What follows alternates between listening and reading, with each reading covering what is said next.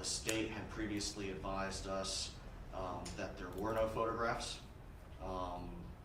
My understanding is that that is what Miami-Dade Police told the state. That turns out not to be accurate. I've started going through them. I don't know at this point. I know that that was part of our arguments that we were going to be presenting. So that there were no photos, or that the photos would not show anything? Either one, that essentially that there were no photos.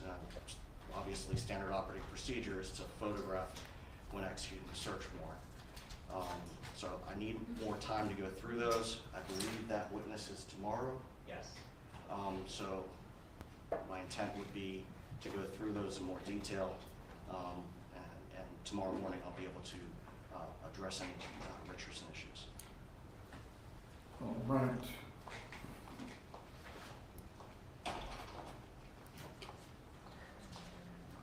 Well,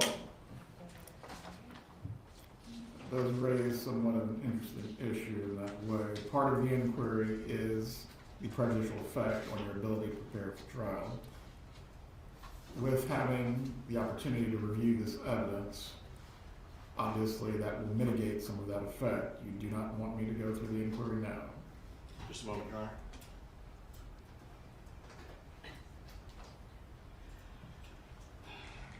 I need to go through them to see if there would be any prejudice. I mean, I can't stand here before the court and say there's not prejudice. It might actually be beneficial. Until I have a chance to go through them, I'm not going to be able to answer that. All right, concerning the recording, so that way we have a clean record on this topic.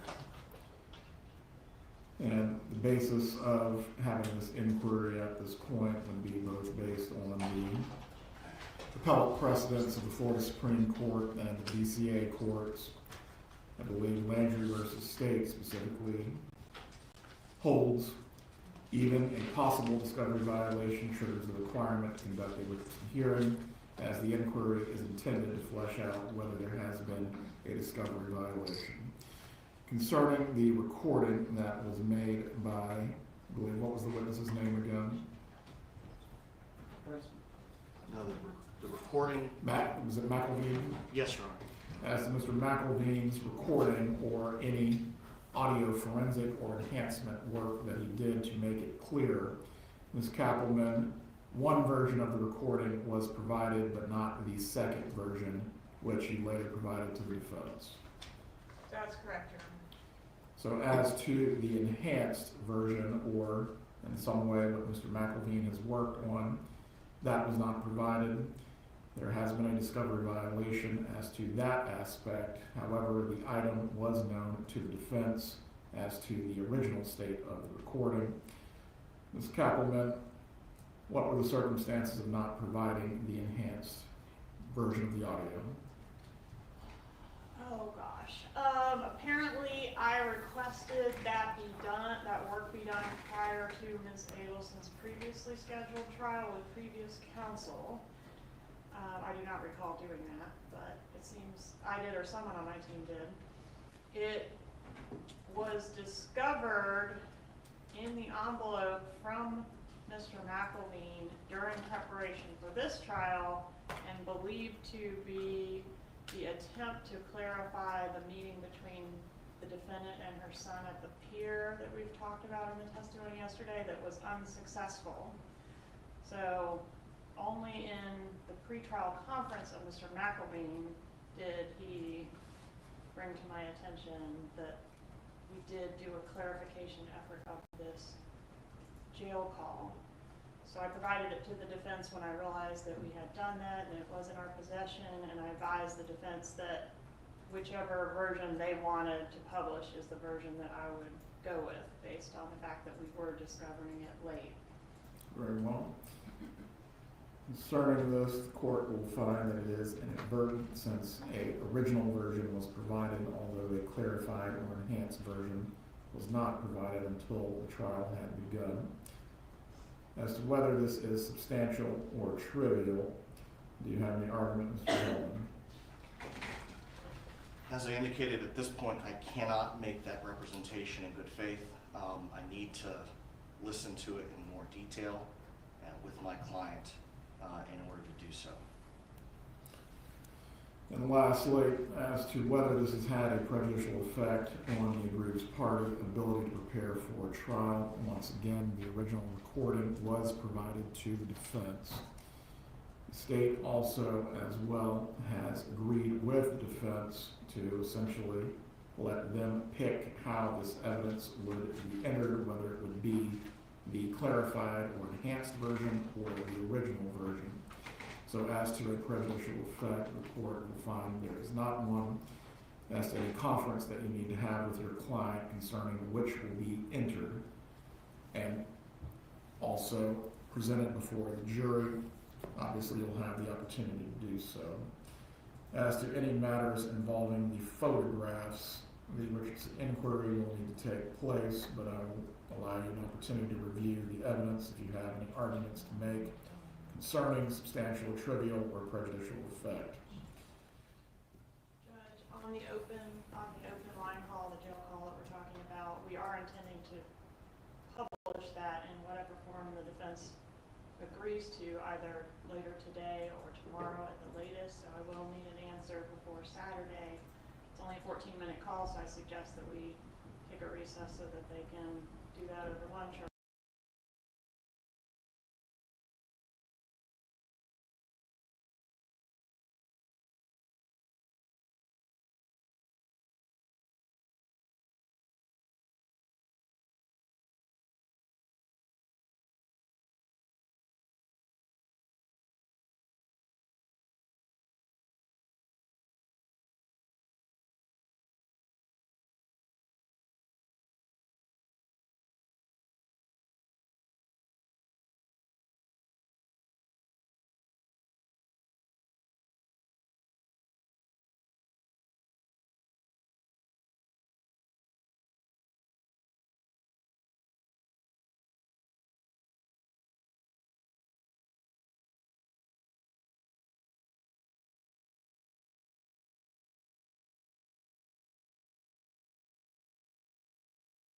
whatever Your Honor deems appropriate.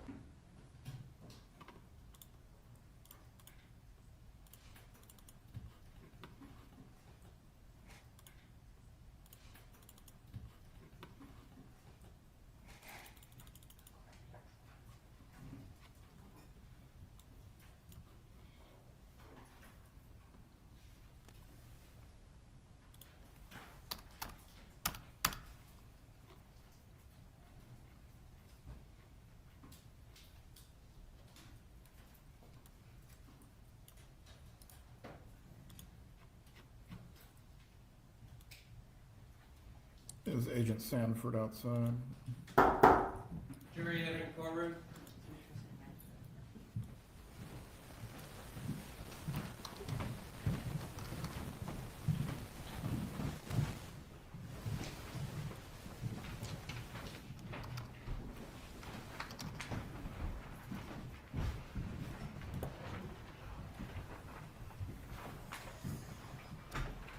Everyone can be seated. Good morning, members of the jury. Once Agent Sanford returns to the witness stand, we will resume with his examination by the state this morning. Ms. Kappelman, is he outside? Yes, Your Honor, just giving that to them.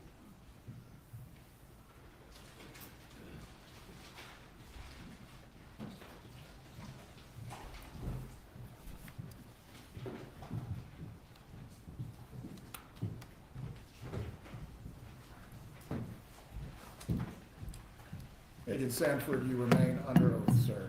Please speak loudly and clearly. Thank you, sir. You may continue with your examination. Judge.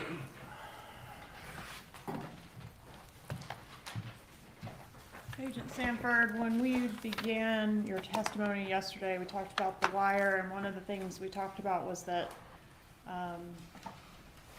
Charlie and his mother, the defendant in this case, would get together to talk about certain things regarding Wendy. Do you remember that? I do. And one of the things that they would sometimes talk about was Wendy's career, right? That's correct. Okay, and I tried to play a call on that subject, but we had the wrong call attached, so I'm gonna publish that at this time. Judge, this is on State's Exhibit 99, call 2873. If we could start at 7:08, please. I don't know if I told you this. I got Wendy to accept that job with Walt. Oh, yeah, let's give jurors a chance to get settled. We'll start it over.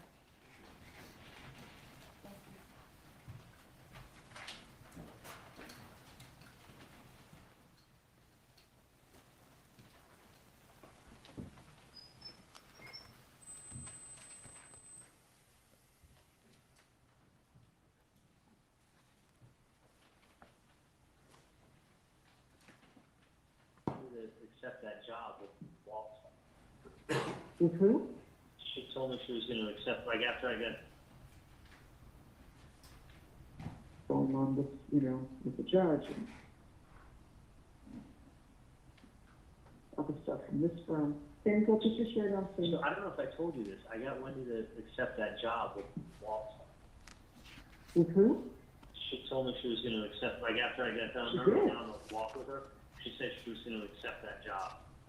No, She was thinking about not taking it. I think this is not what she wants, but it's only about. But I said, Wendy, first of all, there's no time frame on it. And if you change your mind, you change your mind. So, but you'll pick up skills you don't have. Right. And That's right. basically, now's not the time to just chill and become a guidance counselor in Miami. Like, you're way But overqualified. she can't get hired. She can't get hired anyway. There's like nothing there. No, they offered her a job at UM. The dean called her up at UM. Oh, she didn't tell me that. Yeah, but it would have been basically like as Yeah, a, she's not qualified to be a guidance counselor. not a guidance counselor, an advisor or whatever it was. Oh, Like, she's like, no, it's basically, it would have been brainless work for her. yeah. She said, the way she said it, she said even the dean called her up to ask her to take the job. Yeah. But the thing is, I'm like, Wendy, you have to get as much skill as you can now. If this is a skill you just got done telling me you don't really know how to do, now's the time to go learn that skill, not later. Right. Like, you need to learn it. So at least you can learn it and say you don't like it, you can learn it, you can make a bunch of money. That's the whole thing, is that she can, I'm like, Wendy, and then you might as well do it to see if you even like it. She's like, well, it's not really what I like. Like, But she's never done it. right, but you've never done it. So you really don't know until it's like dentistry. Until you practice dentistry, you don't really know what it's like. Exactly. So I got her to do that, and then the other thing I was going to tell you is she asked me if Dave could come to the house for Mother's Day. Oh, she asked you. Yeah, if I would mind, and I said, of course I mind, don't bring him. I told her, When I did said, she yeah, ask bring you him. that? She texted me the other day, Oh, and I said, yeah, bring him, the more the merrier. why not? It's fun. Yeah, I don't care. Listen, I wouldn't care if you take the kids and her and Dave out on the boat. Her and Ella. Oh, yeah, And no, no, I no. like the pool, just to have, a nice We do, but, yeah, no, I told her, of course, bring him. I mean, I'm sure you'd rather him her to spend the day with him than you anyway. That's the best Mother's Day present you could have given me. Could have spent the day with him. You know what, I'm actually, I'm happy. As you know, I'm super happy Yeah. to hear that. So thank Oh, yeah, no, I thought that would, that'd be your best Mother's Day present this year, when he wants to bring Dave. you. She's developing a brain. It's developing a brain, that's right. And you know what, I have to walk away from things, and, Ben, good friends have been, but he's not, and both boys are not very good at fucking kissing, and always makes us feel bad. It's kind of your boys, they're just not the way girls are. Girls are more kissy. So I said to her, Ben, I said, people who love you hug and kiss. I said, that's what Grandma and Grandpa always wanted to get a hug and a kiss. And I said, I always did that with my mommy and daddy, and I did that with my children, and I do that with my grandchildren. So he said, yeah, it's like Dave and mommy. They're hugging and kissing all the time because they love each other. I said, yeah, I guess so. So, you could never hide anything in front of the No. children. You know, once they have a mouth, they open it up and they tell you everything. You know? Yeah. No, that's great. I mean, listen, Wendy just doesn't comprehend at all how lucky she is. So she doesn't. It doesn't like register in her head how lucky she is at all. No, but not even at all. Nothing. It's just, which is great. Yeah, but at least she doesn't see herself as a victim anymore, which is great too. I'm just happy to hear that she is spending more time with things. That's great. Yeah, no, see, All right, so now if we could fast forward back to where we ended the day yesterday, we heard the first call in which Charlie Adelson speaks to Catherine Magbanua. That was call D, right? Correct. Okay, and they were discussing an in-person meeting there. Did an in-person meeting take place between Charlie and Catherine Magbanua? Yes, Charlie left from his mother's condo and drove to Catherine McManua's work. All right, across and town. was that after the meeting that we saw the photo of the defendant and Charlie at the table speaking in low tones? That's correct. Okay, so after he leaves there, does he go straight to Catherine Magbanua? He does. He goes straight to her. All right, and was there an attempt to surveil that meeting as well? There was. Okay, and had Magbanua been under surveillance prior to this? I believe we tried to get somebody over there, yes. I mean, in general, during the course of the investigation, had she Oh, been yes, correct. surveilled? I'm Okay. sorry, yes, she had been. And as part of the surveillance on her, was law enforcement ever able to capture an image that included Magbanua and the Lexus that she received Yes, during this, that's correct. sometime during our time frame? I'll show you what I've marked as States 54.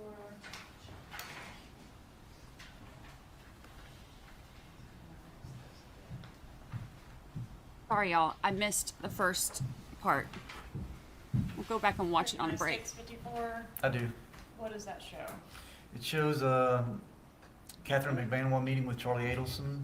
She drove to his location where he was working that day, and they both he came out of the office, she got into the car with him, she parked behind him, and she got into his car, sat there for a little while, then they got out. And that's what the photo is showing them outside the car. An objection?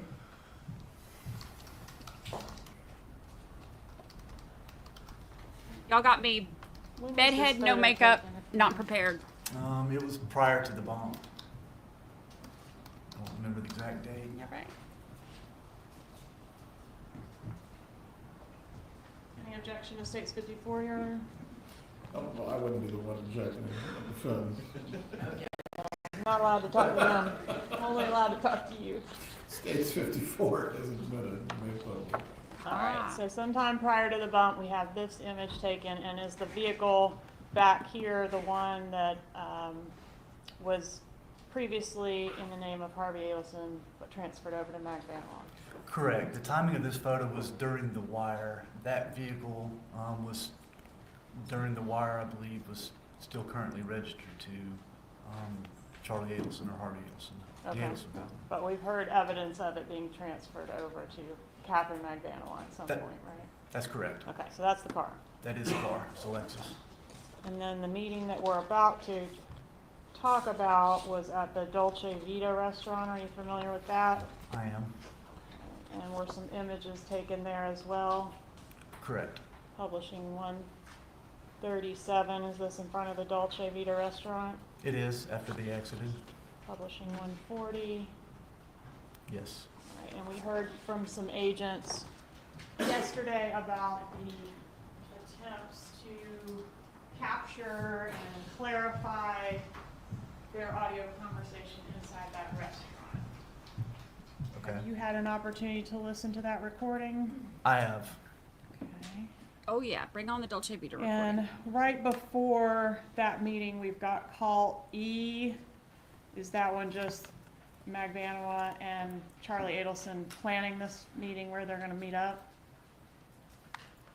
That's correct. you. After he left the meeting at Monty's, he called her to discuss where to meet. Okay, I think we can skip that one, and have we got the Dolce? Yep, this is gonna be State's Exhibit 116 being published, Your Honor. Proceed. Oh, sorry.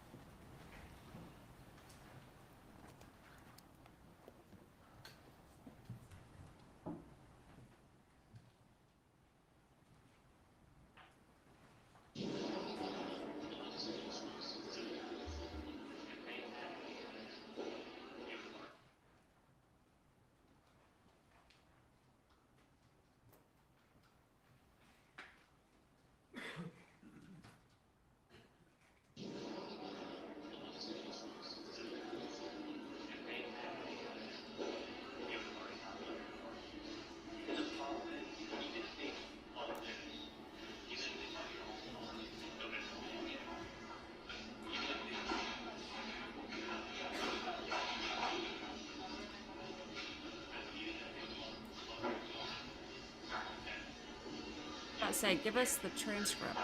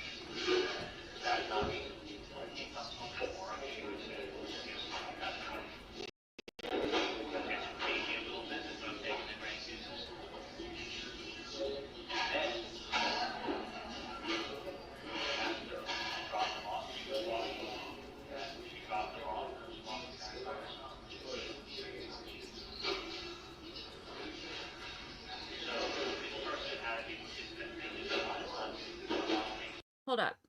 You can't really hear anything in this. I have the transcripts. Would you rather me read this and then we can just skip to what Georgia says, or do you want to listen to this?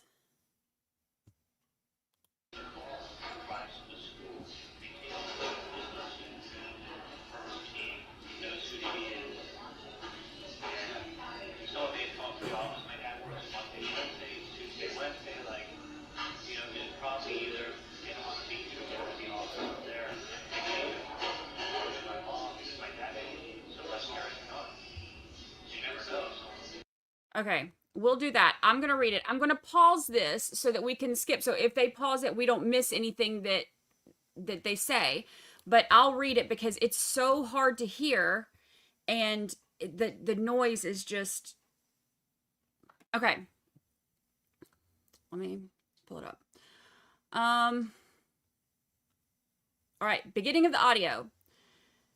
Charlie says, if they had any evidence, we would have already gone to the airport. The problem is, even if they bug this, even if they bug this, ironic, right?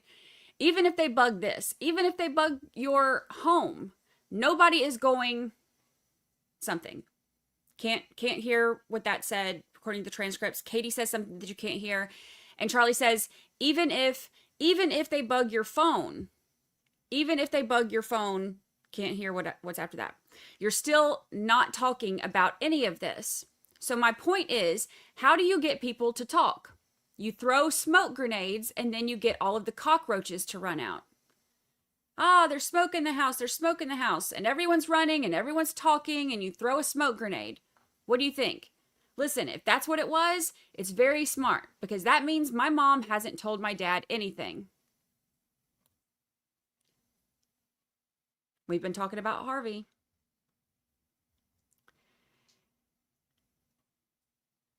That means my mom hasn't told my dad anything. Kind of interesting, right? My mom knows my dad is going to flip out when he finds out, but my mom hasn't told my dad anything. But normally, obviously, if that was a cop that came and spoke to my mom, and that night when he comes home from work, she would say, guess who I heard from today? Or something like that. It says, guess who I unintelligible today. So we're just going to ad lib. Or guess who paid me a little visit when I'm taking the grandkids to school?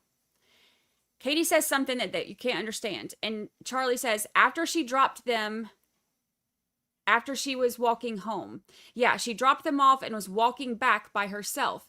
So this person had to be, because the thing is, a lot of times my mom takes their car and drives them to school, the kids. The person knew her routine, knows who she is. Katie says something you can't hear. And then Charlie says, yeah, someone may have come up to the office. My dad works Monday, Wednesday, Tuesday, Wednesday. Like, you know, it's probably either get him on the beach or get him at the office up there. They may have approached my mom because my dad may be someone who is carrying a gun. So you never know. You know, you don't want it to turn into an effing shootout, you know? Katie says something, shit that I use. I don't know what that something is. Charlie says, and I can tell you, a lot of times I carry a gun on me. I mean, someone comes up to me, Katie breaks in and says, I have mine right next to my something, nightstand, like purse. We don't know. Charlie says, you carrying on you right now? I mean, I'm going to start carrying one on my back. Like, you know, the holster that fits in your back. If someone comes up to me, they better be ready to shoot because I'm going to shoot them. Someone comes up to me asking for money in my house. Yeah. And guess what? When the effing police show up and there's a doctor, there's an oral surgeon standing there with a dead gang member in his effing driveway, they're not going to come down too hard on me, and I'm not going to talk anyway. I don't know. I don't trust them. Katie, this is not like some chick showing off tattoos to your man. Weird analogy. This is happening, and it's serious because these people are going to come back. They didn't go through the trouble of seeking my mom out to hand her that and then go away. So I've got two options. They're not going away. I may wish they'd go away and never come back, but they ain't going away. The trouble they went through, Katie says something there now because there's going to be a point where it's just like, hold on. Charlie, well, with a beard or a badge? Katie, either or. Charlie, I don't know. Listen, if a badge comes up to you, tell them, have a nice day, officer. Listen, if they want to charge me with something, charge me. They did. If not, I don't talk to cops. Sorry. Katie, you know, perfect. Charlie, no, it's very simple. It's like, if you're going to charge me, charge me. But things have changed a lot. You know what's changed a lot? There's cameras everywhere. So cops now, they have an effing pension. When they retire, they're going to get a pension for the next 30 years. Medical, dental, and a salary every month. If they think that, you know, the cameras look, how many cameras are in here? 5? You know, I mean, they better be going in a place where there's not a chance that someone doesn't have a camera pointing outside to know the caption of something. What I'm saying is that this person is not going away. They came very equipped with details. Where did the details come from? I don't know. Well, because it's one of two things. What else could you go to the cops and you give information. Okay, I'm going to tell them that my brother did it. I'll go right now and tell them. They're going to say, can you prove it? And I'm going to say no. Do you know what kind of gun was used? I'll say no. Did you see your brother do it? No. How do you know it was him? He told me. Okay, he told you. That's called secondhand knowledge, and it's not even admissible. Look at attorney Charlie. Charlie Adelson Esquire. Okay, he told you. What did he tell you? He said, I did it. And by the way, he's acting out what it would be like if somebody went and told the cop something. So it's not me going back and forth. I'm still Charlie when I'm over here. I'm Katie when I'm over here. But this is Charlie still talking to, like, acting out a conversation. Charlie Adelson Esquire. It's called secondhand knowledge, and it's not even admissible. Okay, he told you. What did he tell you? He said, I did it. Even if I went in and said my brother said he did it, you've got to prove it. You've got to put the person on the scene. You got to understand, in order to prove it, you have to put that person at the scene at the time, not in the car. Because the fact is, it's like, even if, let's say you just sat in the car, right? And then I go ahead and commit a crime. And then I go, but your DNA is in the car. And I go, yeah, Katie was in my car and she got out and she did this horrible crime. Okay, then they come and get the DNA in the car and go, oh, Katie was in the car. No, Katie sat in the car for 2 minutes and they got in the AC and then they got out of the car. Katie has nothing to do with me robbing the Burger King. So even if I can prove it, yeah, Katie was with me. Can you put Katie at the Burger King? I can put Katie, I can say that she sat in the car. Yeah. What you need to do is get that little bit of evidence from you having been in the car, and then they bring you into an interrogation. They're like, listen, we know you were in that effing car, and you were in that car such and such day. We know we've got your DNA.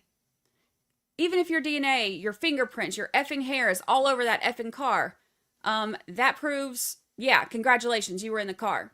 It's not a crime to sit in the car, okay? You know what I mean? My mom could have sat in the car too. It's not a crime. They have to prove, they have to put you at the scene at the date. Time out. Don't go to Charlie for advice because he's convicted. So it turns out they don't have to put you at the scene to convict you, just so you know. Okay. And we're back.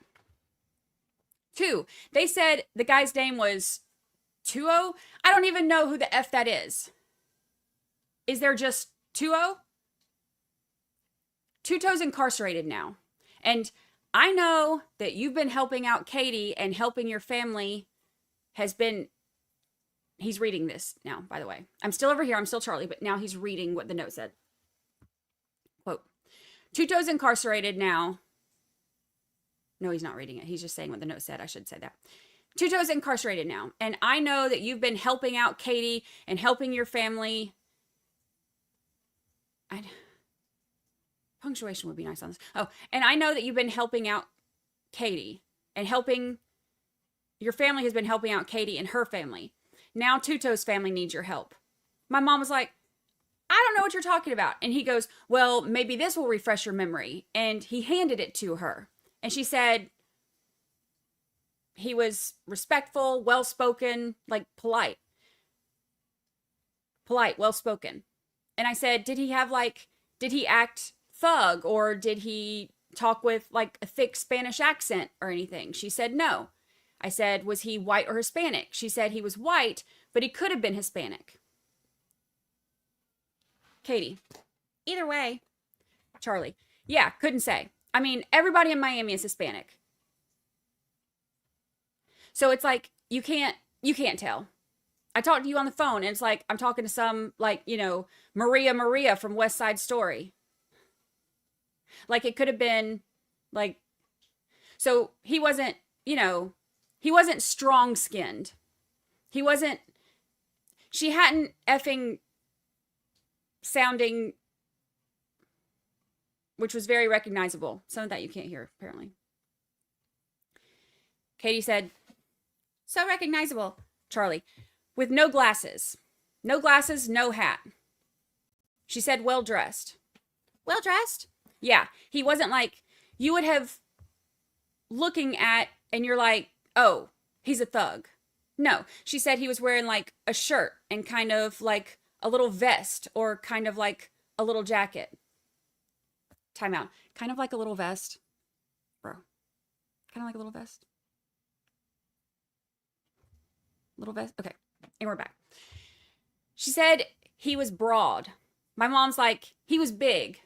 My mom's walking away. My mom goes to the right and he moves like this and he turned and my mom's like, oh, sorry, sir, like this. And then he goes, my mom's like, sorry. And he's like, Mrs. Adelson? And she's like, yes.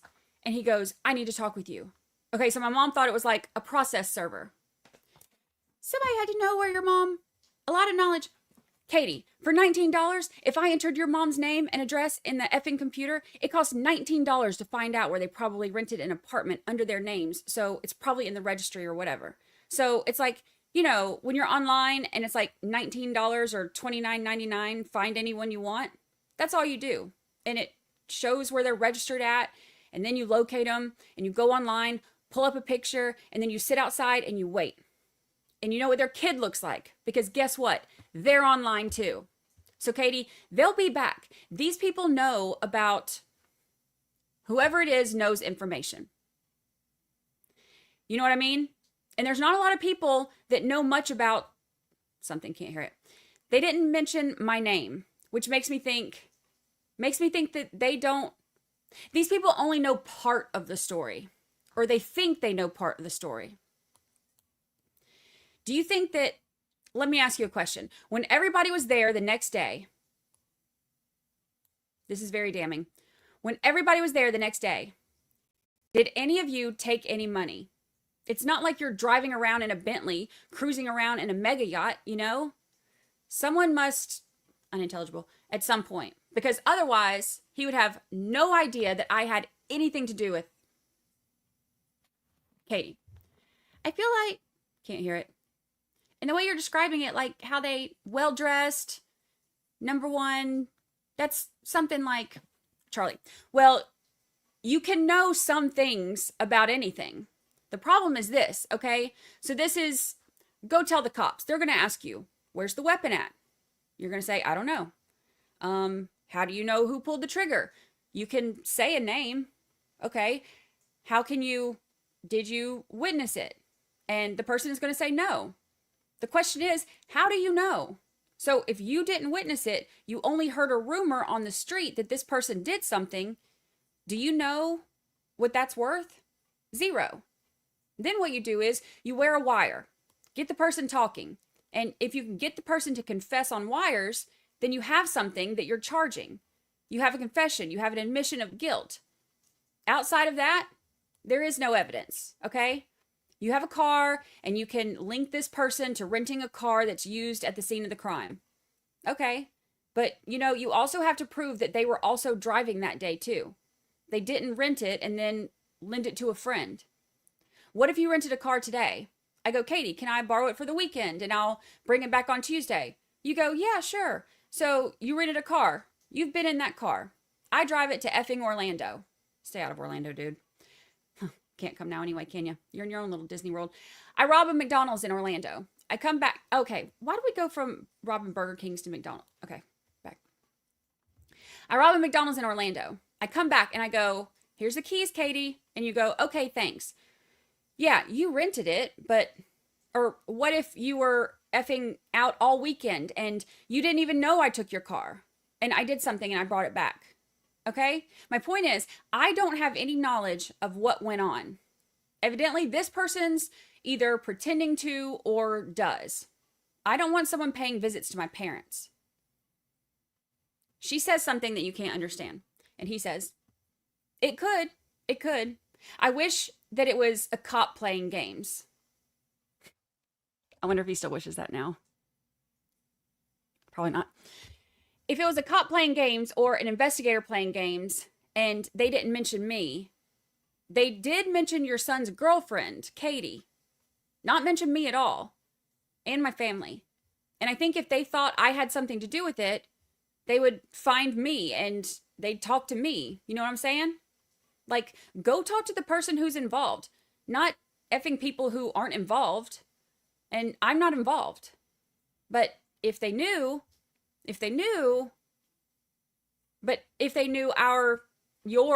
your relationship is with me, not my family. Like, I dated you, not my mom. They knew my dad's name. This person obviously doesn't even know that we dated. That's, the direct connection is who was her boyfriend. The 71-year-old guy, Dr. Adelson, or the 37-year-old Dr. Adelson? Yeah, 37. Let's go talk to him, Dr. Adelson. That's who they talk to, not waste your time with mom. They need to talk to someone who knew what the F went on. And so, wouldn't it make sense that your connection to my family is me? Your connection to my family is not my mom. Like, yeah, you work for the office now because the checks are from there. And that's just because you come in and work on the weekends, which I trust that you're doing because I'm never there when I see you. You tell me you do it, and the place looks clean, so you get your checks. You clean up, whatever, but that's neither here nor there. This person knows information, and even if they are cops, that information, can't hear this, said your name. They also know that they're claiming that somebody who had something to do with it is incarcerated. I don't know anybody in jail. My point is, I don't want this coming back. I don't have a problem helping the community out, the philanthropist, but I don't want this community to come back next month. And what I think happens if I pay the money, they're going to be back again and again and again. They've got to make more money. It's not a cop. We'll take this route. We already addressed it if it's a cop. If it's a cop, I'm happy because I've got nothing to hide. I bet he's not happy anymore. Okay, if it's not a cop, if it is a cop, I think it would be so easy to, you got to understand something. I love it when he tries to preach to her. You got to understand something. And they sit down and they tell the police what happened. First, they're going to ask my parents to take a lie detector test, which they won't do, just for the simple reason that those things give false positives all the time, which unfortunately makes you look bad because it's like, okay, we just feel that way. Nothing to hide. But 99% of people, if they have nothing to hide, take a lie detector test. It makes you look bad if they're like, Katie, you want to take a lie detector test if you shot JFK? And you're like, yeah, I'll effing take a test and I'm going home afterwards, all right? Make it quick. Okay? Because you didn't shoot JFK.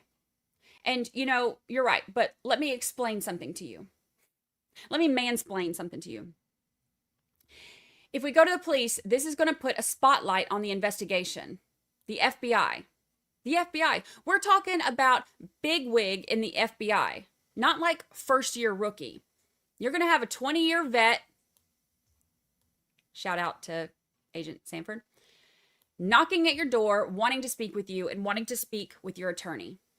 This made not only national news, this was in London. My family in London was calling. You know what the BBC News is? The British Broadcasting News? This was on the BBC News. Okay? This made the BCT News. This was on Good Morning America. This was on New York Times. This is a big story. So, well, listen, you didn't do anything. I didn't do anything. She says something that you can't hear. Well, prove it. The next question is, prove it. And I don't have time. Something you can't hear. I've got a problem with this. If you want to arrest me, effing arrest me. I'm not going to sit here and show you the photos of all the dick pictures I took of myself.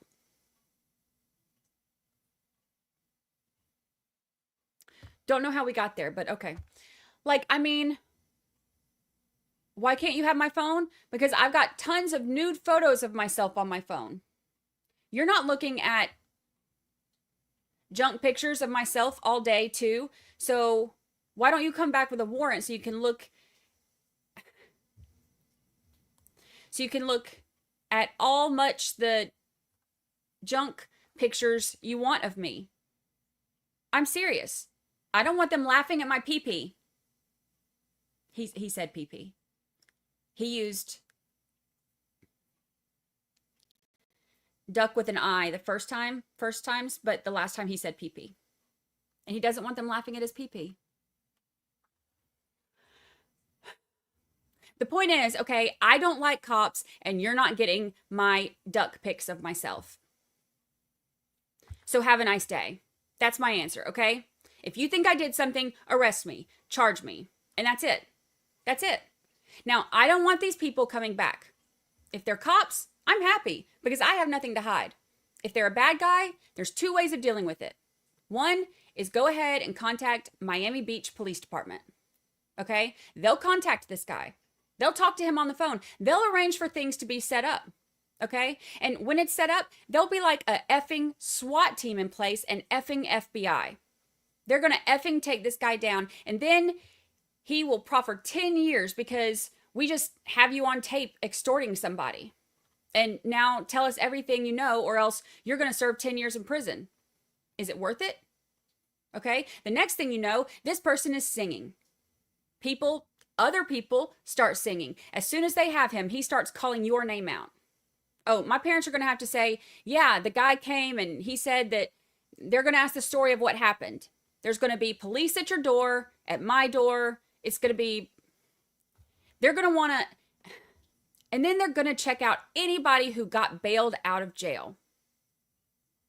And then they're going to be, it's not going to be cops. It's going to be effing big boys flying in to see what they can come up with, okay? And then that's probably going to make the newspaper. I want to give them the money, but what I don't want to do is get involved, or what I don't want to get involved in is next Tuesday, he's asking for $10,000. So this was my idea. I give you money, you contact, and then you can't hear who he says to contact. And she says something you can't hear. And then he says, listen, Linda. That was me ad-libbing. Listen. This is why I'm saying it. I give you money. You talk to him on the phone. And you say, and I'm just, because my head's effing spinning. So, you now know that I know whoever the guy is. I don't know who he is. And these people are going to call you. Say, my friend, say I call the guy up and say, I got a call from so-and-so. I got a call from somebody who said you reached out to them. That's all I want you to say. I got a call from so-and-so that you reached out to them. These people, all right, this is what I want you to do. It's giving instructions. I want you to call up this person and say that I got a call from some friends of mine who say that you reached out to them and that you mentioned my name. And remember, protect your name recently. Also, they never said her name, but okay. So this is really bad advice.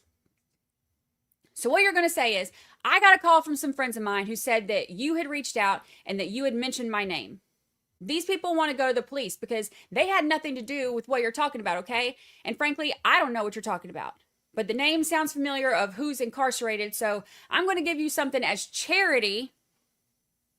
I love a good philanthropist. To help the less fortunate.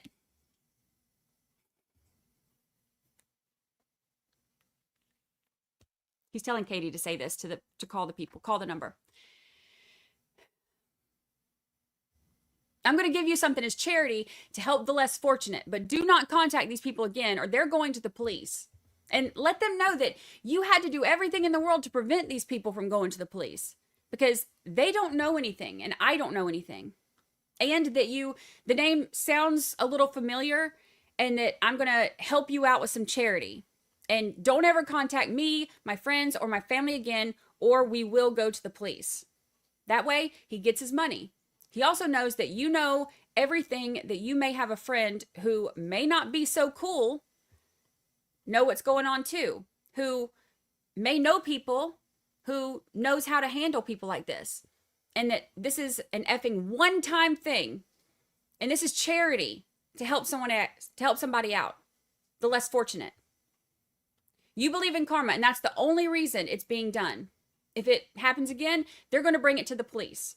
And then the whole time you're talking, you just say, I don't know at all what's going on. I just was called at 5:30 shaken over this. They're scared. And I told them,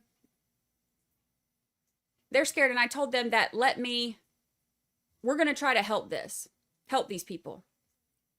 But that's it. You don't use anything other than the words help and charity. And then you're going to ask that you leave these people alone or they're going to police. That's all I was able to come up with. If it's the police, they can't take the money. They can't take the money. They won't even come meet you. They effed up. If it's this guy, maybe in the back of his something, he knows F off times a million. And that now he's effing with his wife and he's effing with him, and you F with the king himself, you better kill him because he's going to be a big problem. And he knows who you are. If he can't do it, he'll have someone else do it. And so help me God, if they F with my family, it's going to be like effing that Nazi shit because this will be done. You know what I'm saying? I mean, Katie, I don't care what I spend. Okay? I swear to God, Katie. Katie, the person doesn't know. This person knows something. It gets messy right here. You can't really hear it. So he knows I have you on the salary. You think he'd be happy to know that. He doesn't have any bad feelings towards me, does he? Our paths never crossed. I didn't know that the two of you would be working it out. Oh, there must be talking about Sigfredo now. There's a bunch of stuff that you can't hear right here. So,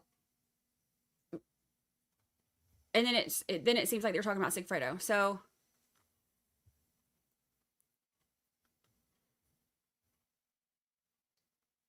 they must be talking about, I think this is when they start talking about Sigfredo, when it's like, you can't hear. And then he says, right, so he knows I have you on the salary. You'd think he'd be happy to know that.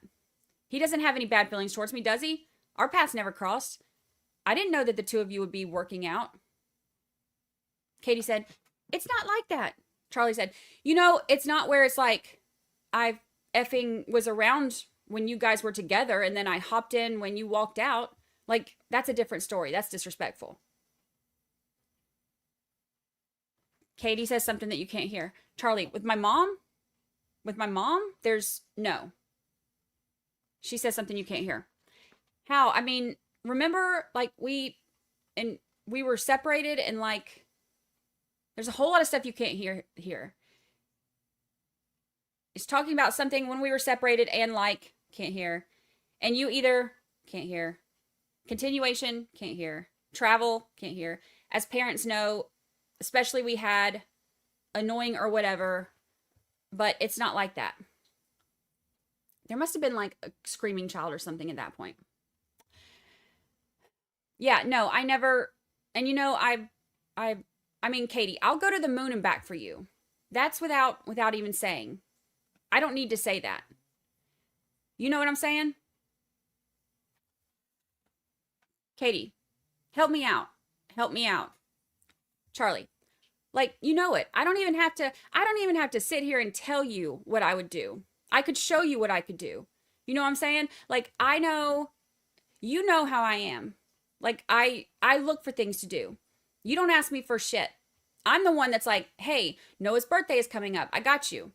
You know, I'm the one who's like, anything I can, you know, you don't ask. You're just, I'm the one who is like, hey, I'll sell you the Lexus for a very good price. I know you're having car problems. You know what I'm saying? Like, I'm the one who, I don't have to tell you. I show you. There's a difference. He needs to know, they say something that you can't hear. She says something you can't hear. And then Charlie says, so what do you think? She says something else you can't hear. Charlie, he needs to know that it's going to go down one of two ways. Like, you're either effing with me or you're effing with the police. Pick which one. He said 2-0. And he helped your family out. And I know you've been helping Katie out. Your family has been helping Katie out, and his family needs help now. I was like, I don't know what you're talking about. And he said, maybe this will help explain it to you. They did not go through the trouble of finding her and putting that thing together and giving that thing to her without, and then just to go away. It ain't going away. Listen, if it's the cops, and then she says something you can't hear. Well, the problem is, if you give in to, like, if my mom meets him, it's like, oh yeah, okay, I'll meet you tomorrow in front of the building. And he just drives up and she hands him 5 G's. What the F you think is going to happen next month? It's going to be, oh, he needs your help again. You know what I mean? And the thing is, if my parents were really guilty, they may think that they have been a big fish on the line. They may think that they have a big fish on the line that's going to pay them monthly. And all they have to do is scare this little old lady. And who is she going to go to? She's going to go to the cops. She's guilty as hell. And who is she going to go to? She's going to go to the cops. She's guilty as hell. Hold on. I need to read that part again. You know what I mean? The thing is, if my parents were really guilty, they may think that they may have a big fish on the line that's going to pay them monthly. And all they have to do is scare this little old lady. And who's she going to go to? She's going to go to the cops? She's guilty as hell. Okay, I get it now. She can't go to the cops because she's guilty as hell. You have to let... Oh, wait. That's bad, right?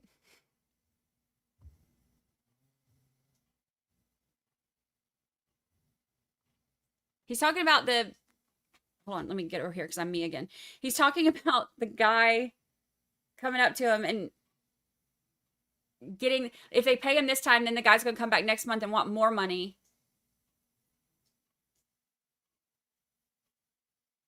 And then if parents... The thing is, if my parents are really guilty, the guy may think that they have a big fish on the line that's going to pay them monthly. And all they have to do is scare this little old lady because who's she going to go to? She's going to go to the cops? She's guilty as hell. She can't go to the cops. That's kind of funny. All right, back to Charlie. You have to let them know that these people are not afraid of going to the cops. They've got nothing to hide, okay? So you're the one they reached out to and they said, you need to say that they reached out to me because you mentioned my name. Katie says a lot of stuff you can't hear. The only things you can hear in this is, why would you ever think something, want to reach out, something, somebody that obviously, you know, that would have been more like personal with this whole thing.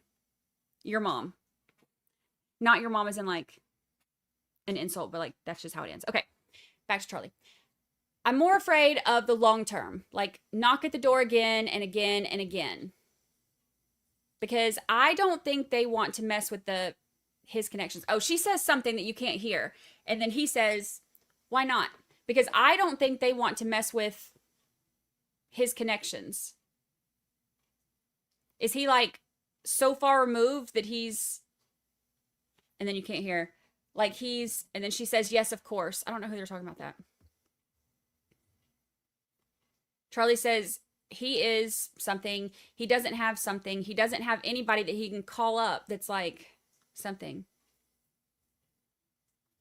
And Charlie said, listen, you giving somebody some money is not an admission of any guilt.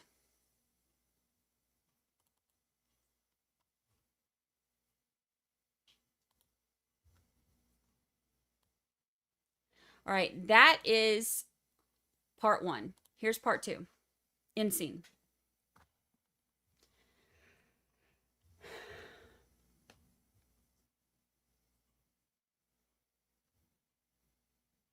All right. Are we ready? Let me get into character. I'm a character actor. All right. It continues. This is the second transcript. Charlie. So what do you think? There's no way my mom's going to call this guy up because you got to understand, he needs to know that it's going to go down one of two ways. Like either effing with me or you're effing with the police. Pick one. She says some stuff you can't hear. She says, it says 22 and then 80 years. Can you even tell me? You can't hear most of what she says. Charlie, he didn't threaten. He said Tuto is incarcerated and I know your family and he helped your family out and I know you've been helping Katie out. Been helping Katie out? Your family has been helping Katie out and his family needs some help now. And I was like, I don't know what you're talking about. And he says, well, maybe this will help explain it to you. Call me. And he handed it to her.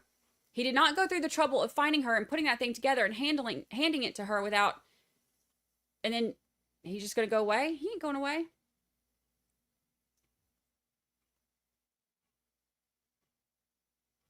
This is a lot of the same one. Is this not? Why is this? This is a lot of the same stuff. Didn't we read this? Hold on. Let me get back into me. Somebody needs help. Well, I guess.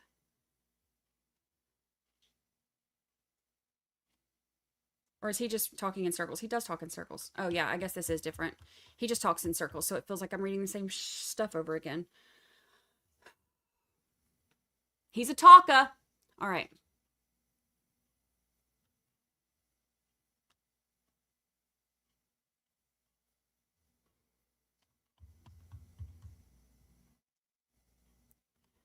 $15.10.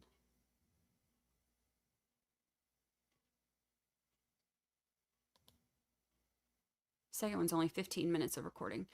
Gosh,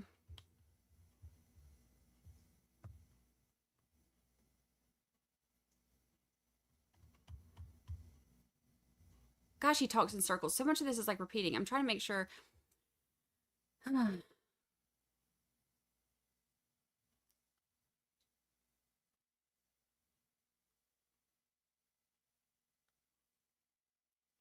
Call up.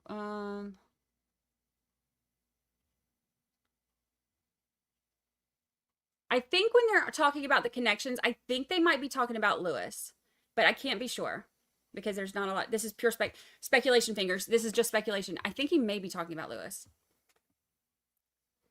All right, so he says, you giving somebody some money is not an admission of any kind of guilt. Like, it's like, listen, if you gave me money now, this is the one and only time. I don't know what this is about. I'm just telling you. You know how you can say things without saying it? Like, just the way he said it. Like, he said, he needs your help. He was there for you, and his family needs your help now. Yeah, but he didn't want to scare her. He didn't scare her. He didn't scare her. She said she was scared. But just his presence. You have to understand his presence. My mom had diarrhea all night. She hasn't been eating, and she's been up since 2 o'clock in the morning with diarrhea. Diarrhea Donna. Like, how do you think that feels with my mom's 65 years old and up since 2 in the morning with effing diarrhea? Oh, Woosie, you were like Diarrhea Donna this morning, weren't you? You poor baby. My head was, when I was leaving the house, I literally had the bag out and had it in my car with my keys. Time out. I wonder if that's the go bag that he was talking about, that Katie said that he had by his bed. Okay. All right, back to Diarrhea Donna and mansplaining Charlie. I know. Well, if you want, you guys can swing by my house later. So what are we doing? I want you to take it back, write the number down, and I'm going to give you cash. And I want you to talk to, something says 712. 712. What? 6570. There can't be that many people if it's a real number. There's a lot of that sentence you can't hear. I mean, the guy didn't have glasses or a hat. Can I tell you something else also? Yeah, what's shocking too is that so they could see who it is. Let me just put it this way. And then you can't hear something, thinking he's blackmailing somebody. You're putting yourself out there to catch a mole. Because when you're blackmailing someone's got a couple of options to either take care of you or, hey, okay, you're blackmailing somebody who had no problem possibly doing bad things. Blackmail somebody who you're banging their secretary, okay?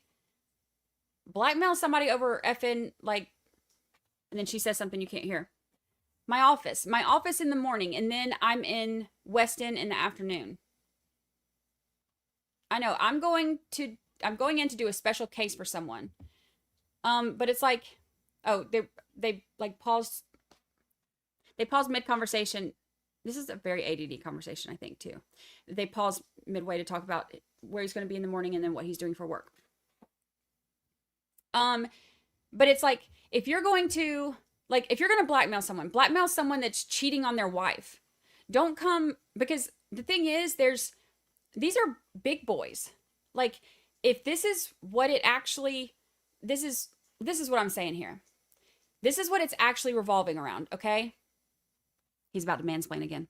It's actually revolving around this horrible, so this is what I'm saying. If you're blackmailing somebody who potentially had the ability to get something like this done, you've got an effing set of balls, because they may make you shut up real quick, which makes me think, without a doubt, he's not the only, he didn't come there alone.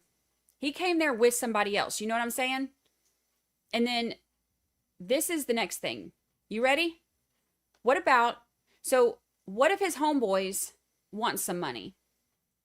All he does is walks up and he goes, Miss Adelson, so-and-so's family needs help. Meanwhile, this dude's family ain't getting crap. I'm trying to keep the language a little bit more for those who are listening at work. Oh, wait, that was Charlie. I'm trying to keep the language a little bit friendlier sometimes for those who are listening at work. All right, back to Charlie. We get a bunch of scumbags knocking on my door going, somebody needs help. Well, guess what? I don't have anything to do with what happened down there. You don't. I don't know anyone who does. I don't know who Tuto even effing is, okay? Time out. His text messages say otherwise. Back to Charlie. Like, I don't know these people. So my point is, the problem is, once you pay, you're going to get every effing Tom, Dick, and Harry showing up like, hey, somebody needs help. Go to the effing police. I don't care. Go to the police. Tell them what you know. I'll tell them what I know. Nothing. Because I don't. And then he says something that you really can't understand. And he says the FBI. 5 a.m. Hey, you know who this is? Hey, you know who this is coming from? Inside. I don't know anybody that's got that kind of facial hair. Just the 5-day shadow. End scene.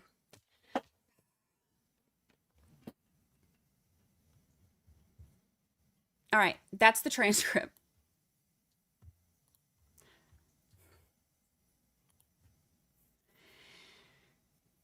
Charlie is like, okay, I get that, like, I'm ADD and my brain can go like this, but I think Charlie is like chemically induced ADD, allegedly, sometimes.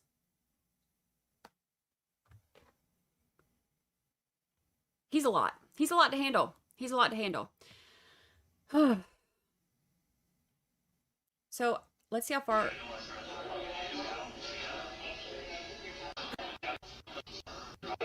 I don't want to miss if they.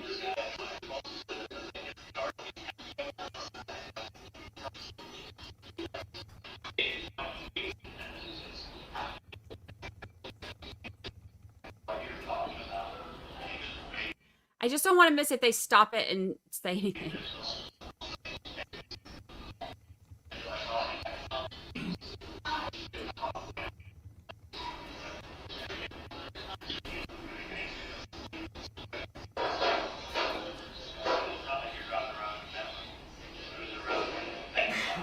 I don't think they do.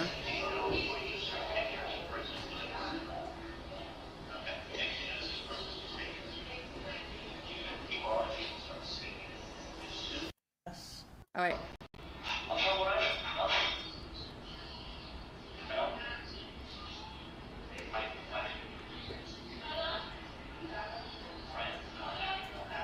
Thank you.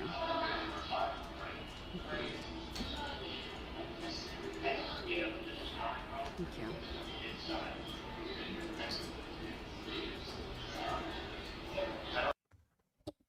I'd like to thank all the jurors that made me who I am. Okay. I got carried away with my acting skills. All right, here we go. Did you hear Mr. Adelson offer some rental car examples in this recording? I did.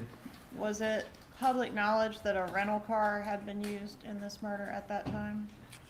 No, it was only released at a green Prius. We were looking for a green Prius. Did you ever hear Oh, either that's of bad. the parties in this recording say Sigfredo Garcia? No, did not.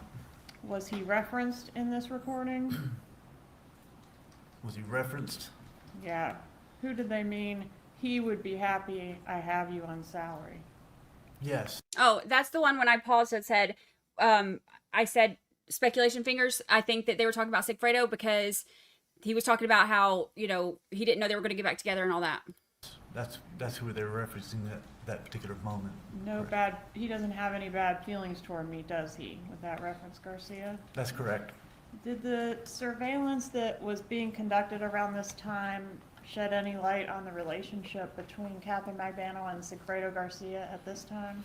Yes, at this time they were actually back together and they were living together in a house with their children, or condo. Is the word extortion used in this recording? No. Okay, what about blackmail? Yes. All right, tell us about the next call, please. Call F. Call F is as Mr. Adelson is leaving Dolce Vita after meeting with Ms. Magbanwa, he calls Donna Adelson at 4:56 p.m. All right, published call F, please. Judge, can we get instruction 2.6 read? One moment.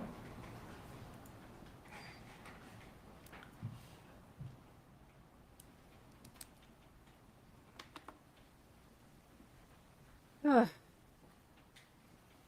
Is that regarding the use of the transcript as an aid, Your Honor? Yes, sir. Okay, side note, after reading all that stuff from Charlie, I feel dirty. I feel like I need to, and not just because I've been cleaning up sick dog all morning. I feel dirty. And also, Donna is getting more nicknames than most people that we've seen in trial. She's got Damp Dollar Donna, she's got Diarrhea Donna, she's got Mama Gotti, she's got all kinds of names. No objection.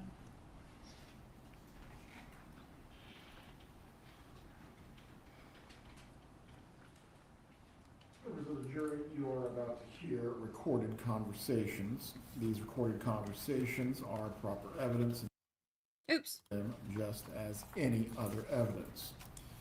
You are also being furnished transcripts of the recorded conversations.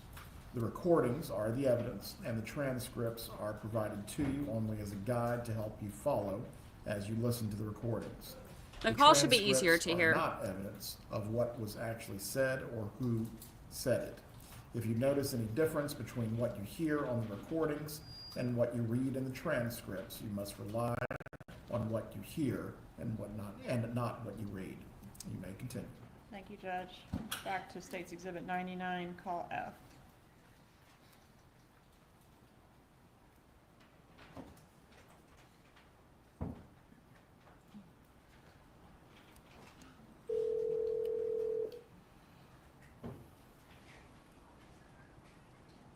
Hey, honey, how are you? Hey, what's going on? I'm sitting watching the boys at their tennis clinics. They have a wonderful time. Oh, that's awesome. Yeah, I was concerned because they said they don't need to show the private lessons, but they're having fun because, you know, there's 6 kids on the court, so they're all at the same level, so they're having fun with that. It's great. That's fantastic. Yeah. That's So, really good. how's your day going? It's good. It's good. I'm just leaving. Go back to the transcript. Coffee with fun. Dude. And, yeah, it's good. I'm actually gonna, maybe, it was good. And Everything? Yeah, everything's fine. yeah, and they, just fucking around with relationship advice, so, Oh, okay. yeah. We should make her mind, see me tomorrow, actually, too. She had to go back to work. So I think she's gonna come, maybe to my office tomorrow or another office at the talk to. I gave her some good advice. Yeah, All this she's code just talk. working on it. okay. Okay, So, yeah. relationships are not easy. No, they're not. They're not. So that's it. So everything's fine anyway. It's, No.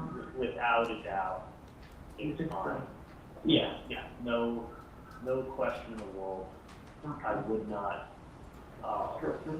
no, I can talk to you more about it, but, Yeah, I mean, if you want, you can always come up to the, well, you're gonna be hanging out with Dad tomorrow, right? yeah, tomorrow, what's tomorrow? Tomorrow, Thursday, yeah, tomorrow, yeah. We're gonna be doing a lot of stuff for the holiday, getting the dinner ready, lot of recipes and a lot of cooking, and Passover was a rough holiday to cook for. It's not an easy one, but not like Thanksgiving. Bringing 10 lobsters and nobody complains. You're probably right. No one would complain. Well, it's only us and the kids and Dave, because Dave doesn't have children. Oh, really? Yeah, so it's just the boys and us and Dave. That's awesome. Yeah. So, do you think everything will be good for Saturday night? The dinner should go well. Yeah. Well, June's trying out for the Donna Adelson cheerleaders. Oh, no. Yeah, no, she's actually, Did you answer? oh my God, she's an awesome dancer. She made it in the 5th round last year and got cut in the last, like, literally, like, when they have it down to, like, 60 girls and they take 45. Like, you can imagine how many girls try out for it. Oh, yeah, I've seen it on TV, it's the tryout. It's like, Yeah, there's like- hundreds of girls. And they're all really good dancers. Yeah, no, June's an awesome dancer. She goes to dance class like 3 days a week, and she's been training really hard. And she's actually probably trained too hard because she pulled her hamstring like 2 weeks ago. Oh, boy. So no, she could do like head kicks and like double turns and splits, and no, she's been a dancer literally her whole life, dancer. Oh. So she made it. Well, she's her 3rd time trying out, but she made it last time to the 5th round, which is the final round, and didn't make it. It's always been her dream. So Saturday, Yeah, Saturday when? well, she's going to try out Oh, Saturday. that's not yours, you have to, one second, you have to go back and get your racket, honey. That shouldn't give you, just that you use, go back and get your new shoe rackets, because yours are too small. I'm sorry. So after the Yeah. Dalton tryouts, she's going to come to. She may come. What time is it? Well, both times we want to do it early because the kids don't stay up too late. So 5:30. Yeah, because I'm planning on being up in West Palm at like 11. So I'll get done racing 11 to 12, 12 to 1 to 2, home by 3:15. Well, just tell me if you're coming because I'll set the table for her. Yeah, I'll find out if Let me she's know. coming or if she's going to, maybe I have to have her just drive herself after the tryouts. Okay, if she's coming. Just depends, Yeah, I mean, she may get out at 5 and be in like gym clothes. And if that's the case, she's not obviously Right. going to drive a gym clothes and she had shower. So Okay, that's the only reason why she wouldn't come, otherwise she will come. okay. No, I understand. It's not a problem. You'll just let me know because I'll set the table. That's for one more. I would say for her, I hope she makes it. Yeah, oh my God, that's a very exciting Yeah. thing. Well, that's how she knew,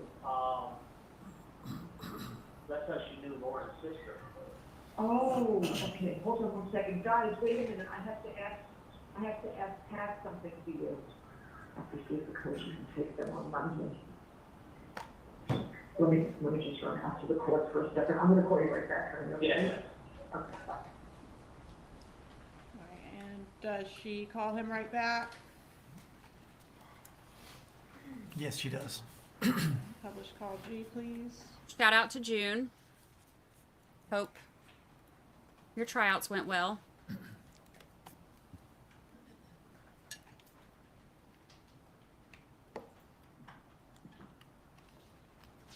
Yeah. Hi, honey, sorry about that. I had to schedule it for Monday. Yeah. So, That was good. So I hung out with my friend, and she's gonna sleep on some stuff, and then she's gonna come tomorrow to either my office or Thanos' office and tell me how it works. Yeah, how she Yeah. like that.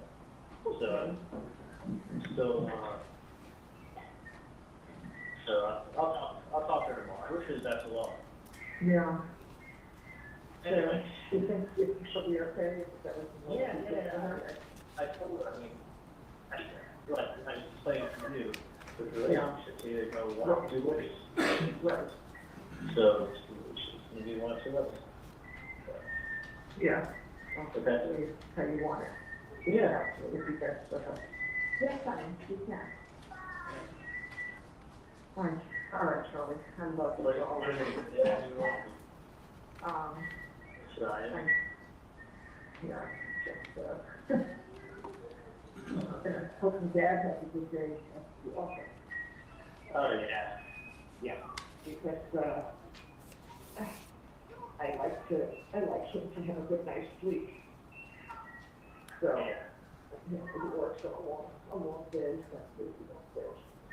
That I totally would not worry about. Wait a second, listen, honey, just put a brothers on it. Worrying about Harvey.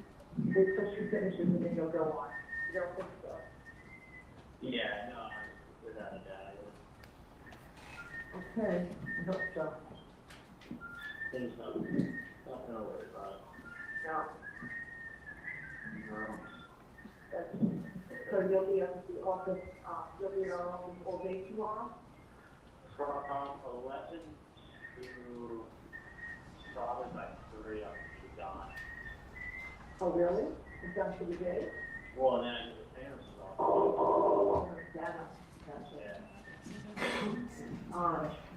I hate this area, like I-30 and 95. Very crowded.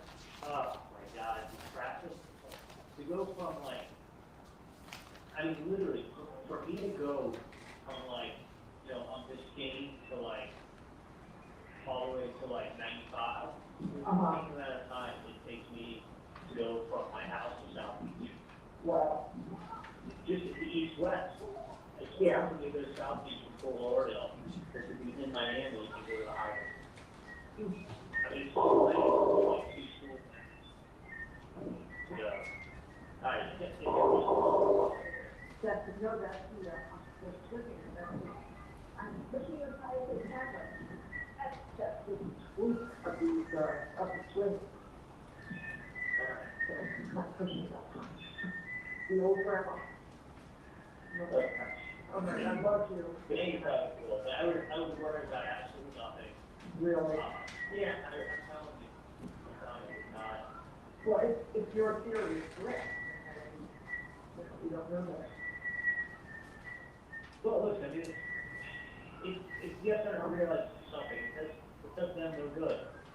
Yeah.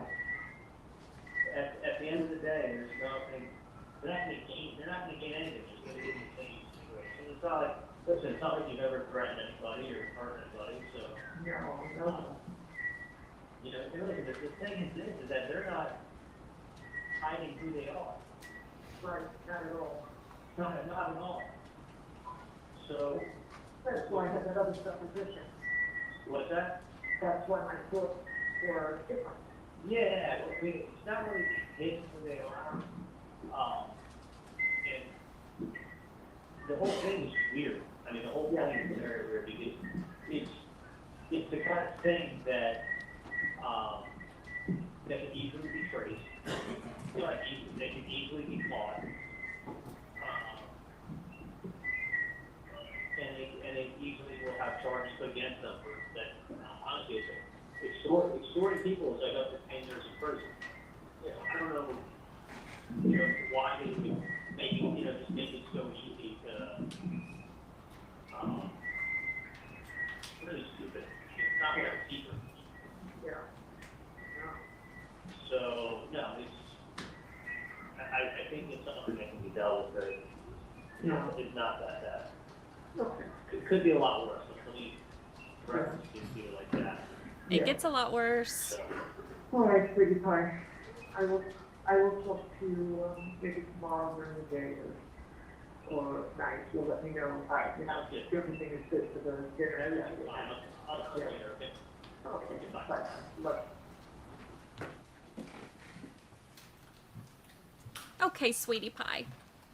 Let's go to the next day, please, April 21st, 2016. Are there any calls on that date? Yes, there are.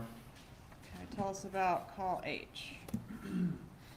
Call H is between Catherine McVanwa and Sigfredo Garcia. It is at 8:17 in the morning. All right, publish call H, please.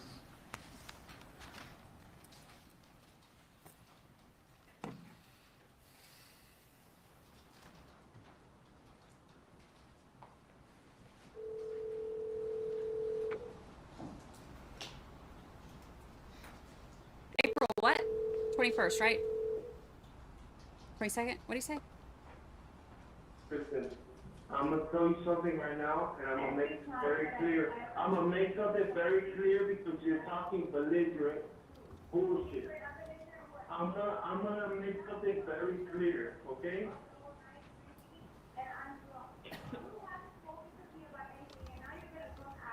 Why? Because you don't know how to apologize because you were wrong, okay? This is the same thing that happened last time. Listen, I have a more pressing matter that I have to attend to, okay? Because you take care of everybody else. Where's my security people? What are you gonna settle for me? When is that gonna happen? Because I feel like everybody else gets the special attention, and they say, you go figure it out. You go figure it out. You figure out the thing. You figure out life. You figure out your life. Katie, you're doing this again. This is the same shit. I've been here. I've never felt happier. We were so happy. We were so happy. Oh my God, Katie. All right, man. All right. Then fine. Then go. Whatever. Fine, go. If that's what you need to do to make yourself happy, then I'm not gonna hold you back.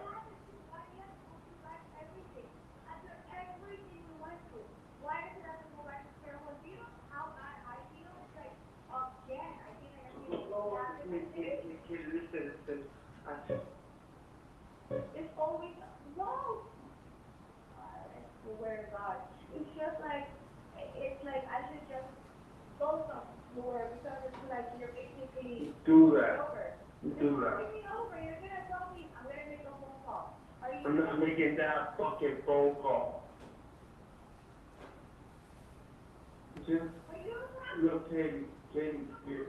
I'm on edge and I'm gonna be on work on edge today. You don't think that the mean I'm pretty sure somebody will come by to food, you know, make you feel better. Just Katie, listen, listen. I just want you to fucking have a pussy between your legs and act like you have. If you wanna fucking do what you wanna do it. I'm gonna take care of this fucking problem. And then.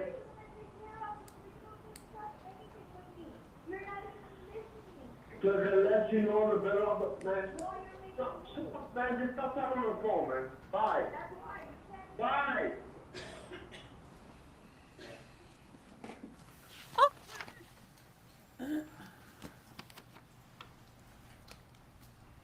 Romantic little call. All right. Is there another call between Magbano and Garcia that day? There's one Just a couple minutes later. a couple minutes later, almost immediately following them hanging up. It was at 8:36. Okay, published call I.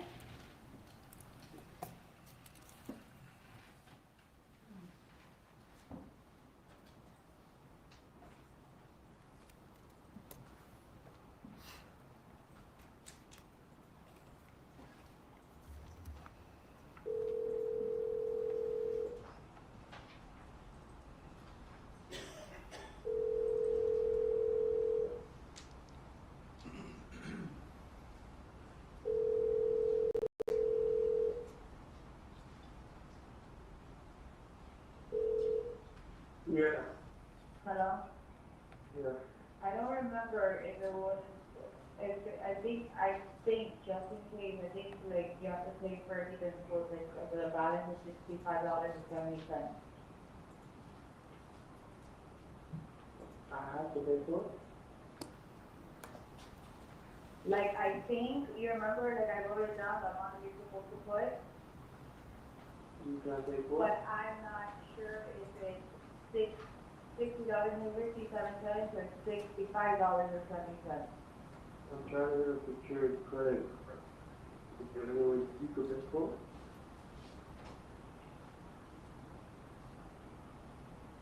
I'm just telling you, I don't remember if it's either one of those numbers. Well, you're picking them up today, so. You Huh? know, He doesn't get it. You're picking them up today. So you'll find out when you get there. The amount that I gave you on a piece of paper, I don't know if it's $60.57 or $65.70. Got it. Okay? So there's no credit cards that I can use in your school. So it makes no sense. Yeah, that was just a few minutes later. Got it? Understood. All right, so $65.70. Is that a reference to the phone number on the piece of paper that was handed to Donna Adelson? It is. The undercover's last 4 digits is 6570 on his cell phone. And that number was handed on a piece of paper to the defendant, Correct. and that number was given on the Dolce Vita recording from Charlie to Katie. Correct. Okay, and now Katie to Garcia. That's correct. Okay. What is call J? Call J is the same day on the 21st. It's Charlie Adelson to Catherine McBanwell at 9:31 a.m. Publish J, please.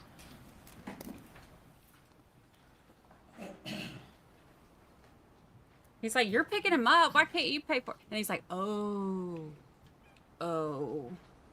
understood. Bless him. He got there. He got there. It took a second. He got there. Hey, what's up? Good morning. I found a tree. What's that? You did? I found a tree, a little bonsai tree. I want one. You want to come What, by the like, office? like legit a real one, girl. I've Good got a luck. prune. I'll work on it. I'm gonna go to my office. Or whatever, me and Ninja's office. I have to pay rent. Yeah, I'm picking up a corner. A quarter. Yeah. You should get the whole block. I know.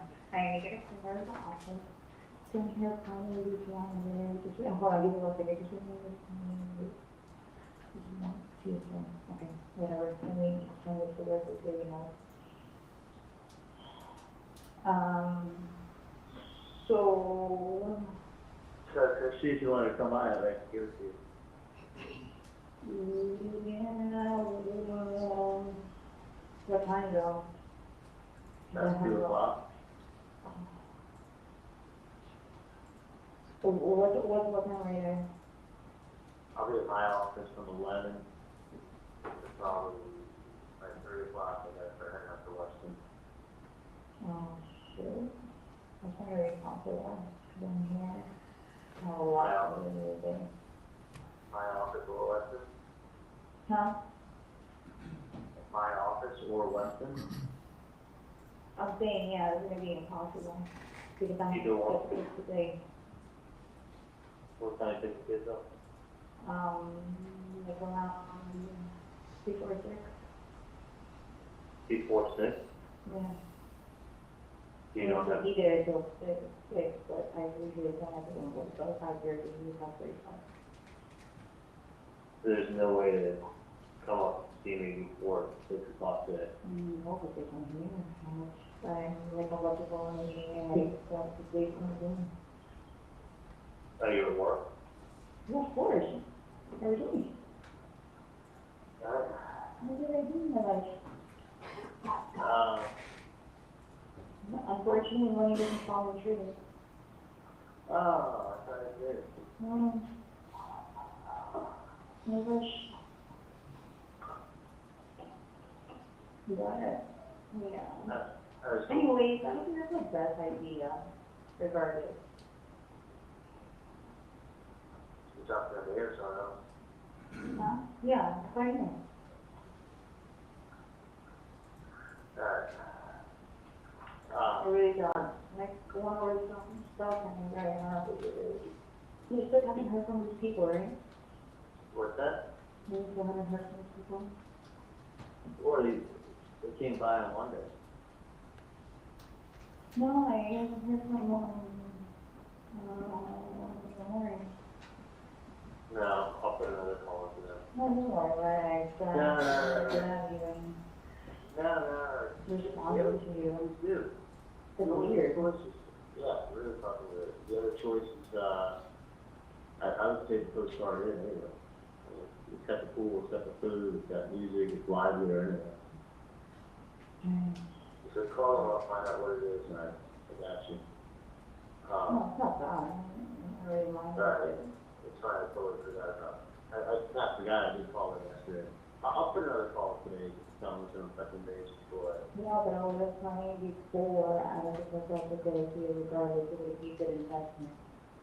Oh, I see what you're saying. Yeah. Yeah. Because like, I was seeing different properties, and then I was like, I was asking, I was like, oh, do you think that would be a good investment? And he said, no, that's so pretty stupid, street, you know, not like everything for this house. Alright, I got what you're saying. It's, but he is gonna look into a couple of things, a couple of properties regarding that, and find out, what's going on. And then Yeah. this will go from there, because, you know, you can't just jump into like, that's stuff you don't even know. You can't jump to a property you don't even know. Exactly. Like, If it's if either you're the gonna property. like it, you know, how is the security gonna be, and. you Code know, for you doesn't think it's a said good idea to pay it. security, or just there's a lot more into it, so. I'm trying to do the research for that. Find out, because usually when these properties come up, I mean, it's make out to everybody.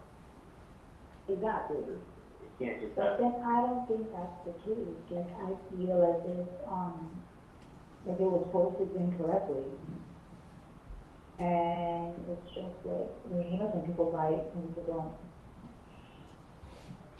yeah. So it's like, you know, you put a lot of fish in there, and it's you, right? So fishing, Yeah, you throw the chums out, you know, they're all gonna come out. yeah, you put a chum, a bunch of fish come, and they run jump on it. I mean, I kind of think that, Yeah, but for the pricing, it's like they was absurd. So it, you know, it's unaffordable. way too high for prices, right? Yeah, of course, that's crazy, who pays that much? I Yeah, mean, if no, they really wanted to get something, like they would afford it, they would afford it, you know? yeah, hang on 1 second, James, that asked me a question. James, no, I'm sorry about this, it's a really important call. What's up? Yeah, short change. Right, and I gave you 150 on top of it. Yeah, I left the check. Yeah, I left the check up here, hold on 1 second. Mm-hmm.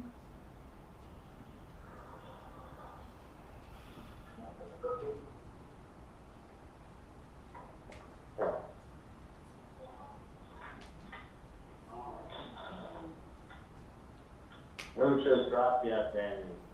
Bless it. Alright. This one? And this one. Which is better? You know what the price is, 109 versus 89? But it's the same shit, you're gonna replace it in 2 years anyway, right? Let's get the one for 89. You know now. Yeah, I think I need 5 for the house. 5 of the, yeah. Plus. No.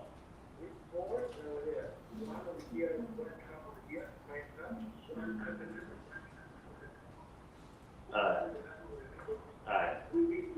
Okay. 510, you want me to do your check today? Okay, let me know when you do it, and I do the check. So you have to pressure clean first to get this dirt off, and then you just paint over the top of it? Okay? Yeah. Okay. Hang on. Okay. That's true. 94.7. Oh, yeah, plus tax. Yeah, no problem. I have to get a shake somewhere. Okay. Perfect, thank you, Nancy. Okay. Thanks. Mm-hmm. Okay. But yeah, it was just crazy that, it's so nice that you're in real estate now. Yeah, I know. It's just so crazy that you. Like, it's giving me a lot more knowledge about everything, so. No, real estate's a great profession. I mean, honestly, it's one of those things, the sky's the limit. You get in with the right people and you start getting the right stuff and you do extremely well. Yeah, I'm learning as I go. I mean, I'm thinking, I go home and I do my research and stuff about things, and then I try to ask advice too, coming from somebody else's point of view. Like, okay, so if somebody is to offer this amount of money, I start looking at the listings, I start looking at possible scenarios or locations somebody could be at, and then hopefully I have a lead. Was someone shocked that that listing came up? Of course, especially for that amount. Well, it's that amount and that location. And it's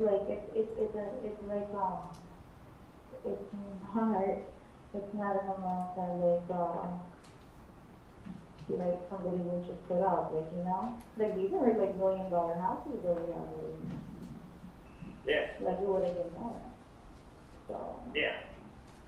I just don't want any falls, so it'll waste my time. But you don't think alarm bells went off everywhere?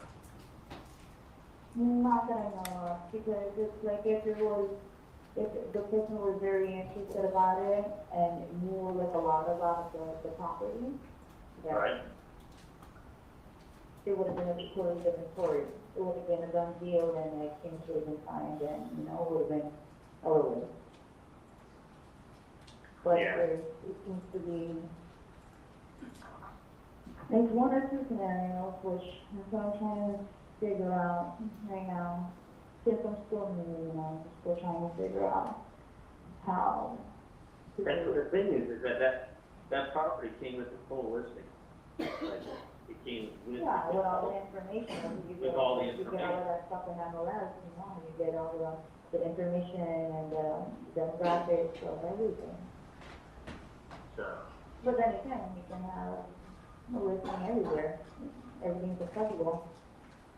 yeah, I mean, it's crazy. It's it came with everything but pictures. Oh, that's kind of stupid.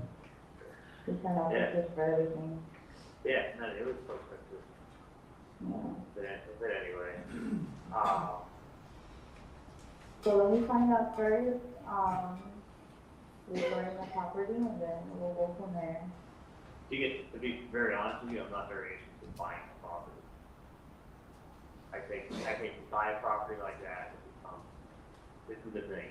You buy a property like that duplex that you're talking about, Mm-hmm. it just becomes a headache for life.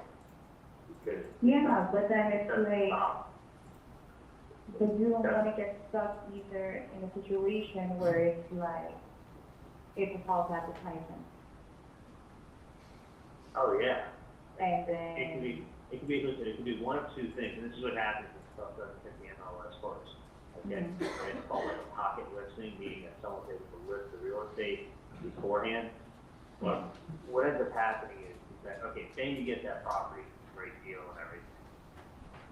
It becomes, you get the wrong people in there, it becomes a problem for life. I've had this with other properties. Okay? It becomes lots of excuses, and then they move in, and then next thing you know, let's say even. it's a big headache.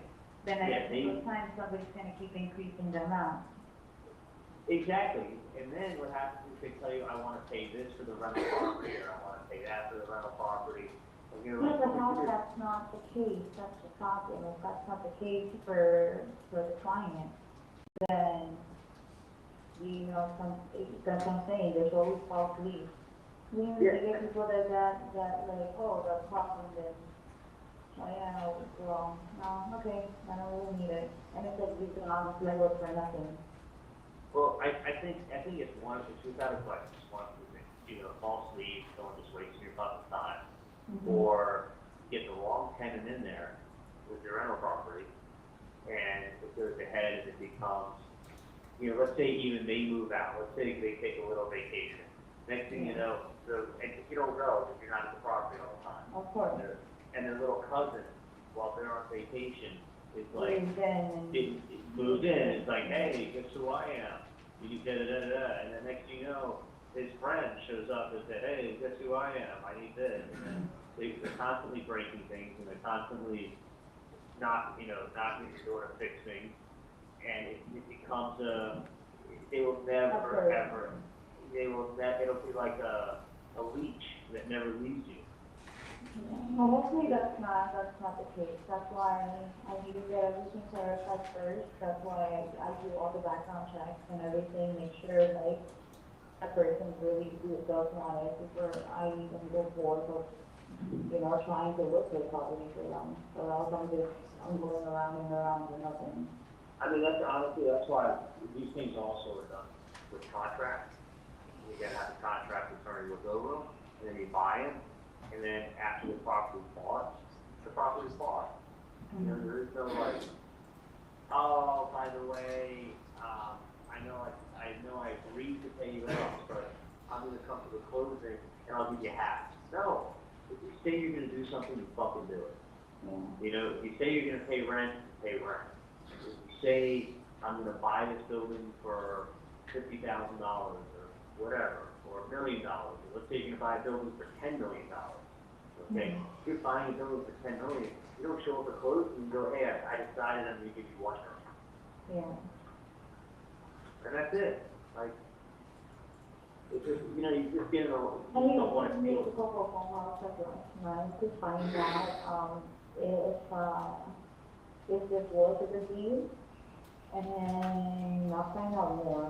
Because like I said, I don't want anybody to take advantage of me, especially when you're ordering it. So, Or you gotta look at the pocketbook and do it here in real estate, but just be careful, because I'm telling you, if you buy the wrong rental property, like the one that I had in Miramar, these people are such a fucking pain in the ass. They got nothing but excuses. They fuck you over every chance they get. By the way, did I tell you I had to kick everybody out of the Miramar property? Everybody but that old guy Leonard. oh, you going to say? That Miramar property? Yeah. The one that had his hand because of the headache? Yeah. Oh, I think they're all, one fucking lady didn't pay me for 9 months and filed with the court. She wants an extension to live there. Yeah, but you can do that. It's too bad, and then they fucking voted to get fucked. She has to ride them off. It all depends on who, you know, how the, there was this girl, that came to me. I can't find her stuff. So, so now I have it as a halfway house. Oh. So I have someone I know, my Russian partner, they basically have just paid me a flat rate, and it's like fucking 6 people in each apartment, it's a halfway house. So Oh, you have it as a halfway house now. basically, well, Leonard plus the halfway house, because people with such a fucking, each one destroyed the place, not paying rent. I was getting zero rent there except for the $400 of Leonard, up until a month ago. Yeah. No, that was a mission. I was trying to go out to for the property and it was always like the runaround. No, I know, that's why I went there once, and I'm like, it's not gonna be, I don't want you wasting your time, you're better off doing each other and stuff. Yeah. So, but I think, you know, honestly, you need to get your real estate license. You know, I think that would be good. I'm actually pretty good at this. I'm just like, it's just taking time for me now. Like right now I have all these sites that I have to work on and it's basically a lot of footwork. But, yeah, hopefully in the long run now I know it works. Maybe that's also how it's going. No, I think getting the real estate license is smart. I think Yeah, but the competition out there is intense. competition's fierce. I mean, there's a lot of, I mean, you're hot, which helps. You're also bilingual, which helps. But you gotta hustle, but it's also, you make the right connections, know the right people. Exactly. You That's can where make you come in. bang. That's true. I do. I have made phone calls, especially people that I know that like would, you know, would need help. Somebody always needs a topic, especially somebody, like I have one of these expired, and I swear I'm looking at all this stuff, and it's like, this is, can even be a good thing for me to purchase something? Because these people are desperate. Well, look around. And like I said, I mean, if you need someone to lend you money to help you out, I don't mind helping you out. I don't know, it's just, You know, I mean, obviously there's a limit, but whatever can help you out. But I want to see you at some point. I just planned today, but I can get you that good luck bonsai tree if you want. oh, okay. That'd be good luck for my office. For your little bet. Yeah, I do need some color in this office. I'm at that office on Federal and Commercial, not Rob, but that other lady, believe it, for all day tomorrow if you want to run up. It's right by Chili Shop if you have to do something. Oh, okay. Okay. Oh, by the way, like I got this, the other one too, like I guess he went to the one that's, closest to my house. And we gave him like a reasonable price, which is good. Okay. It doesn't apply, everything I wanted to do with it, tune-up, because it was just messing up really bad. Okay, so it wasn't a training? No, not for mine. Mine, for sure, is the training. I told him the last time I already did it. He needs to test that. If that thing breaks down on me, I'm screwed. Yeah. Well, what does it involve? I mean, the thing is this, that it's a nice big car. It's fucking nice on the inside, it's nice outside. I mean, hopefully after the training's done, you'll be good for another couple of years. Okay. And then No, I think it's a lot until we can drive it. pretty much. I mean, your worst case scenario, you put a motor in, like, a while on that fucking car to do. Like, I mean, I know my parents put like $5,000 or $6,000 into the solar place. Like, Yeah. but my parents put $5,000 into it. Yeah, so it's like all- 27. Yeah, There's tons. okay. So, alright. So you think you could come by and see me tomorrow, or? Yeah, for today, and just keep it running. I have. Yeah, that's cool. Print out more of those, The listing? the multi-unit family properties that I wanted to look at. And if it's just a pocket listing, I don't know. Investigate it, but don't print out any pictures or anything. I'm not that excited. I just need to make sure that we're dealing with good people. And I think a lot of times we're gonna end up with a fucking another bear bar property and not interested. Yeah. Which is a big headache. Got it. Okay, I'll look at. Roger that. Alright, look up stuff, print it out. Have a great day at work. Okay. Your price range? Poor white man like me, I ain't got no money. We talking about Lewis. Well, I'll look at some stuff. You want some stuff around the Miami area or? People in Miami are so friendly. How do I say no to Miami? I know, right? And you know what? Where is in Miami? And I've been practicing my Spanish. There you go. Oh, Lord. I could Alright, say hola. I could say shalom, motherfucker. oh, shalom, this is not Spanish, honey. I know, but it's universal. Why is it not letting me? Okay, I don't know. Guys, it's see you tomorrow. Okay. Be a good time for a comfort range check. Members of the jury, the bailiff will take you to the jury room. We'll resume with the testimony at 10:30.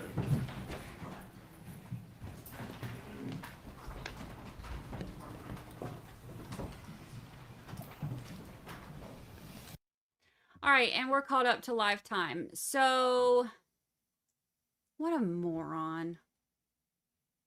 What a moron. Like, dude.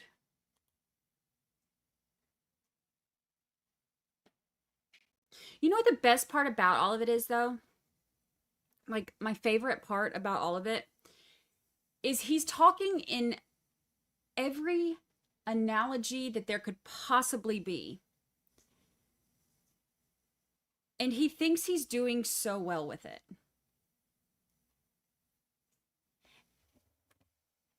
And he's so dumb. That was not nice. God forgive me. He's not a great criminal. He's so bad at talking in code. He thinks he's so smart. And I don't agree with his analysis of himself. And what makes it even better is the fact that he's at that table at Dolce Vita giving Katie all of this legal advice and mansplaining to her how the law works. And what they have to have in order to arrest you. And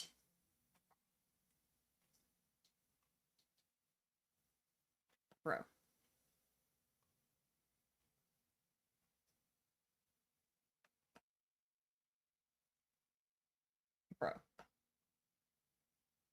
He said, I've been practicing my Spanish. Excuse me, sir, but we just heard you talking to Danny when you said, muchos gracias. Is that the best that practicing gets you? Is that? Because I'll say this, Jackie Fulford ain't going to compliment you on the way you talk Spanish, the way she did Undercover Daddy. Just so you know.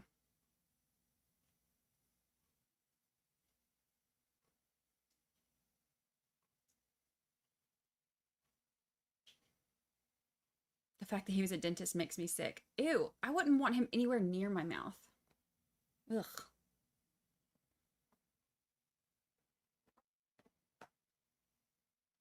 Imagine seeing all this on the news and being like, that's my dentist. And then being like, ooh, I was under, like, you know how, because he's an oral surgeon. So imagine, like, being like, oh, I was put to sleep by this dude.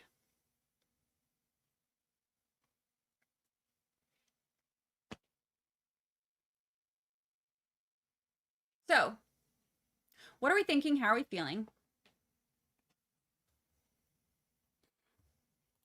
He's literally explaining how you're going to get away with it while police are listening in. And he's like, the feds, you know, it'll be the big dudes. It'll be the feds coming in to do this. He's right. Like, they're out there listening to him right now as he's saying this.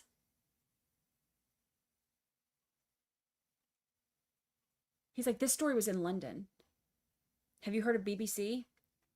British Broadcasting Channel? Or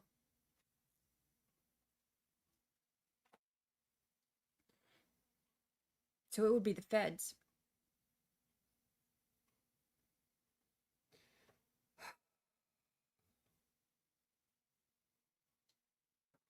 I could have gone the rest of my day without hearing a bunch of legal advice and mansplaining from Chuckles Adelson.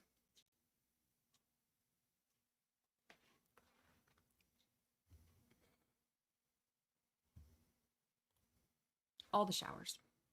Need all the showers. I felt dirty after even reading his stuff earlier.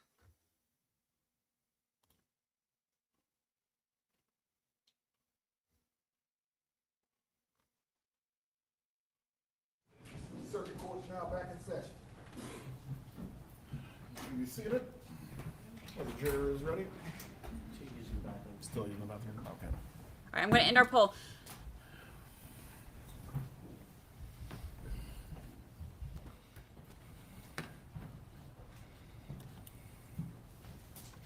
Who, if anyone, needs a whole gallery in their phone of their eggplant emoji? Who needs that? Who needs that? That's gross. Why you need that? Don't nobody want to see that.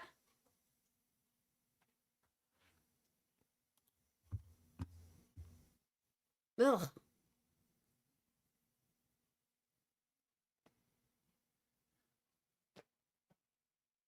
And based on the fact that he's worried about police making fun of his gallery of his eggplant emoji, it's probably...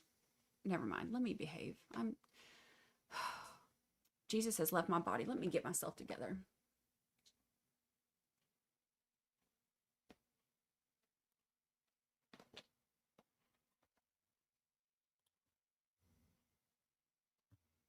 If you're worried about the whole precinct making fun of you, it's probably ain't an eggplant.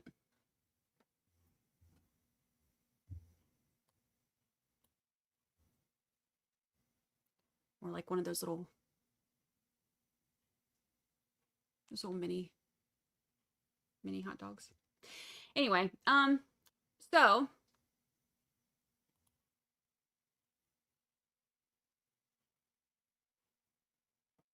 he is a creep.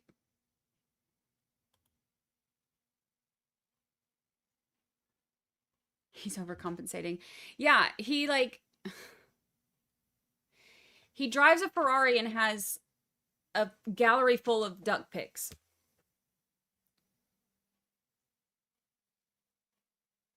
Dude.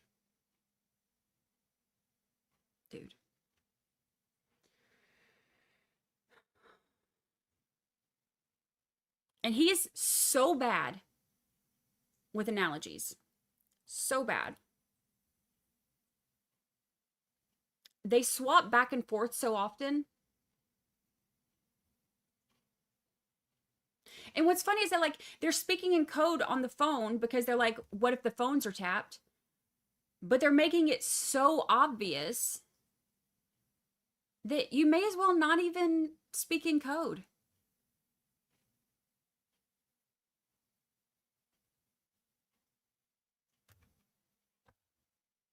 But yet here we are. He's gross. All right, so I don't want to think about Charlie Adelson's duck anymore. What else did y'all get from all of that stuff? The talking about real estate and getting involved in all that and looking for, pocket listings and looking for all this and, he can pay for it and how much do you want to spend and all that. Looking like,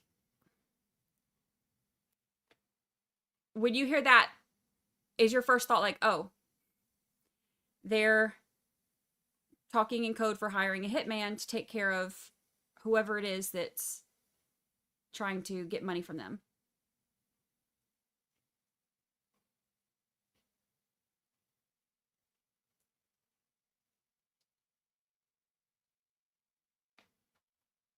So stupid.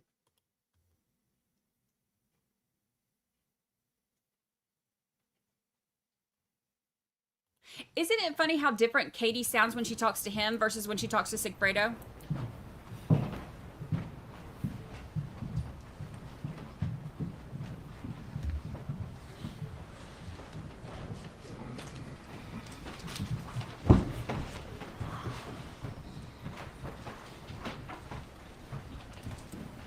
Everyone can be seated.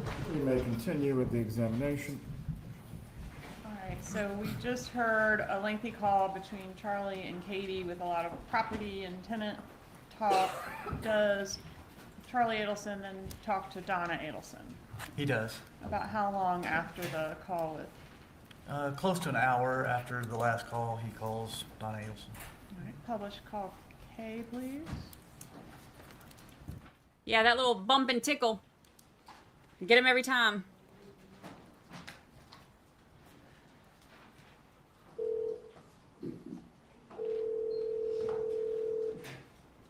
Hey, Charlie. Hey, how are you? Good, how are you? Good, good. I'm actually running late to the office, so get gas, and then I'll be in, what do you call it? I'll be at the office, and then I'm gonna go to Weston, and then, whatever time I get done with Weston, maybe it's bad. That was maybe again, it's not, I don't know. Weston, you might get out late, is that what you're thinking? I don't know what time I'll get out now, but I'm always happy to see Dad if he wants to grab dinner. Yeah, just thought you might, want to get a bite with you. But, Well, if he wants to, I'm happy to see him. I saw a lot of police everywhere giving traffic tickets, so they should be careful. okay. But anyway, that's what I think it is without a question for multiple reasons. Yeah, Multiple reasons. yeah. So, I never got a chance to do the return that, that meeting that he gave me stuff for yesterday, and it's ran out of time. Oh, okay. So, I mean, I have to give you the, what do you call it, give it back to you when you, And let me, I think. and you can return just it. keep it, I mean, it's not that valuable anyway. Yeah, So, but we can do anyway, that. if Dad wants to see me, go to White House, that's cool. Yeah. Well, only if there's like a case, only if there's like, I know you have those cases at the office that you wanted to talk to him about, so, If you know. If if Dad there wants was to see some- me for dinner, Uh-huh, always happy to see him for dinner. So Okay. it's up to him, and he can come by my house, then I'll go get something to eat with him. oh, that sounds like a plan, so why don't you let him know how you're doing at your second office, and then, give him a heads up, and then maybe he'll come up and go out for a bite with you. Yeah, but I wouldn't leave South Beach until after 7, traffic is horrible. Oh, yeah, absolutely, but you don't know what time you're gonna get out from your second. What's really too late, I mean, I think if that comes over at 8, that'll be fine. Well, that's perfect, actually, because Wendy's taking, Wendy and some of the ladies and the mothers from Nashville's class, like Ben's class, it's her birthday today, the teacher. So they're taking her to Lake Ginger for dinner. And then Oh, nice. Wendy to go, so Wendy asked her to bring the boys to her house and put them to sleep because she's gonna go straight from work, so she probably won't get out of, there for a while. So that would be good, Dad could have dinner with you at least, and then, and I could stay with the boys and put them to sleep. Alright, fine. Tell Dad to leave Miami at 7:30. At 7:30, okay, I'll tell them, that's perfect. At any other time, honestly, you can get traffic. Yeah, okay, that sounds good, Alright. So, see you later, love you, honey, Alright, sounds good. bye-bye. Is there a call later that evening between Charlie and Harvey setting up this dinner? There is. Okay, did the dinner occur? It did. Where did it occur? It occurred at a restaurant called Matsuri. Okay, let's skip call L and publish Matsuri Exhibit 133, please.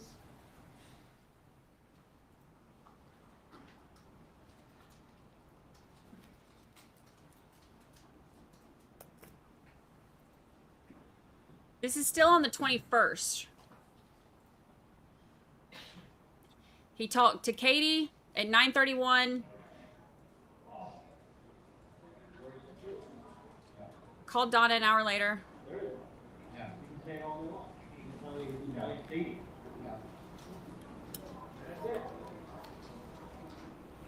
That's the Merce.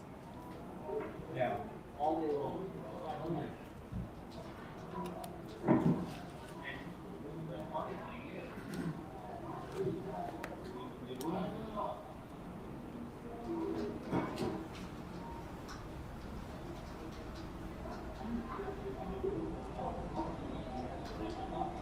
No, I know that when you talk about I was surprised.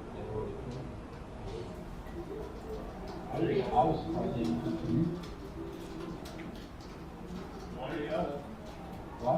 One or the other. One of you will give a choice. Yes.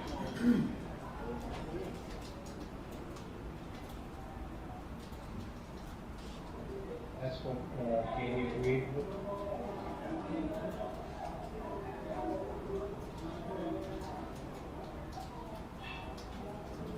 Yes.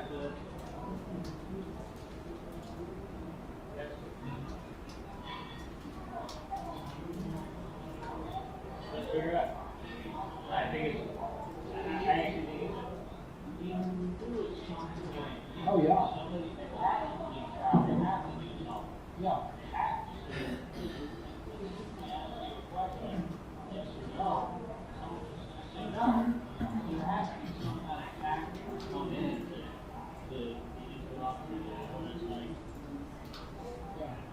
it makes sense, it really does.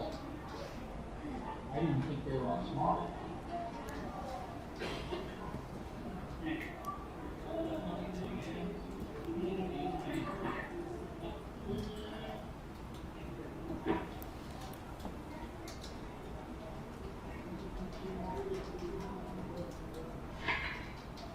I'll take it.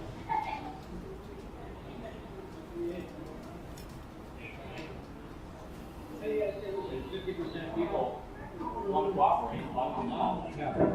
The attitude about, hey, Yeah.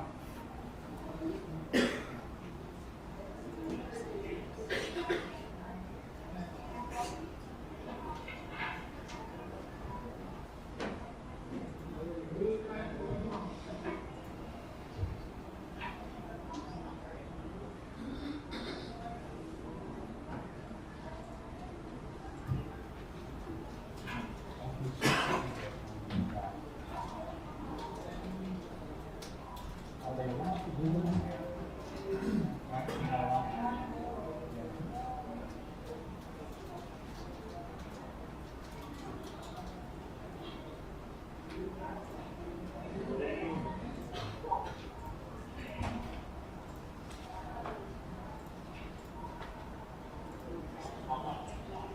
yeah.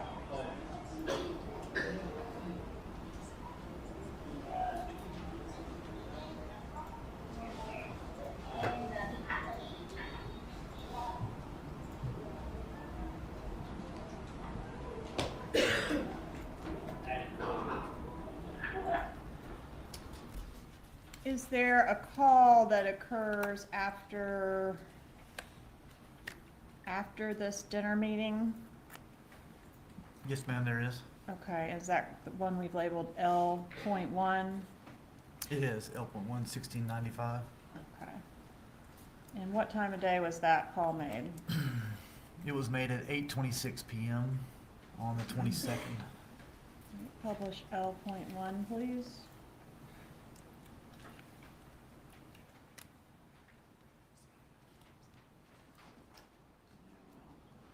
Okay, we're gonna skip that one, come back to it. Next, I think we have a bump letter. What is the bump letter? It was a letter that we had mailed to the Adelson residents at the Icon, purportedly from the undercover agent. Your Honor, we can't hear Special Agent Sam. You can speak up, sir, please. Sorry.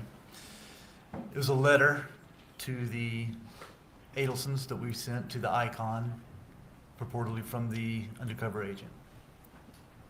I can show you what's been marked as States 84. Recognize States 84. I do. How do you recognize it? This is the letter that we had sent along with the envelope to the Adelson residents. Moving to evidence, States 84. Is there objection? No objection. States 84 is admitted. You may.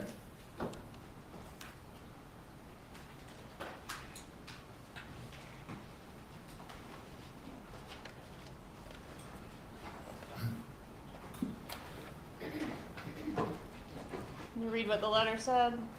Yes. It says, "My phone is not ringing, so you don't care about Tato and what he did for you. He knows he is fucked, and soon so will you."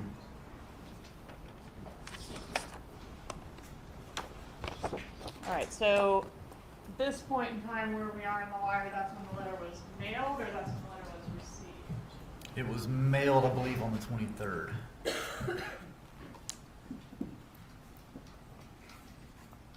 Yeah. Okay. And then I want to skip ahead to April 25th of 2016. Tell us about call M. It's a call from Charles Adelson to Catherine McBanoa at 7:04 p.m. Let's publish call M, please.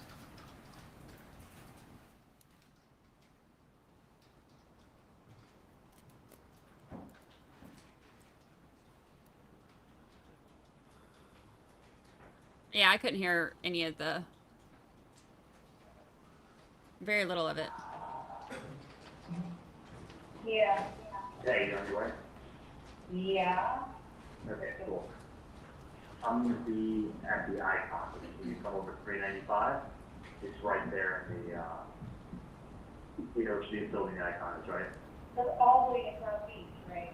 Like, Yeah, when you come over, like there's a lot of nothing on there. You can go a little bit more north, and then go up north anyway. I will, I'm standing outside talking to my parents about it. Huh? I was talking to my parents about my day. I'm standing up. No, I was talking to my parents about my day. Oh, okay. Well, So I that, like I have to just like that out of my yeah, house, like, I, you don't where, worry about me every second, so. of course, where, but I'd rather, where are you now?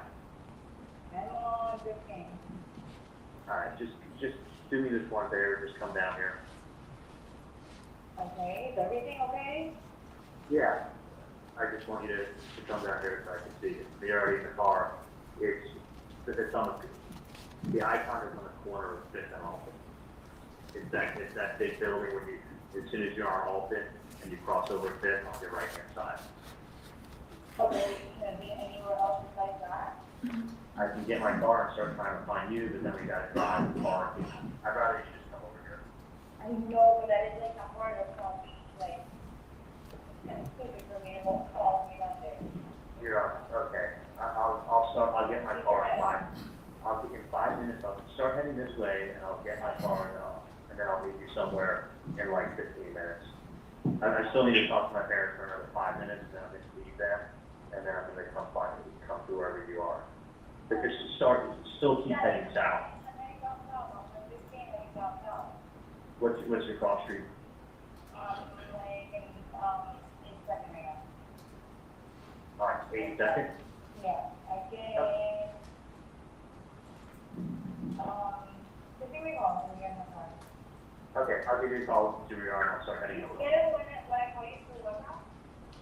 Sometimes I do, sometimes I don't.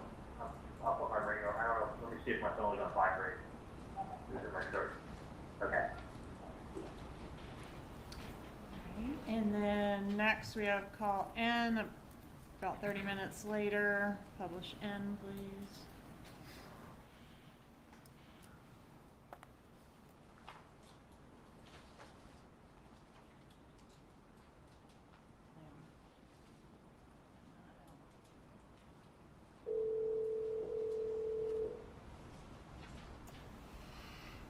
Okay. Hello? Okay. Hey. Like, do I like walk and formal? I don't know. Where are you I right went now? to the visitors. I don't even know if that's like one, but, Monty's? no, like I went all the way down, like, was that a group of like, Negro Arena? I think they passed a little while ago. Oh, do you see them walking? Is someone wearing the red shirt? Yeah, I guess a little group one. Do you Wait, want me to what? go to Monday? Wait, by the marina? Yes. You want to go What do Monday? you mean? I'm standing by the boats in green scrubs. Oh, I see you. I see behind you. Okay. Are you behind me? Yeah. I don't see you. I'm gonna turn right now, there's no parking. Like I went in the parking garage. Okay, I see you. All right, is there a meeting that takes place in person? There is. And was there any surveillance conducted on that meeting? No, we were unaware of the meeting going to take place because there was conversation on some other platform. Appeared to be WhatsApp, according to Katie. And she said, asked him if he could answer her on WhatsApp. So apparently they were having other conversations. We didn't know about the meeting till it was too late. We couldn't get down there in time. All right, and is there a call that takes place after that meeting? There it is. Is that N.1? It is. Tell us about that exhibit. It's a call from Charlie to Donna Adelson, and it's at 10:48 p.m. So it's the night of when he's meeting at Monty's with Catherine. It's after that meeting. After Charlie and Katie meet at Monty's. Correct. Yeah. Katie and Charlie meet at Monty's, and when Charlie's leaving, he makes this call to Mrs. Adelson. Okay, publish N.1, please.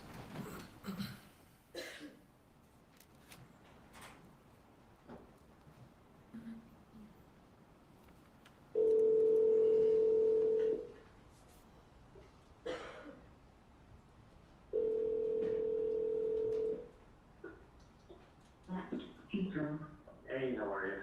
Good, honey, where are you? Good. Sorry, I just went for a walk. I was here, walked around. So I'm just getting my car now. Oh, okay. Are you still at Lenny's place? Yeah, she usually comes home with her but she went out looking at the golf to get a drink. The neighbor of hers has been asking for a year to introduce her to some people, so she's been walking from Yeah, I'm not in LA right now. Oh, you're in LA, okay. Yeah, I come to LA. Yeah. Okay.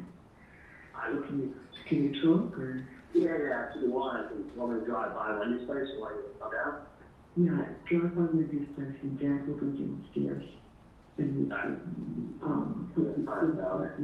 we'll meet him at the gate. Hold on a second. Okay. 2604. I should have gone. So yeah, no, that's it. Yeah, I can. We meet Dad by the gate downstairs, the entry gate, or do you want to actually come in? No. Just, he'll go downstairs now, and we'll wait by the gate. By the gate out front. Yeah, so instead of pulling into the gate, make a U-turn, so you're going up, so you can just come out of the corner on the side street there, and Dad will wait right there. Right, RV? so you're not by the side gate, right? Not the main gate, but the side that faces like right in there. Oh, you mean that door? You mean that door? Yeah. Has it there? Yeah, The door, it has an awning over it. And Yeah, that metal gate on the side. you want me to go there? Okay. So, okay. So when he comes home, everything's ready. Charlie and the others just went downstairs. Okay. Okay. Yeah, and so what, you'll meet me by our car. You'll just call me and tell me that you're coming down before he comes in. Oh, yeah, Charlie, you want Charlie to drive me back? Okay. No, it doesn't matter. You just walk there or drove there? No, we drove. I'll let him drive me as well, but I'll go upstairs and I'll beat you up. I need the car keys.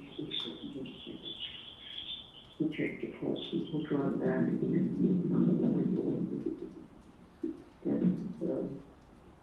I'll let you down that green line. Okay, I'm done. Down the side, and then we'll drop her back to the other side, okay? I'm gonna head downstairs now. Okay, sounds good. Head down, I'll be there in a minute. Okay, bye. All right, and shortly after this call, we have one involving June Mchinda, is that right? That's correct. Okay. Publish N.2, please. Sure, you didn't run away. How are you, honey? I'm good, how are you? Oh, I'm good. I'm sorry. We're keeping him way too long. I promise I will send him home at 1 2 very soon. It's fine, I'll just talk to him later. Okay, hold on 1 second. I'm sorry, I tried calling you like 10 minutes ago.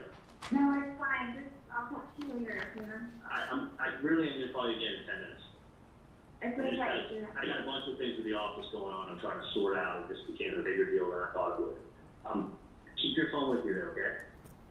Just call you when you can later, okay? Alright, keep your ringer on. All right, so I want to jump to the next day, April 26, 2016. Call O, please. We're going back to Garcia and Magbanua here. That's correct. The last call was at 11 o'clock at night. This call is at 9:48 a.m. the next day. Publish O, please.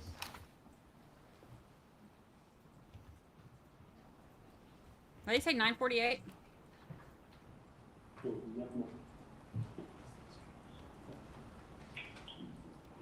Hello? What's going on? I think it's really hospital, it also, is it on the bridge, you got extra money or something, right, What? Of course, just don't worry about them, they're fine. You got more than you got everything you need to do. Alright, Okay? I just need to talk to you though. Yeah? That sounds personal, I don't know what you need to talk to me about.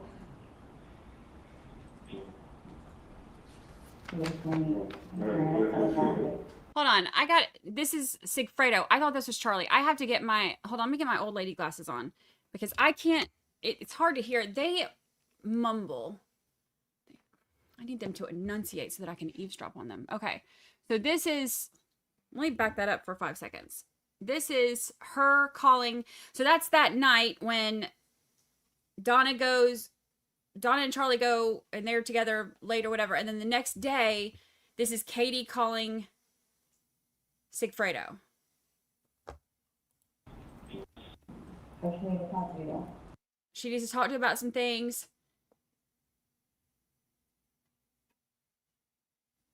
Something about extra money for children. He says, of course, don't worry about them. They're fine. She says, I just need to talk to you though. Okay. Yeah? That sounds personal, I don't know what you need to talk to me about. I mean, your son's asking about you, so I'm going to have to set up a conference call, something to you. So what? Your son's Well, saying, yeah, obviously I have to call. yeah, you can talk to him. I will. I'm calling you back. So if anything, I'll drop off to your mom or something like that. You want You can call your mom. No, don't involve her mom in anything. You call my mom, you call my mom and say, shit, my mom said that, so you call her, she's. They are not calling each other's mamas. Tell me that they are not calling each other's mamas. She said, don't involve my mom in anything. He says, you're calling my mom. You call my mom and start talking all this shit. Oh my God. All right, when you're up. What is up with mom? Okay, people in Miami, because I go back and forth. I'm in Florida. I am in the Panhandle half the time, and then I am in Orlando area half the time. I'm not in Miami. Is it all y'all? Is it all y'all's mamas down there? Is it all y'all? Or is this just, or do somehow they all just find each other? All the meddling mamas and their children just find each other. Is it all y'all? Are we okay? Everything On okay? a wiretap, are you able to see text messages? Yes, we are. And are you able to see the content of text messages in real time?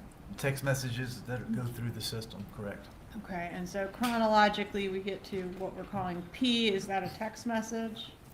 It is. Tell us about that text message, please. It's a text message from Catherine Magbanwa to Sigfredo Garcia. And it's at 9:52 a.m.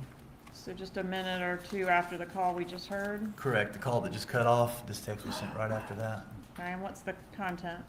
It says, need to talk to you about something else. That was it. All right, need to talk to you about something else. And does Garcia reply? He does reply about 5 minutes later. And what is his reply? He said he was whatever. Whatever is going on with you and your homie is your business. You guys work that shit out. Don't text me. Okay. And circling back to that bump letter that was sent on April 23rd to the Icon, did the bump letter arrive around this time as evidenced by the calls we're about to hear? That's correct. Okay, and in the bump letter, Tato is mentioned, and I think in the original bump, Tato was mentioned. Who is Tato? Tato is Luis Rivera. All right, publish call R, please.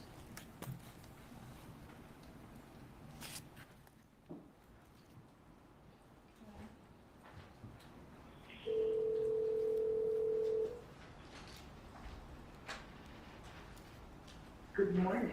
Hey, how are you? Good, how are you, honey? Good. Yeah, what's going on? Not a whole lot. Straightening up some things in the house, and, Vicky's got me the hours, so I'm working on everybody's salaries for tomorrow. Other than that, everything is good. How about you? Good. You feel better after like 40 hours night. Significantly. Yeah. It makes sense. It makes 1,000% sense. Yeah, and I know it does. You know, that's what it is. No, that's what it is. And you think today, those sort of things should get taken care of. Oh, yeah. And one thing, Laura, would you know? Yeah, no. Trust me, I mean, Please. well, someone makes a work on the appointment today. Right. Set it up. It's not like it's not like it's 9 a.m. It's like, I gotta Oh, of stop course this call. Yeah. No, I gotta call the patient. So anyway. Yeah, yeah. But can I tell you something? The more I think about it too, when someone writes, "You don't care," you know what that sounds like? A girl. Yeah, that's good. You don't care. Yeah. That's exactly how they sound. You don't care. Well, I've never met the person, so I don't care about people I've never met. No. Have you ever gotten a note from a girl or a girl saying to you, you don't care? That's the first thing they say. That's Yeah. the first thing they say. You don't care. Well, guess what? I don't care about anyone I've never met. Yeah, it's true. So that's what it was, and that's why you had it was like a mediation where someone comes in and they're like, well, I was just doing my job. And that explains it all. I think so too. Yeah. I think so too. So that's They want the same person. right. Without a doubt. It's not, I mean, listen, I actually do know how things are done. It's the same thing that I said. It's not done with us. Right. No, that's what you explained. No, it's 48 hours. Yeah. Just enough time. Let me take this call, but Go, I'll be right back. go. Okay, love you. Publish call S, please.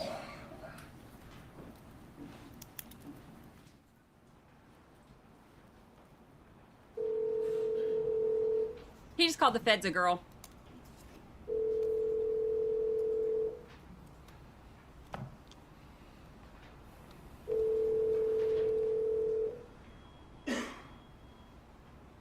Hey, honey. Hey, yeah, I just sent you the picture. And who is that? I'm going to show you. Probably show. Charlie? Yeah. Is Emma?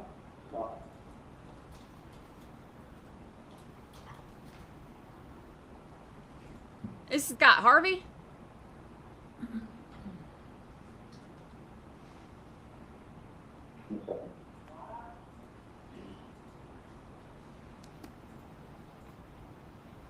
Hey, honey. Hey. Hi. Quick Oh. question. Did you ever check that phone number I gave you last night? Yeah, everything's fine. It's just Dad took the day off. Dad did not feel well, actually. He didn't go to bed until 5:30 in the morning. So going to bed at 5:30, I got up actually at 6:30, and he said, well, look at me and said, I said, no problem. And I told the girl that he didn't feel well. His patients are all being seen Wednesday, Thursday, and Hang on a second. Hang on a second. sure. Okay. Okay, can you take an x-ray for me? Okay, I'll be there in 1 minute. Sorry, Dad. Yeah, so that was, he could not remember a night that he didn't go to sleep. And Yeah, no, it's, he's actually functional. But we can that's fine. Did you tell her what I told you yesterday? I mean, it's not, 100%. I mean, does he agree? Does he agree Yeah. with what I said? I mean, it's not, It sounds like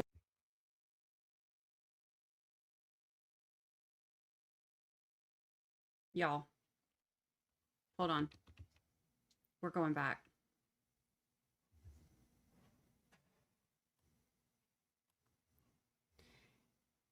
We have talked so much about what Harvey knew.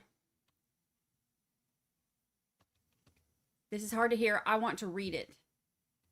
I wonder if Harvey's like, I'm going to scooch up out to the bathroom. I'll be back. And then just like jets down the court hallway to Vietnam.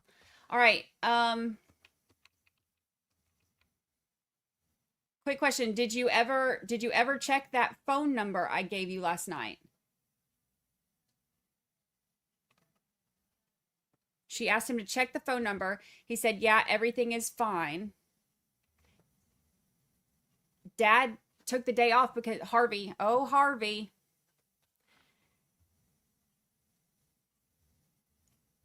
Dad did not feel well, actually. He didn't go to bed until 5:30 in the morning. So going to bed at 5:30, I got up actually at 6:30, and he took one look at me and said, I can't. I said, no problem. And he told the girls he didn't feel well. His patients are all being seen Wednesday and Thursday.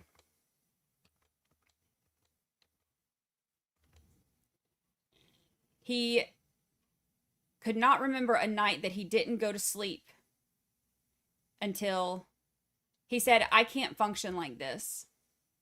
He had a root canal to do.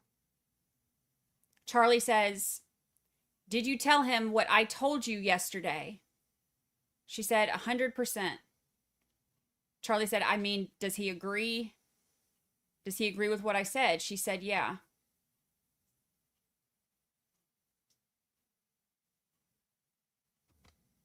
It would be fine. It took him off 1,000%. I know what you worry about is when you don't know. Right. So you build No, something. no, but it sounds like this company usually fixes those bridges pretty quickly, so they should be there. Not this. Yeah. With the bridge companies, y'all pick a dang analogy and stick with it. You're giving me a headache. Like, seriously, dude. Okay. She says, I'm going through this slow instead of watching in real time because this is new stuff and I'm all up into it because y'all, we've been talking this whole time. What did Harvey know? What did Harvey know?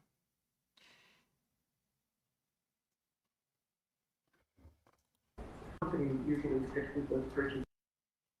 So they said that they know who it is. Hold on. They're trying to convince each other that it's fine. Charlie says what you worry about is when you don't know who it is that's doing something. She says, it sounds like this company usually fixes those bridges pretty quickly. Right. No, but it sounds like this company usually fixes those bridges pretty quickly, so they should be there. Not this. Yeah. Sounds like a fucking nonsense, because I really don't want to come down there anymore. I need to distance myself from them. I mean, just hear me out and listen to me. I am.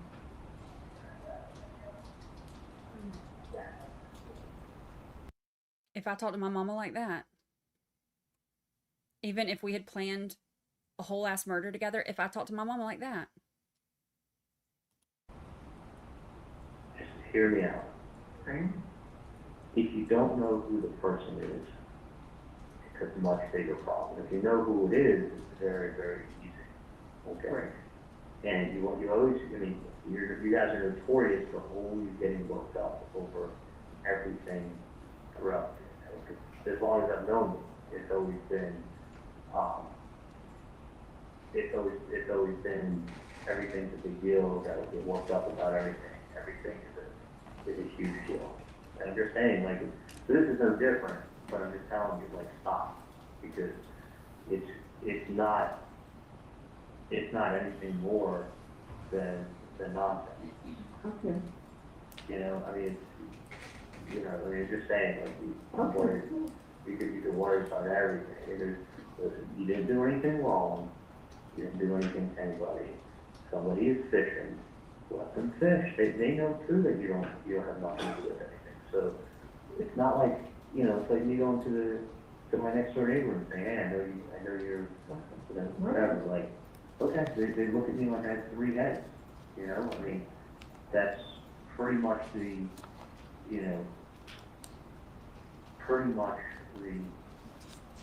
impression and that's the appropriate impression is someone talking about something you don't know what they're talking about. You go, I don't know what you're talking about. So if somebody has somebody to talk to, and you told them you don't know what they're talking about, like, basically you get lost. And that's the truth. You don't know. If you don't know, you don't know.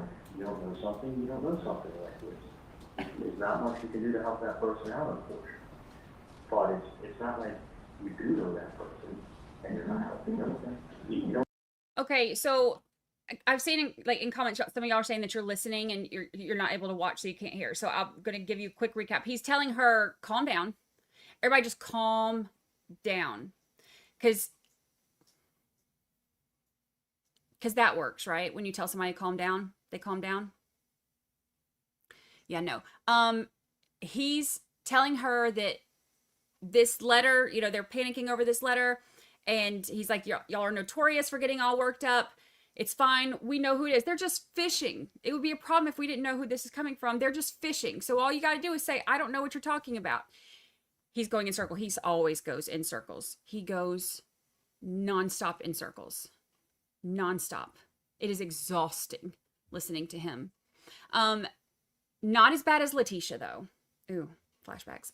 So he's telling her they're fishing for information. All you got to do is say, you don't know. And you don't know. And it's fine. You don't know somebody, you don't know somebody. So, it's like someone telling me about me about someone who I don't know. I said, here, I don't know who you're talking about, and I don't know. Sorry. So I'm just saying, you get worked up. It's not done like that. It's not done like that. As long as you tell me that this is being taken care of. If I'm not being taken care of, that's that I know it's being taken care of. But I know get yourself all worked up and all fucking Getting crazy. taken care of. And it's that has to stop. I mean, I really don't want to, Okay. Well, I just have to talk to you, didn't I?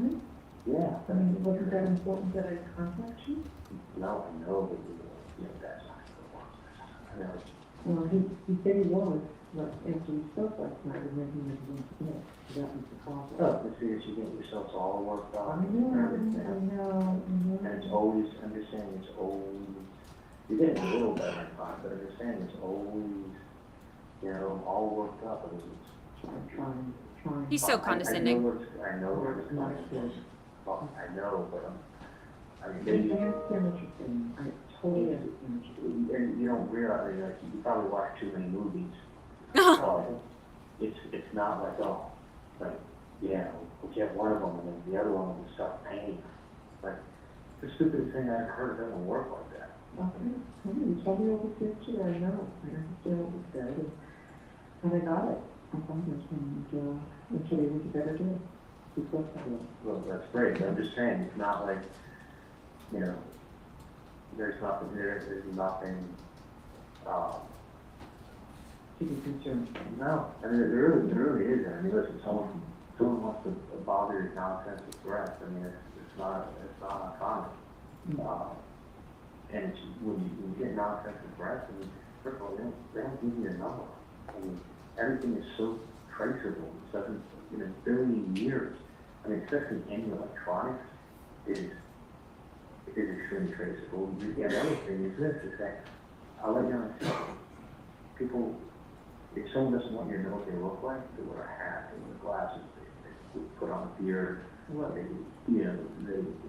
listen, for $5 at the costume store, you can buy an Abraham Lincoln beard. You put that on. Yeah. And you wear What? glasses and a hat like everybody else on South Beach because it's really funny outside. So someone would come over wearing a hat and glasses and talk to you. So you can't see 3/4 of their face.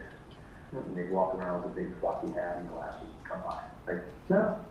That's not that. That is not helpful. Yeah, okay, no, that's, I mean, someone has a woman that goes, it's either a complete nonsense, which it is, but somebody has someone can go there and tell them something. And that's what the guy was basically what he did. All right, I'll go there and I'll tell them something. And that's why it's done like that. Otherwise, it was not too.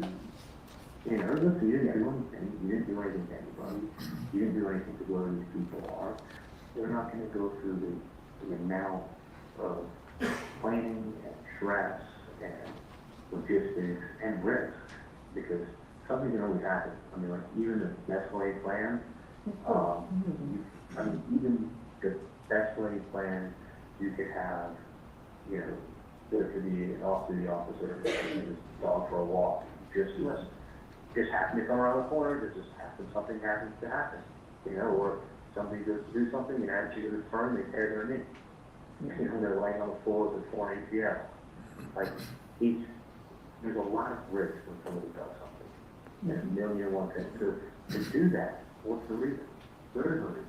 And that's why there's nothing that, you know, it's nothing that you have to worry about. And it is being looked into.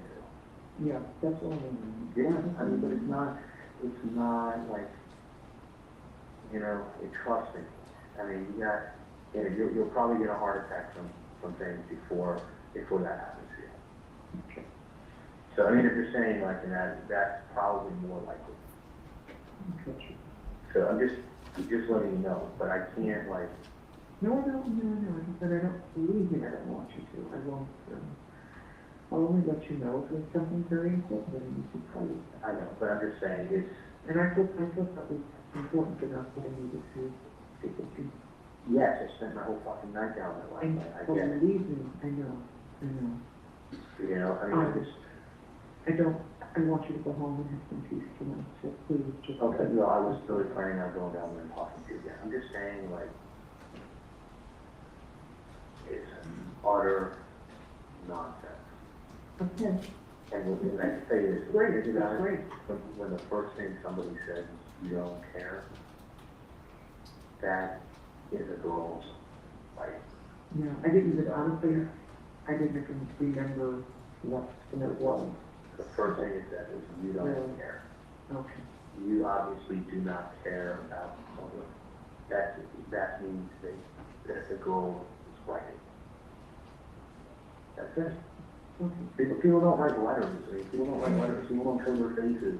People don't give you cell phone numbers. Like, it's not done like that. It's somebody just messing around. Yeah. Listen. I got you.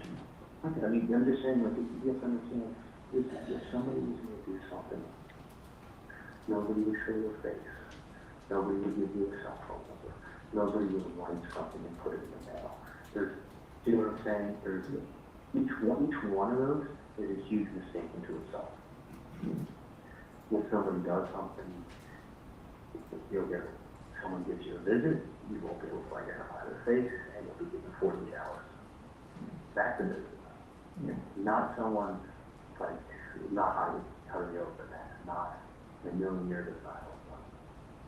So, let me get back to work with some business here, and again, just stop with the nonsense, okay? Okay. You know, I mean, with all this, you know, when it's so strange the way the law was then, that he runs this.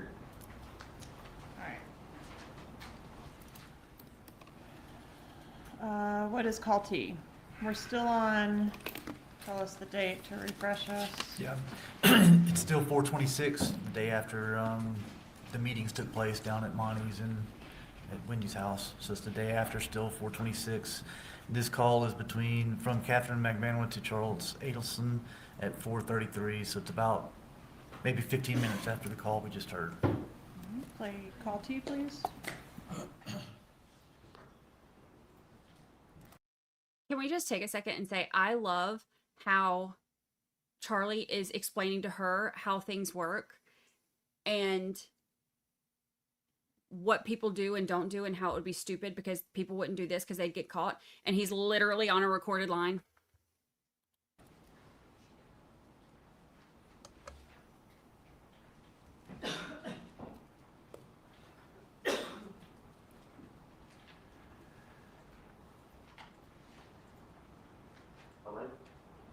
Hey, Hey, what's going on?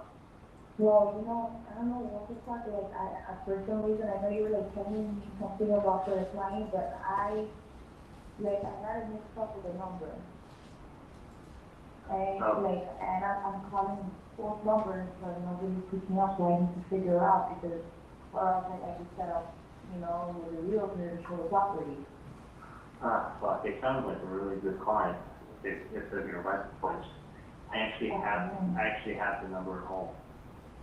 okay with having that, like, I need it, like, that. Well, I can, fuck, I wish I Like, I'm would, yeah. supposed to, like, it's just that it's the thing is like I tried to, remember it, and like, I just couldn't, and I've been calling so many people today, so it's like, it's been, I'm gonna be home in probably 2 hours and I can get you the number then. Hopefully they haven't like looked at other properties yet. yeah. Yeah, well, There's no way that I'll need this number soon, let me, before I get out of work. well, let me do this. Let me see if I can get the number. I got the number at home in my desk. Okay, But let me see if the number may be some other place, okay? okay, All right, I'll call you right back. okay.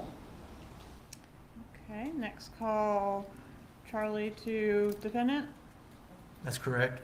Okay, call you, please.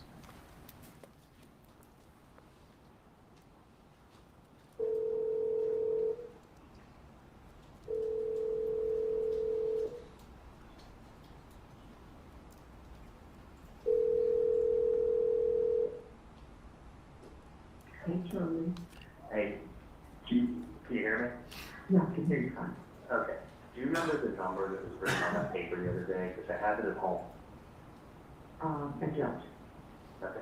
The gentleman just called me asking for it because they thought they remembered it, but evidently they remembered it wrong. So I'm gonna have to get, okay, I got the paper at my house, so don't worry about it, but, you didn't write the number down anywhere. No, I gave you, I was sure that was the end of it. I know, I thought you maybe wrote the number down. I didn't. It's All right, just call me now for the number, and I have the paperwork at my house. okay.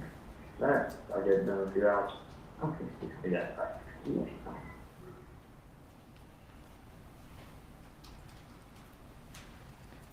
Okay, next call V, please.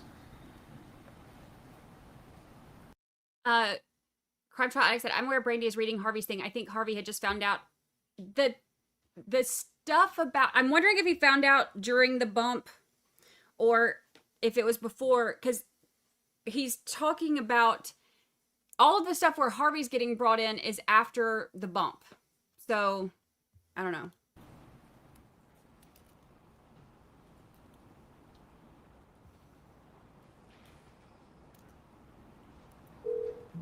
Hello? Hey, okay, I just called Dave. They don't have the number either. It's Apple, and I'm not gonna be able to give it to you until I get home.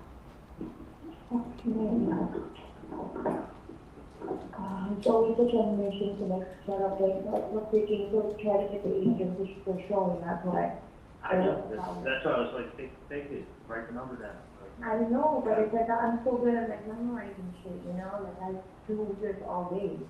Like I have like 1,000 numbers on my phone now, and then now when somebody calls me back, I don't remember who it is, so I'm not gonna see every person's number. I know. I don't have landline in my job, I have to use my cell phone. That's why you gotta put in your contact list. You don't lose your contact. No, I can't do that. There's so many rest of people who call my phone. There's like some friends that don't even wanna like, one day they wanna see property, another day, oh no, it's okay, because they wanna do somebody else. Yeah. I'm in Miami Lakes right now. So I'm not gonna see what's on here. Hang on a second. And then you can't remember? Hey, come on. By age, I'm not gonna remember what I had for breakfast. The only reason I remember is because I eat the same thing every day. Hang on a second. Hey, do you know what time the last station is? That uncovered? I'm done? Why did someone tell me? Wait, that guy that came from the other office? Someone done. Okay, beautiful. Thank you. We'll get out here before traffic hits. All right. Yeah. I can get the number in 30 minutes. Okay, thank you. All right, bye. And then do we have another call about an hour later between Garcia and Magbanoa? We do 5:35 5:35 p.m. p.m. Correct. All right, call W, please. All right, Katie and Sigfredo. Y'all keep on yapping. Hello? Hey, Hello? how you doing? Hey, this is, I think I remember one of the missions that I had to tell you? yeah, One of the properties? yeah. What was, I don't know, the thing is, they call you, cause I have to set it Yeah, up. and I try to be consistent, guys, each time. Okay, it's, I believe it's 305, Okay, 712, okay. 5570. The 6570? Mm-hmm. Cause I always, I have like 2 numbers. I know, you got that dyslexia. I get it. So the listing for the place is, It's a 305, 712, 5570. 5570. No. Gee, you're confusing me. It's a 305, Mm-hmm. 712, Mm-hmm. 6570. I believe that was one of the ones that I tried. Well, I'll reach out to you again. Alright, you can just wanted me to tell you how. Alright, so do I. Alright. Hey, can you call back later? Yeah, absolutely. Yeah. Okay, so the number that was just reiterated, is that the right number? That is the right number, finally. Okay, there's been a lot of discussion about different people calling the number so far. Has anyone called the number yet? No, no one. Okay. All right, I want to put a pin in that and go back to the Matt Surrey restaurant conversation between Charlie and Harvey Adelson. Do you remember that exhibit? Yes. 133. I want to revisit that. There's actually a couple additional portions I want to publish. So I'll ask to do that at this time.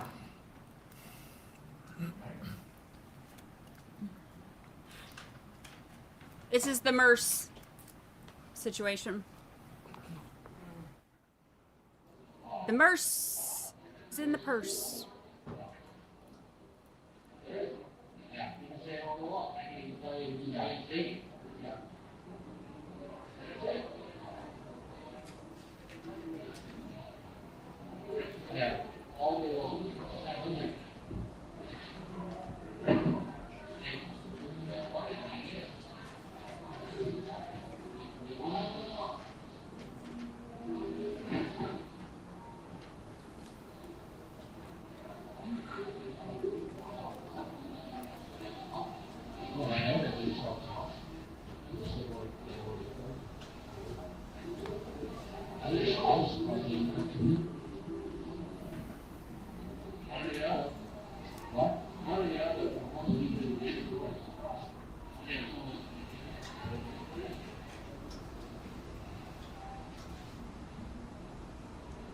That's what, we agree.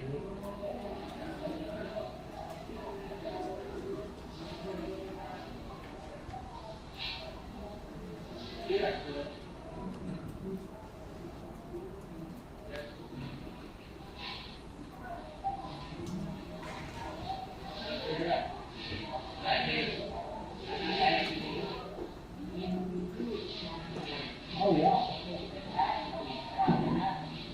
Yeah.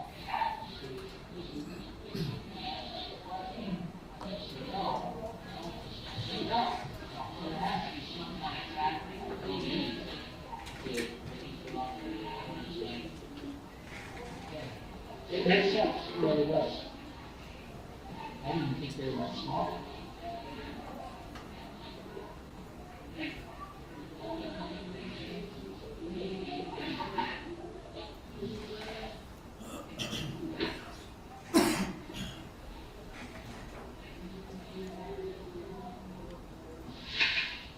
Ow.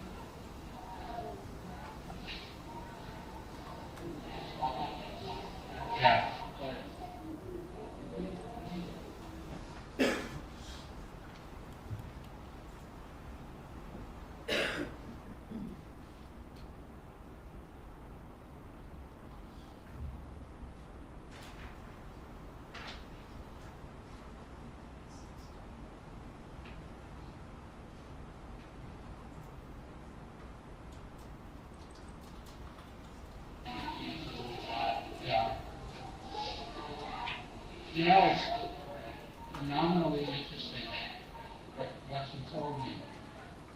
Well, you know, it's all about smart. And they will do all that.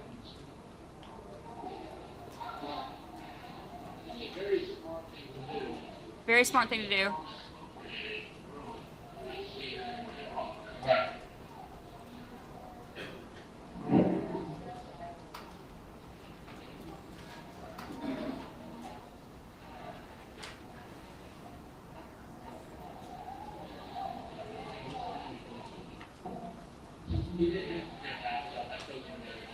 Right. I can't hear.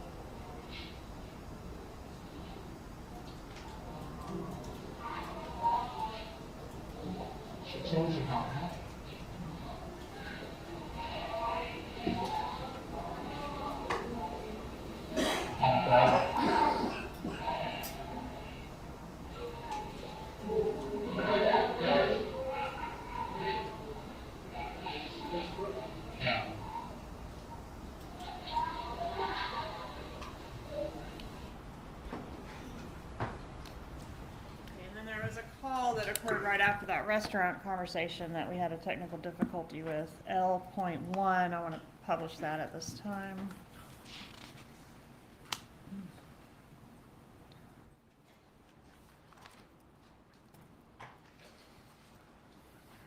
Yeah, I mean, you're looking at it's an hour and 15 minutes there, but it's an hour and 15 back here. And it'll probably be there for 2.5 hours. Okay, So, yeah, I'm hoping to get to your place by 5:30. okay. It's, yeah, it's a question of maybe, you know, maybe a stay a little bit later. It's different, it's not gonna be late.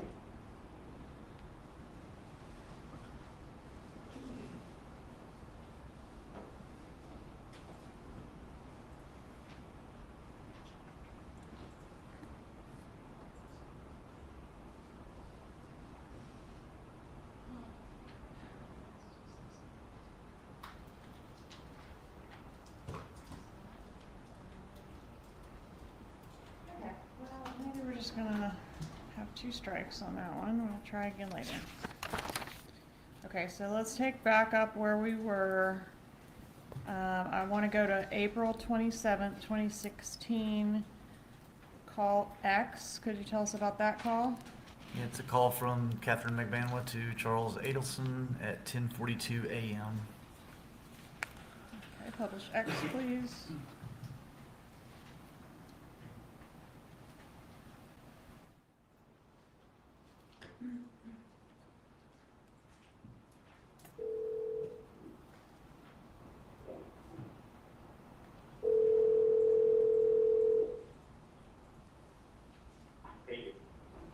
You spoke to my secretary? Yes, I did. Oh. So she picks up the phone. She sounds, first of all, she sounds exactly like the phone. She's out of it? What? No? She's out of it? Hey, look, for a second, she picks up the phone and goes, she's in the bathroom. And I thought that was like some kind of code or something or other. She's like, she's in Because the they love bathroom. codes. And I'm like, is she in the toilet or is she in the bathroom? I'm like, my head's like spinning. Like, what is she trying to tell me? I'm thinking like, can she give explanation? I was like, ask her, has she flushed? Or is she still floating? I want her flushed. I don't want the whole bathroom thing. I want it flushed. Yeah, she wasn't flushed. Okay. So I'm fucking I was thinking, gonna- I thought this was like code. I'm like, Katie, is she flushed or is she in the bathroom? Oh my God, it's too funny. Call, and then I'm like, I thought it really called that. Like, Stop, man, I really begin now. I made it clear I want the problem flushed.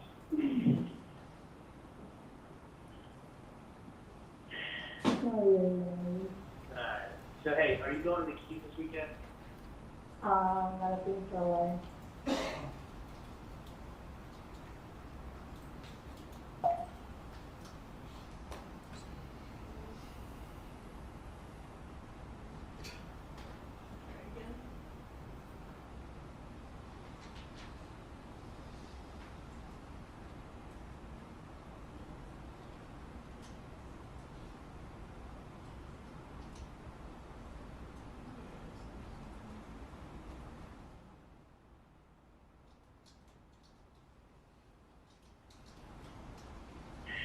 Oh, yeah, yeah. Alright. So hey, are you going to the Keep this weekend?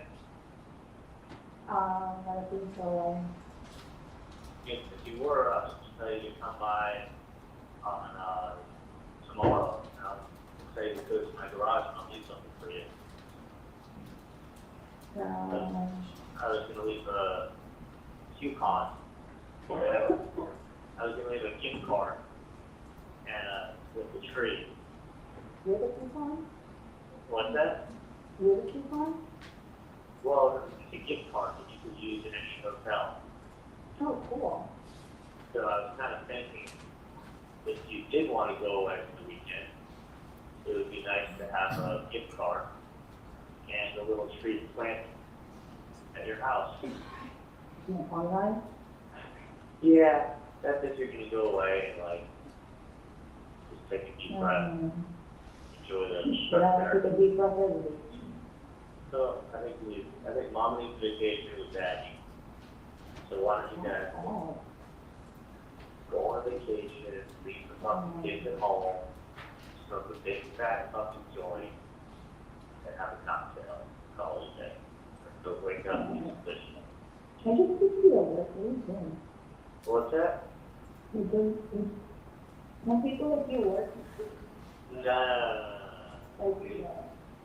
Like, I'm fucking driving Fort St. Lucie today. that's a long Stay out of day. Port St. Lucie. Fucking far, and it's fucking far from took an How hour. long does it take?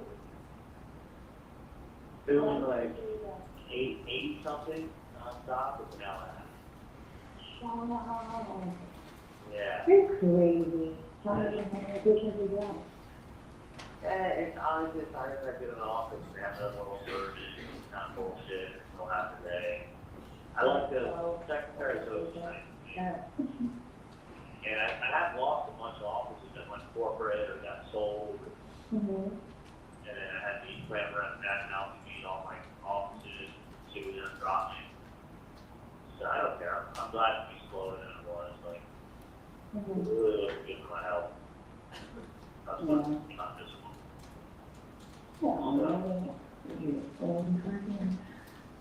So, but anyway, let me know if you're planning to do a little fishing. How long? I don't even know. Well, I don't know. I don't even ask me long. I don't know. what? Like, I don't know. I'm not person who's not long. Well, She's going. figure your shit out. And if I were you, I would go to some locations, smoke a joint, and have a cocktail. Because that fixes everything. Yeah. With all the stuff and everything. Hallelujah. And find Jesus. Look, you find Jesus and then you find him, you tell him to show him. I'm looking for it. I got so excited the other day, but then it was Casey. She's like, she's doing. Dude, I'm your third favorite. Hey, am I your third favorite cheese still? Where am I supposed to do? Number one, sure. Hello is number one, Jesus, and then it's Drake. Great. Oh, Lord. And And then, then Charlie. yeah. You've always been married on this one? I'm always behind Drake. It's a good thing T.I. is not. It's a good thing T.I. is not doing that. T.I., I know. Number four. No, but he knows how much I'm in love with him. I know. He had a baby with him. Yeah, it's a reality show now. Dude, are you serious? Yeah. He's been had that show for years. Uh, What's wrong with you? I just saw You don't want to watch BBC? Oh, really? You have BBC still? I don't know, Yeah, man. You gotta watch something. You see this. I look for Right there with them. And oh, lemonade. Google it. Beyonce, lemonade. Google, now. Beyonce, yeah, no, I saw it. Oh, you I got hot sauce. I got hot sauce in my bag. You got hot sauce in your bag? Yep.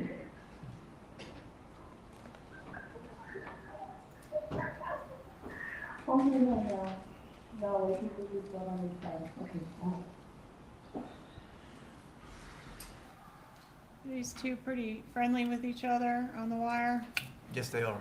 In this particular call, does Charlie offer a gift to Magbanua and Garcia? He does. Okay, and is that the only instance of that on the wire? No, there were several. I'll play call Y, please.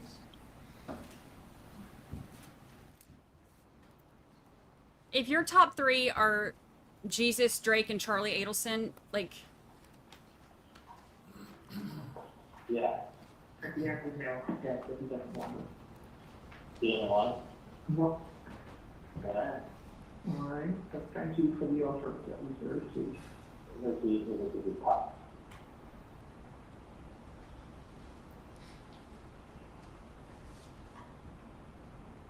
I love you.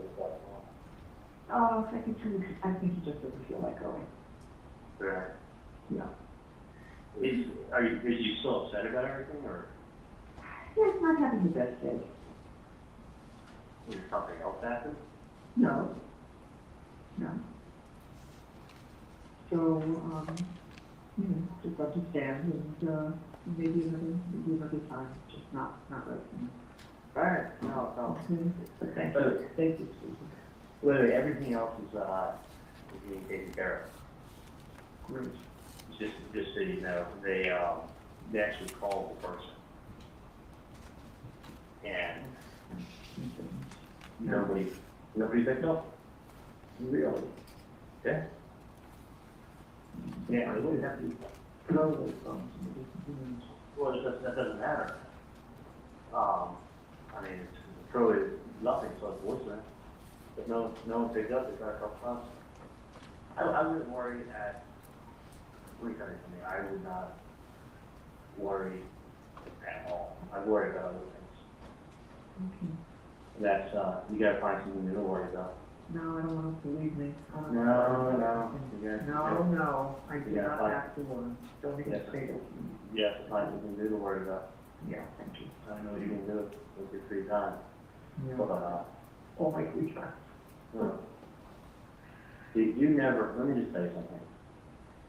You never let yourself have free time. You No, that's true. always be like, oh, I gotta do this, oh, and then I gotta do that, and I got this. I got laundry, and I got laundry to do, and then I gotta go to Publix. You got Actually, I had to run this morning because it's Administrative Professionals Day, which I didn't realize until the last minute. I had to go run out and buy a cake for Erica, so. Listen, it's, And then I got a big schlazing on my eye last night, and so I had to run to CVS and go get drops and eye medication and stuff. you will always, I mean, I'm telling you. I'm really trying not to try, just so you know. I'm really trying not to. But I'm just saying, like, you know, I mean, you're like, oh, ask me how many times I went down to the hospital since you moved in. That's your fault. No one else's. No, because I know that. I mean, I'm just saying, like, you know, you gotta find something else. to get this leak. We want to enjoy every day. We enjoy all. Trust me when I tell you, Mom. It is, you've done nothing wrong. Mhm. And it's because of that, you have nothing, literally nothing to worry about. Someone's fishing and someone wants to try to make some money because they're struggling. But that will never amount to anything. So someone's trying to throw something, throw a fishing line out there and say, hey, throw a fishing line out there and see if they can catch something. And I understand why they're doing it. I understand what they're trying to do. But that doesn't make it right. But the funny thing is, they really don't. They're just fishing is all that's going on. Mhm. And I wouldn't worry about at all. So I told you that many times. I'm sure you Yeah, I got you, Charlie. I got you. Nothing changes. Hey, how are you? Good. Can you get there and run this through and then go back to me? I need to make sure I get this back there. But yeah, I would not. I mean, I know it's easier for me to say than for you to do it, Mhm. but I would not sit around and drive yourself to the point where you get sick because of that. I mean,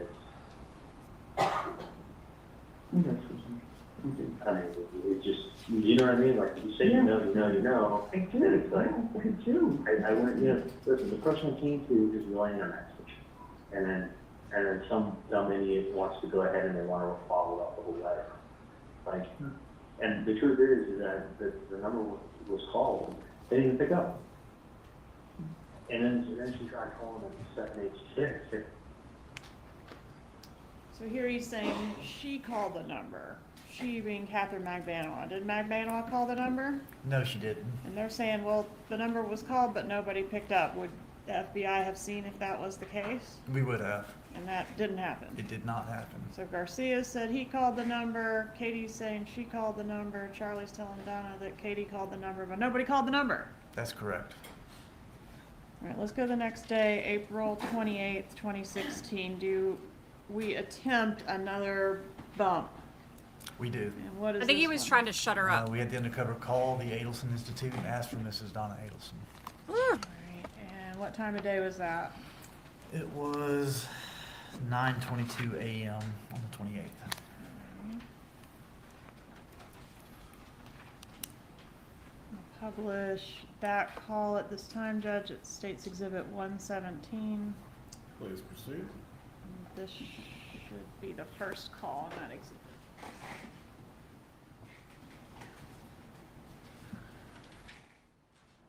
Good morning, thank you for calling Dr. Adelson's office. This is Erica, can I help you?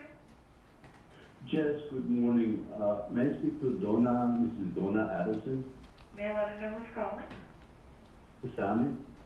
Sammy from, I met her last week, and I gave her some paperwork. you met her last week and you gave her some paperwork regarding, She knows what it's about. It's important paperwork. oh, okay. And your name is Sammy? Yes. Do you have another Yes. phone number you can be reached? My number is 305 712 6570. Okay, because she's not available right now, but I can have her maybe give you a call back. Okay, just tell her it's very important. I need to find out immediately what she thinks about the paperwork. Okay. I certainly will. I met her last week. Yes, thank you so much. All right. Have a good day. All right, you too.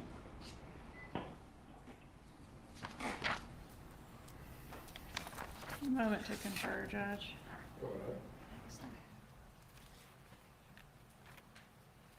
This is Sammy. I met her last week. She'll know.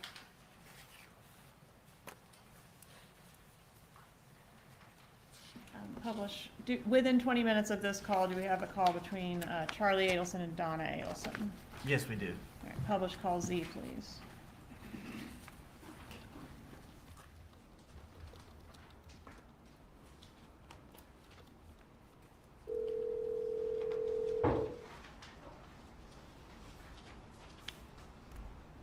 Morning, Charlie. Hey, how are you? Hey, are you in an office or home or room? No, I'm driving to the office now. What's up? Well, Erica called me this morning, and this guy was on the road to the office, so Erica called me and she said, I didn't normally bother you with this. She said, I don't know if it's a sales call or what, but somebody called this morning and he said his name was Sammy, and he gave you some very important papers last week and he hasn't heard from you. And he wants you to call him back and here's the number. So, Okay. so I, want to verify the number was the same, the correct number that I told you about. So, obviously I'm not going to call the number. Erica said, this is actually a sales call. Just hit star 67 before you call the number and then they won't know the number you're calling from. I said, oh, okay, I'll write that down. What's your suggestion? The odd thing is this, is that that's the same number you gave me, right? I don't know, because I gave you the number, I never kept it, you kept it. Tell me what the number was. 305 Right. 712 6570. 6570. Mm-hmm. Yeah. No, it's so much. The odd thing is that it's 712 6570. Yeah, that's the same number, and it was called, and no one picked up. Maybe that's because no. Okay, so someone called today? You called the office and Erica called me. She says, I hope I'm not bothering you. It's probably a sales call. Yeah, I mean, let me tell you something. I'm looking into it right now. Yeah, I think that you were. I And- just wanted to verify the I number. know, and that's, the odd thing is you think the number would be picked up. I mean, We'll pick it up. so let me do this. Let me call somebody, Yeah. and I wouldn't want to trust you when I tell you. I wouldn't worry at all. Okay. Okay. I just wanted to And tell you. I'll tell you why, especially because, what do you call it? Especially because I know you know who it is.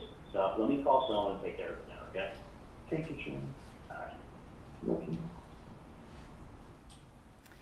Okay, and at the conclusion of this call, does Charlie Adelson attempt to call Catherine Magbanua? He does. What happens? He goes to her voicemail. Okay, does he leave a message? I don't recall. I don't believe he did. All right, let's listen to AA, please. This might be the voicemail. Sorry. He sees now that there's a voicemail.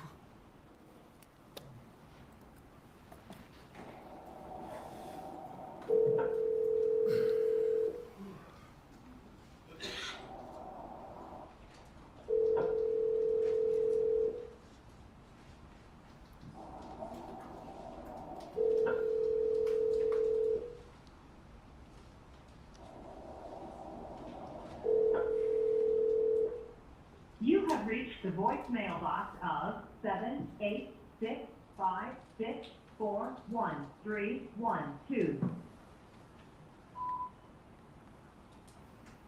Hey, it's me, reporter calling. Message? Yes, he did leave it. I'm gonna tell y'all right now, if it's ever important and you leave me a voicemail, you're not gonna hear back. If it's important, you have to text me 4 times in a row. The message. Okay, thanks. And then after that, did he attempt her a couple more times? He did. He called and did not reach her. Okay, so we've got, I think, 9:49, 9:51, and 9:54. Does that sound right? That sounds right. Okay, does he ever get up with her? Yes, she finally calls him back. All right, and what time is that? 10:43 a.m. Publish BB, please.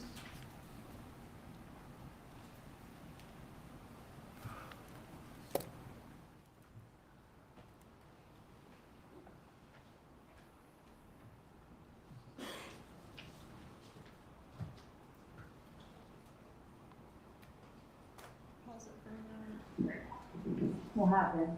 Judge, this call is 7 minutes in duration. Would you like to break for lunch after the playing of this particular call? I'm sure the jurors will agree. Very sure they would as well. After you finish this.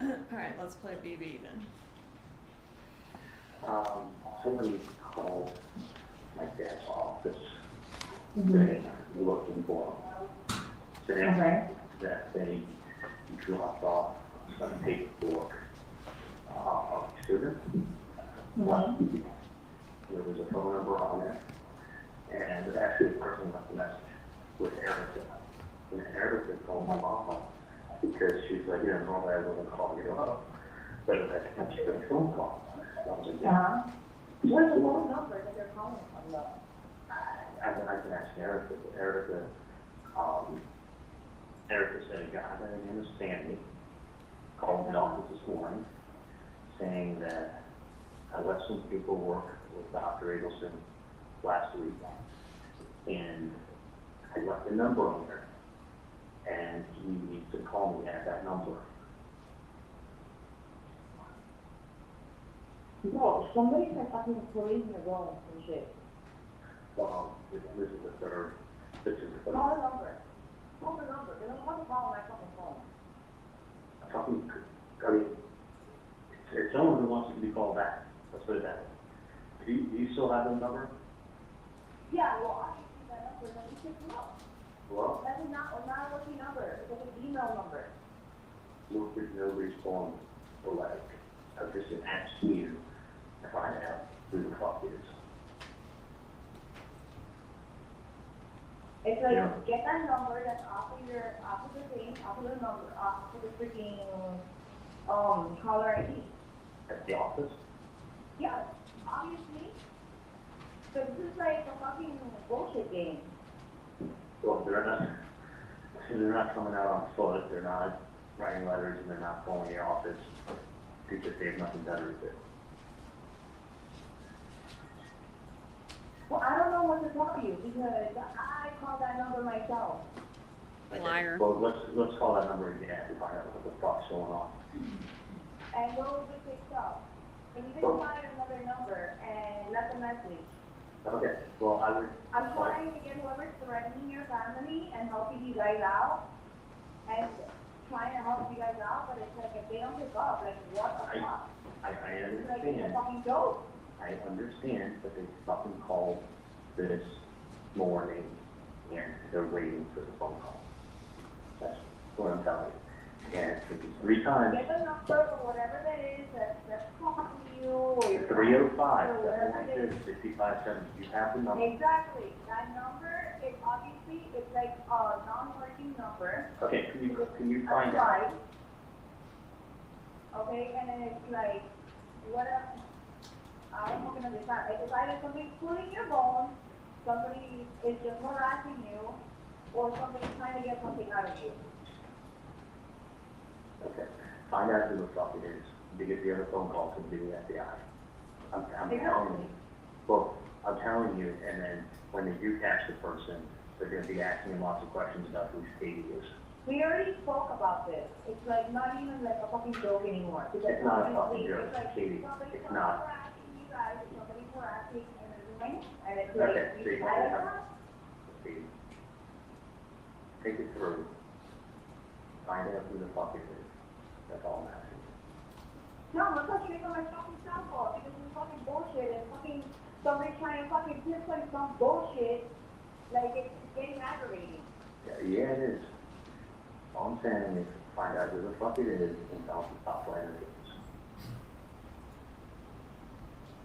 I don't know who you have to talk to, but it needs to be nipped in the bud. No, but I'm gonna handle this shit myself, bro, because this is some fucking bullshit. I'm gonna handle it my motherfucking self. Nipped in the bud. I know fucking number, they fucking, if everyone wants to call back and they go, is this the right number? Okay, I have your fucking, whatever fucking shit taken care of. Okay, because this is fucking bullshit. Find out. That's correct, bro. I'm about to go to that fucking FBI. I'm fucking getting irate with this shit already. It's either the FBI fucking playing games or fucking whatever it is, No. I'm fucking getting pissed. Alright, we'll find out. All I'm saying is, Phone number. Okay. You're an idiot. You gave a fucking wrong number. Get the fucking number and the fucking call because I'm gonna call them. Okay. And fucking text to me. I don't even fucking give a shit about all these fucking bullshit, whatever shit anymore. Okay. I'm pissed the fuck off. I'm gonna fucking go to the cops right now. Okay, well, either you go to the cops or we go to the cops, or we'll find out, We're both gonna fucking go to the cops because this is fucking bullshit. we'll find out who the fuck this is. Because this person evidently knows you and knows your family.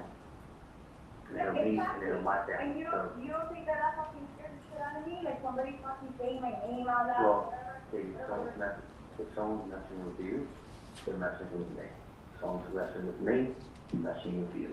It's the same thing.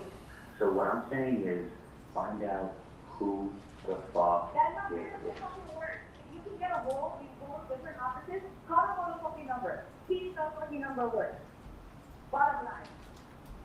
Just outline myself and that shit does not work. Dave, call them, find out who the fuck it is now. Trust me on this. Right, meow. Find out who the fuck it is. Get the number, listen to me, and get the number and something all of this game because I already know think people. I- When you get parents, you go fucking FBI, and we're not fucking doing this shit, and fucking go and fucking report whatever else. Alright, That's Dave, it. Dave, I gotta get back to this. Do you have the number I gave you the other day? I have the fucking number. Okay, good. Call it. Listen, I called the number. I know That's you- not a working number. Good. Get the number that calls your fucking office. Okay, Listen to me for once. I will. You want me to call it? Fucking A, bro. I'm gonna fucking fucking with me. I'm going to call my mom and have my mom call the Get that office. fucking number. Because Which you're number? fucking parents, that number gets called and I'm not a working number. Because either somebody's thinking, somebody's typing into some shit, and somebody's just trying to fucking aggravate somebody. Okay, let me repeat this to you. Do you want me to have Erica go on the caller ID and look to see what number that was that called? Fucking number. Obviously, they're calling from somewhere else if it's not the same number that you said. How about you call and find out? Okay, do me a favor. Try that number I gave you the other day, and I'm gonna call my mom and tell her. Okay. This arguing over, try the number, it doesn't work. I gave you the number, try the number, it doesn't work. Hold on, let's rewind 5 seconds. Listen to this let's pretend we're listening to a customer service call. And this lady is angry because she's trying to set up her new internet and they gave her her Wi-Fi password or her Wi-Fi code, the numbers you have to put in, and it's not working. And Charlie is customer service and he's trying to tell her, They're calling from somewhere else if it's not the same number that you said. How about you call and find out? Okay, do me a favor. Try that number I gave you the other day, and I'm gonna call my mom and tell her to call Erica and ask her to look it up on the call ID.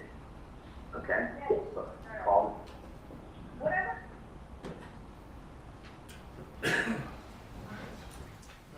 when she's like, it's not the effing number. I tried the number. You don't think it's right. You try the number. You try the effing number because I tried the effing number and it doesn't it doesn't effing work. And then he's like, okay, all right. Go. You know what? I tried the number too. Just calm down. Okay. You know what? Calm down. Calm down.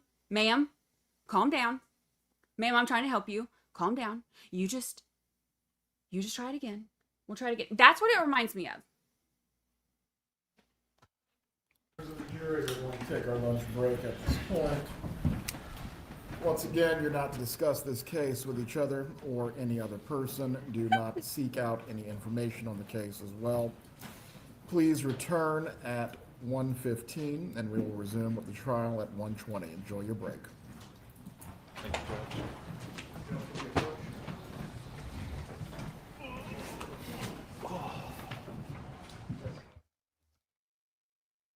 Judge.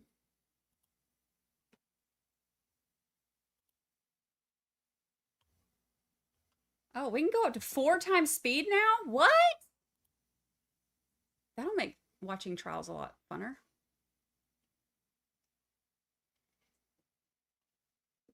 Look how much they move at 4 times speed.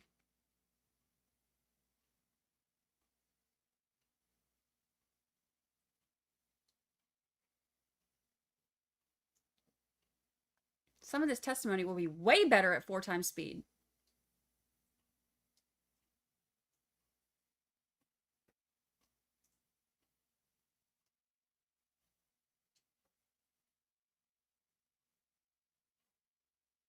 See if they come back on the record. For recess this afternoon, don't believe any instruction this morning, but once again, it's pertinent as it relates to evidence and making any facial expressions or making gestures that you either agree with or disapprove of what you're hearing or seeing. Please do not do that without having improper influences on jurors who are deciding the matter. We will be recessed until 1:15.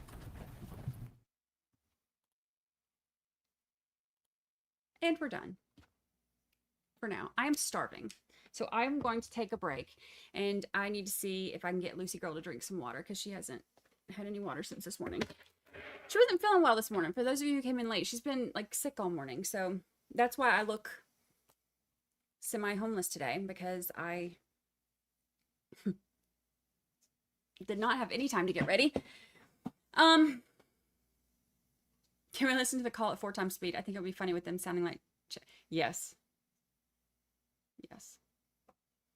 Also, I need to eat, but while I'm eating, I'm going to see if I can find anything with any information on those, the Merce situation, the Merce is in the purse. Anyway, the Merce where they had the recording at the sushi place with Charlie and Harvey. I'm going to see if I can find anything anywhere that says anything about what was actually said in there, because most of it I know you can't hear, but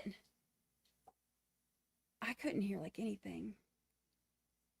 So I want to see if I can find that, or listen to it again and see if it helps. All right. And I need to go back and watch the very first part of the day because I missed that because little baby Lucy was sick. The Merce was not effective. It was not. I'm not trying to brag, but I'm really good at not minding my own business when I want to know something's going on. So the Merce thing didn't work. I could have given him a few tips. The Merce was ineffective. It's fine. It's really funny too that they called he was like, it's the FBI, and he's like, oh, it's a girl because she said you don't care. Which is really funny because it makes me think like, okay, how many times has Charlie, the, womanizer Charlie, side piece Charlie, how many times has he heard that from a woman where she's like, you don't even care? For him to be like, as soon as he hears you don't even care, he's like, that's a girl.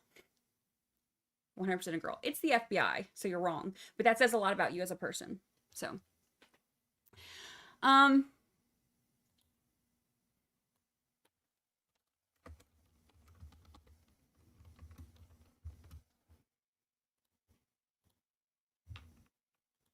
lunch and recess. All right, y'all. I will see y'all back here in just a little while. And also for anybody who wants to come hang out, we're going to hang out tonight and just gossip on the other channel. I think at 7. I think that's what we said. 7. Me and Jimmy / Auntie Deb and Kathy from Gossip Rumor and Innuendo. So anybody who wants to join us there. And then tomorrow night I'll be on Court TV again. So that's my schedule. All right, I will see y'all in just a little bit.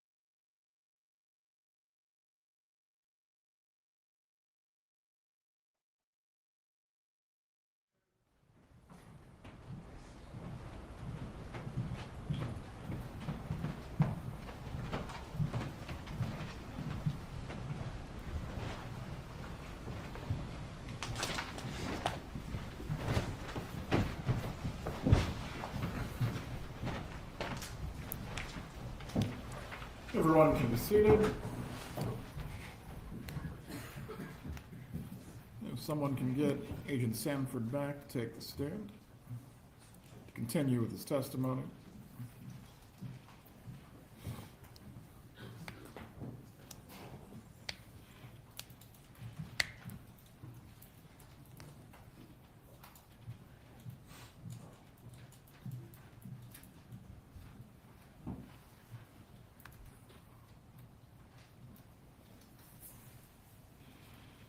Members of the jury, did everyone get some coffee during the break? All right.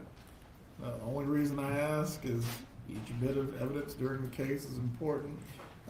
We can't have any shut-eye going on. Agent Sanford, please take the stand, sir. You remain under oath. Yes, sir. Your name is Thank you, Judge. According to my list, we're on CC. Is that what you show as well?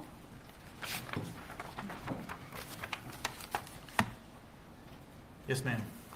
Okay, so can you set up CC for us? The call we just heard, we had, I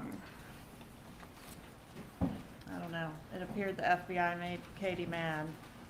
Yes. Remember that call? Yes, that one was Katie and Charlie talking. And Charlie was supposed to go back to Donna to find out if the number was on the device at the office. Correct, if the caller ID showed up and what it read. So CC is on the same date, Charlie to Donna at 10:50, which is about just a couple minutes after, a minute or two after the last call. All right, let's publish CC, please.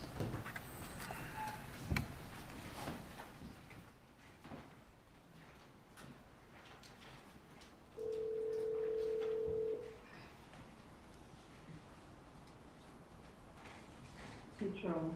Hey, Mom, do me a favor. Does Erica have call ID at the office? Yes. There is no call ID. No. Is there a way of looking up what number it was that called? I thought we always had that call ID in the office. It did, and it stopped working, so they just stopped it. Was not working properly. Okay, because that number was a non-working number. I'm gonna have someone try and call it again and find out maybe it's working now, okay? Yeah, okay. All right, I'll call you as soon as I hear something. Thank you, Charles. I'll call you within a minute, okay? Okay, bye. Okay, I'm sorry, DD, please.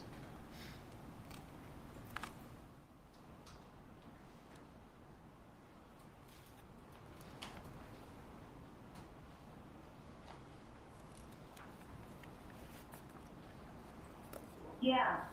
Okay, there is no caller ID at the office. Call the fucking number that I gave the other day. I know it was not working the other day when you called. Call it again. It is very important that that will be a working number, okay? Exactly. So Exactly. call it again. If somebody give you a fucking wrong number, and it's like, Hey. you have an email fucking number. I'm telling you, bro.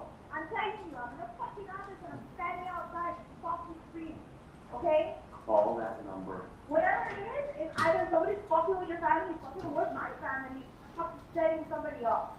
Okay. And I don't play that fucking game. And you know what? You're thinking. You're not thinking. You're not thinking. Okay, what do you want me to do? You wanna call my fucking phone? What's that?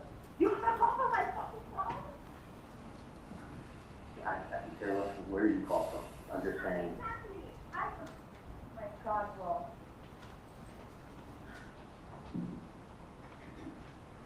All I'm saying is, I don't give a And the fuck. number's been called 100 times. Okay, That was- call it.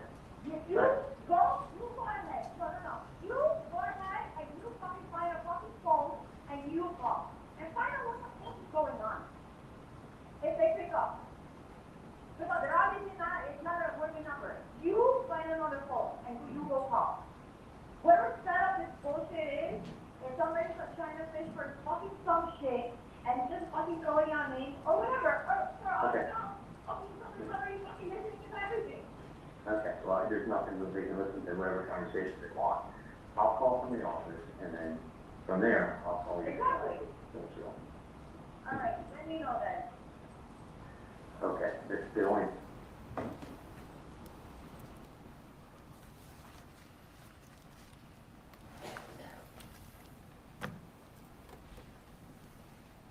Okay, what's next? Next is EE, I'm sorry. That's right. E1. No, I think we have We have EE still. Okay. E's Charlie back to Katie again, 37 seconds, at 11:17 a.m. Before you publish, Mrs. Adelson, if you need your amplification device or your headphones, please wear them. It's It very is. important that you are able I know. to follow all of the evidence as it takes place during the trial.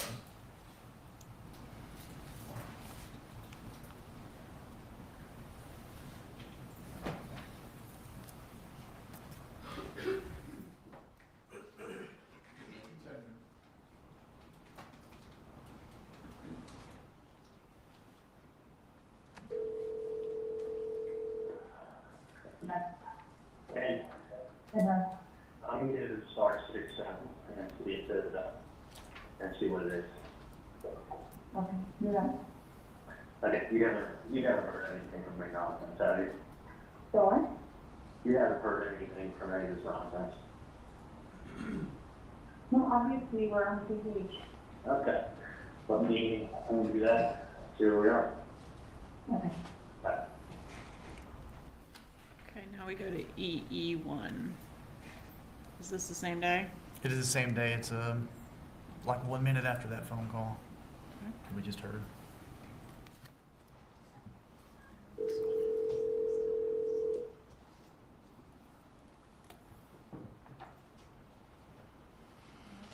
Starts at the start.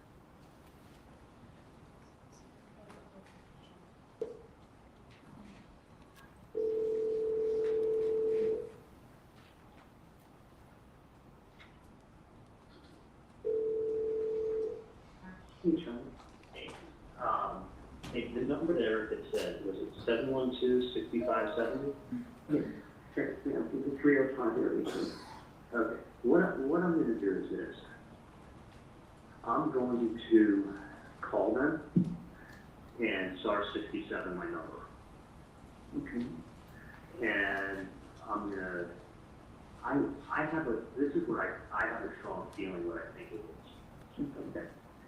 I think it may be either some private investigator, or I think it's the FBI, or somebody just trying to fish around and stir the pot and see how people react. You know what we think it's what she said last week. I think it's one of the two. I mean, I'll tell you why. It's a last ditch effort to probably try to stir a pot and see what comes out of it. Because the thing is this, it's not done like this. It's not. I mean, you gotta understand, like, I think it's someone playing games, because you gotta understand, it's not done like this. B, listen, you've done absolutely nothing wrong. I've done absolutely nothing wrong. And I think it's someone that may think they know something, so since they think they know something, they're trying to stir the pot.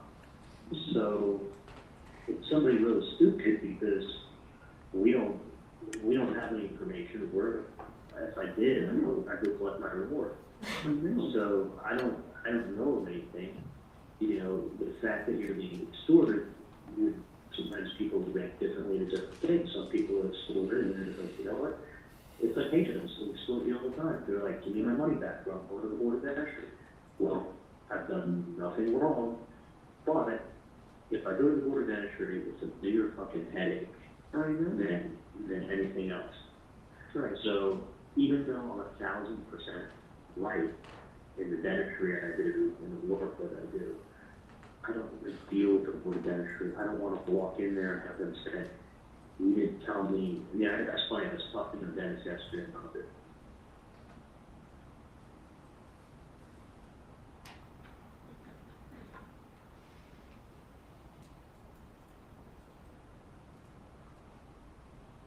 So that's what I'm. But I think it's absolute nonsense. I really think it's somebody who thinks that they're going to try to solve this case, and they think it's with a family and get something, somehow to do with it, so they're gonna go ahead and be like, and make some demand and see how we react. It would be like, oh, we didn't demand, they didn't react. It's just very odd, because we've had nothing to do with it. I mean, I don't know who the hell this guy is. I'm sure you guys have no idea who the hell this is.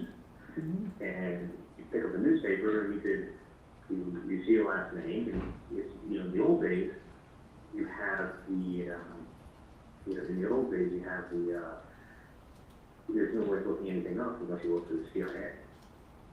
Nowadays, a homeless guy with a cell phone can go on the World Wide Web, put your name in, and 3 seconds has addresses, addresses, locations, and then for $19 you can find anything. So, and that the thing is like, me, my house is not listed. So if you went that search route, you would have found it. But that's like, the difference is, so it's even odder, is that they're not bugging Wendy. Because that would be the first person I'd do it. I mean, and that's the weird thing, that they're not bugging her,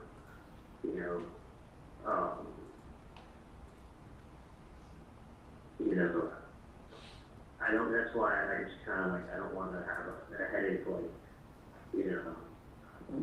interesting. Because you don't want to trade one says nonsense to the other says nonsense. But you also don't want to have someone not treat your door every other week. Exactly.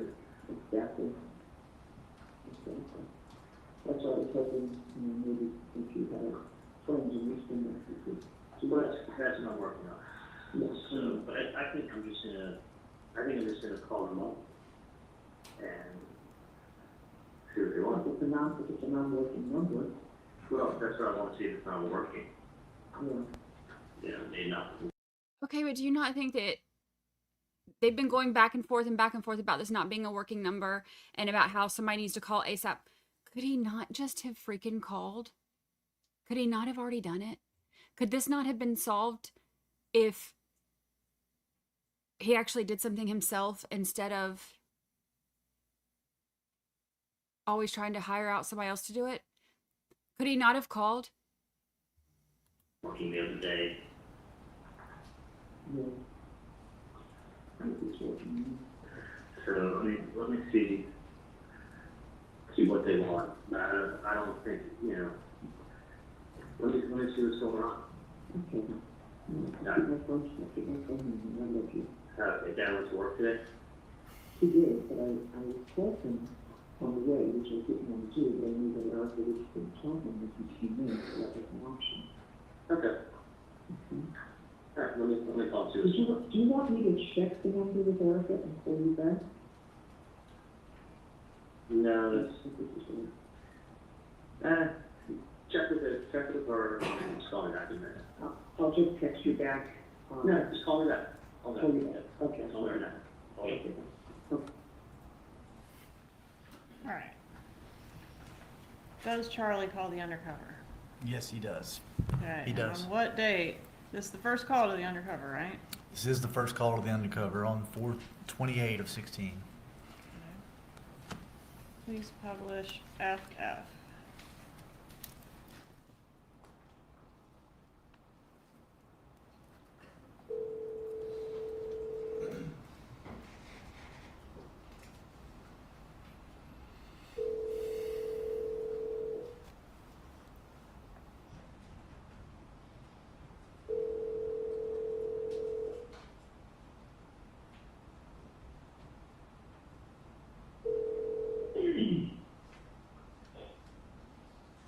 Hello? Hola, Lisa. Hello? Lisa, who is this? Who's this? Someone's been calling my family and trying to figure out who this is. Well, in reference to what now? Someone by the name of Sandy called? This is 8 days after. What's going on? Well, what's going on is my brother's Taco. Okay, my brother's Taco has not been taken care of. His family's not been taken care of.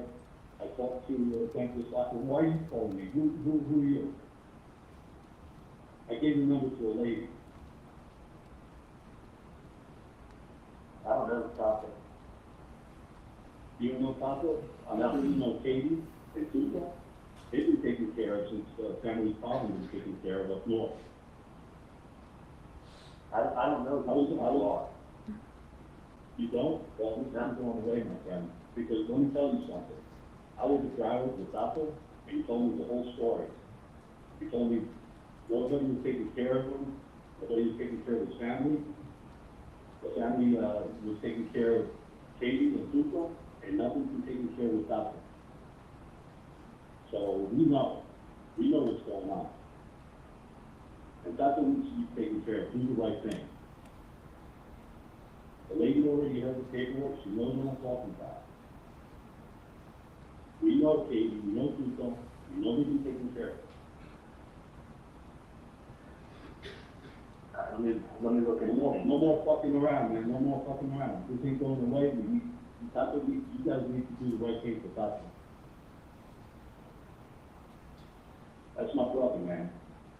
That's my brother, and he needs to be taken care of. His family needs to be taken care of, just like Katie and Tuca have been taken care of. I've never met these people, but let me call you back, okay? That's bullshit, man. You know exactly what I'm talking about. You know this lady. I don't know your relationship with this lady, but we know what the fuck is going on.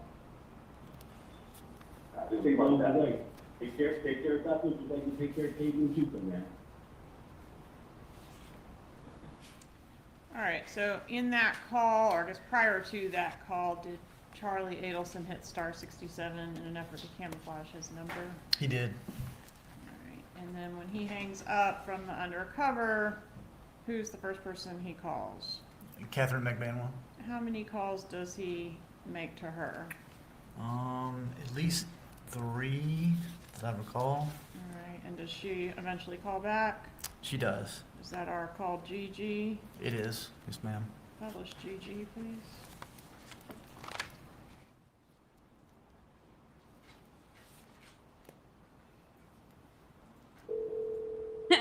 That's a good point. Hold on, April.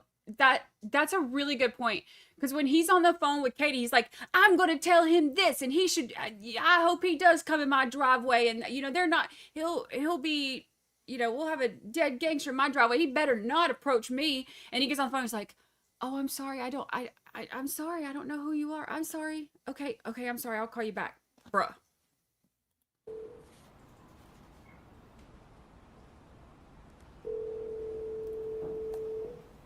Hey.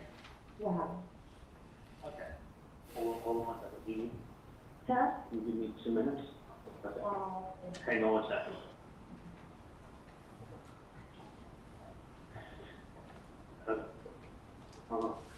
I called the number. Mm-hmm. It rang like 7 or 8 times, and then somebody picked up. And it sounded like he goes, who is this? And I said, I'm returning the call. And he said, what is this in reference to? So the guy that called my office this morning said, this is Simon. So I said, someone by the name of Simon placed a call this morning. And I go, I thought it was Sammy. I go, what's this about? He's like, who are you? I go, that's not important. Well, what do you need? You there? Yeah. So I said, it's not important who I am. I said, what can I do to help you out? That's what you need. And he said, listen, man. He's like,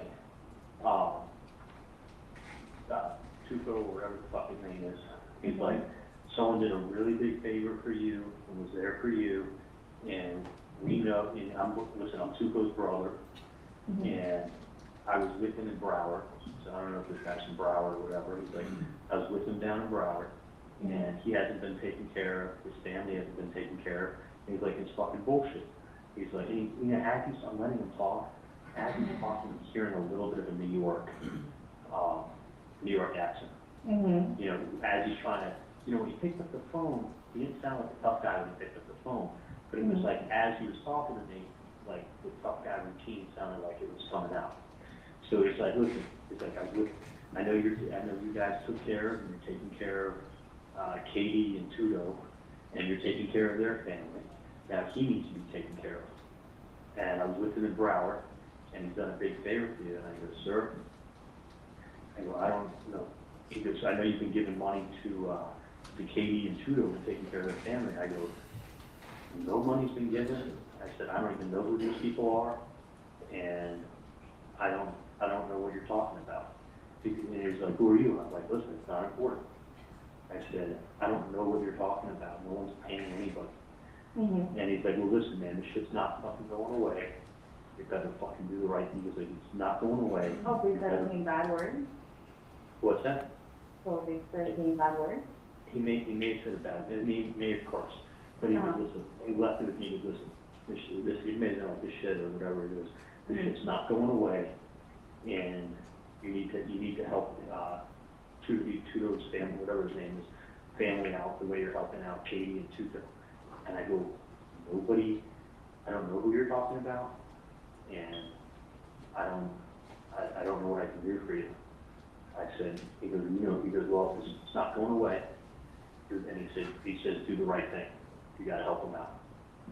Which, You should have been like, who are you, number one? He told me he's his brother. Obviously, he's not going to give me his real name.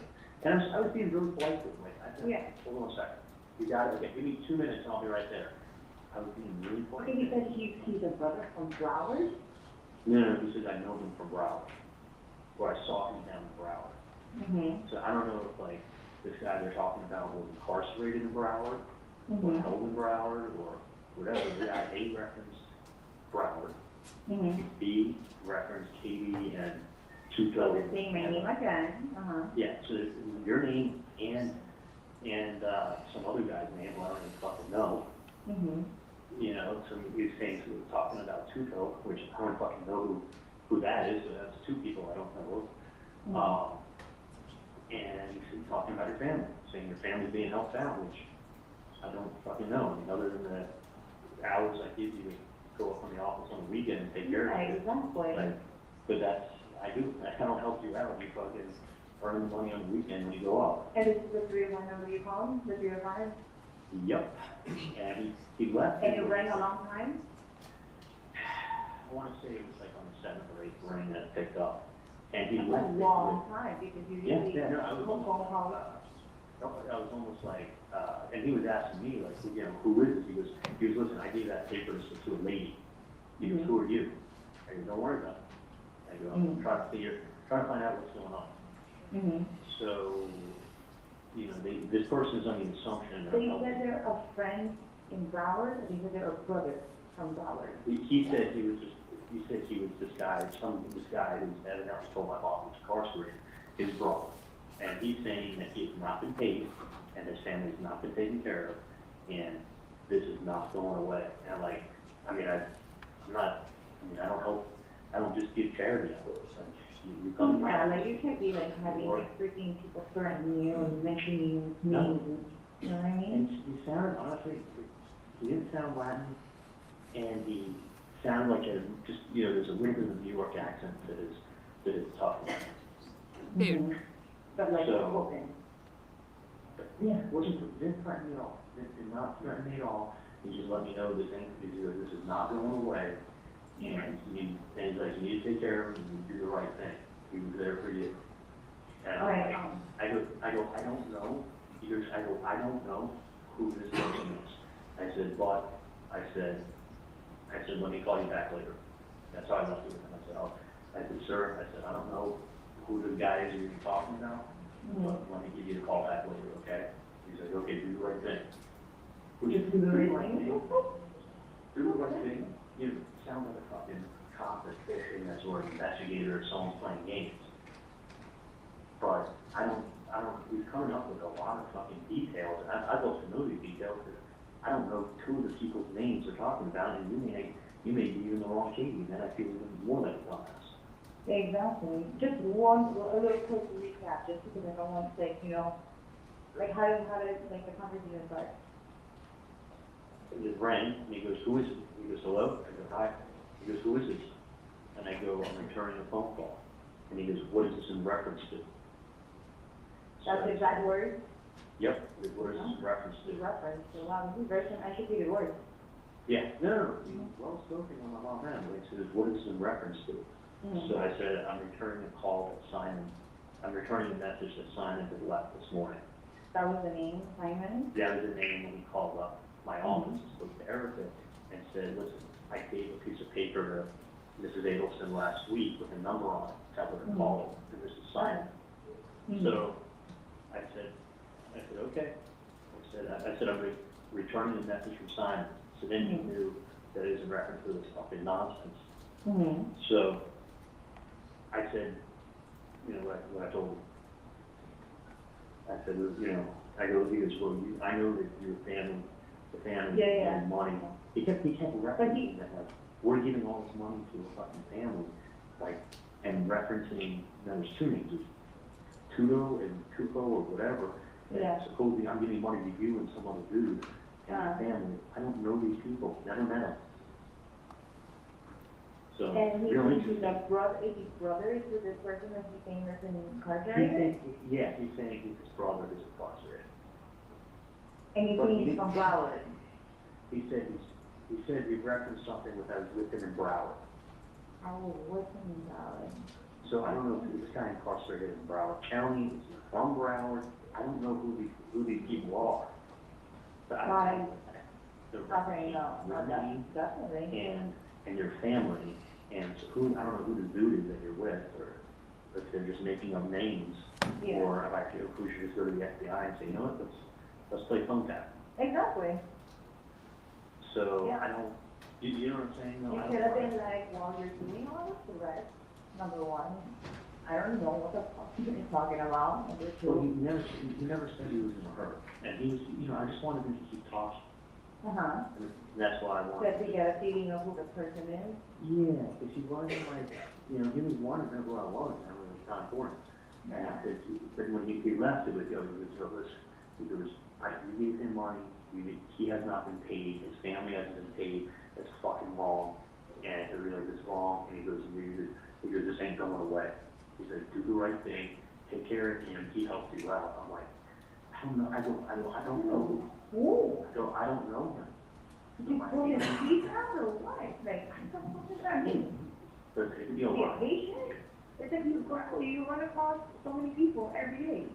Listen, in 2 seconds, you read something in the newspaper, and then you Google the last name, and in 3 minutes, the homeless man today has the technology to know where you live, where you work. Right, because there's not a homeless man, and I was in the air popped out. Okay, let me find out what the fuck is referencing all of this. Well, But I will call that number. they're picking it up, whether you want to call it, or if you know a friend that you convincing to tell someone, like, stop the shit. 305-712-5570, correct? 65, yeah, 305-712-6570. They need to know that I'm not, it's fucking stupid what they're doing. Like, it's nothing, I'm not paying anything, I think if you pay something, you admit to guilt. Yeah, no, what the hell is that about? The only thing I want to do is collect my reward from the FBI. Of course, no, I want these people to go, I don't want these people to go to jail for like a freaking, like, rent. You know what kind of vacation I could get with that money? Exactly. Oh, you're on vacation now, buddy. Let me go, All right, I'll talk to you later. Call me later. Okay. Who is the first person Magbanua contacts after this call with Charlie Adelson? Sigfredo Garcia. Is this the first time, I know that the undercover said Broward to Donna Adelson on the bump, right? That's correct. But I need is this the caffeine. I'll be right first back. time we're hearing the word Broward on the wire? It is, and specifically to Katie. And Luis Rivera was housed in Broward, right? He was, A correct. fact that would have been known by Catherine Magbanua. That's correct. Her and Sigfredo both would have known that. Right, and Charlie Adelson says the word tuto on this call, right? He does. Tuto, we've learned throughout the course of this trial, is a nickname for Sigfredo Garcia. Yes, ma'am. Is there any evidence that Charlie did know who Tuto was before this call? Yes, ma'am, there was. Okay, so he had referenced Tuto in the text messages before. There were text messages where he'd referenced him, yes, by Knowing name. that that was Catherine McBanwell's child's father. That's correct. Okay. Let's go to HH. Is that a text message? Yes, ma'am. Okay, tell us about that text. It's a text from Katie to Catherine McBanwell to Sigfredo Garcia, and it's at 12:57, which is right a couple minutes after she hung up with Mr. Adelson. All right, what does the text say? It says, "Baby, call me when you can." Does she wait for him to call her when he can? No, she doesn't. All right, does she make a phone call, I? Yes, she did. Okay, and is able to get him? Correct. All right, let's play I, please.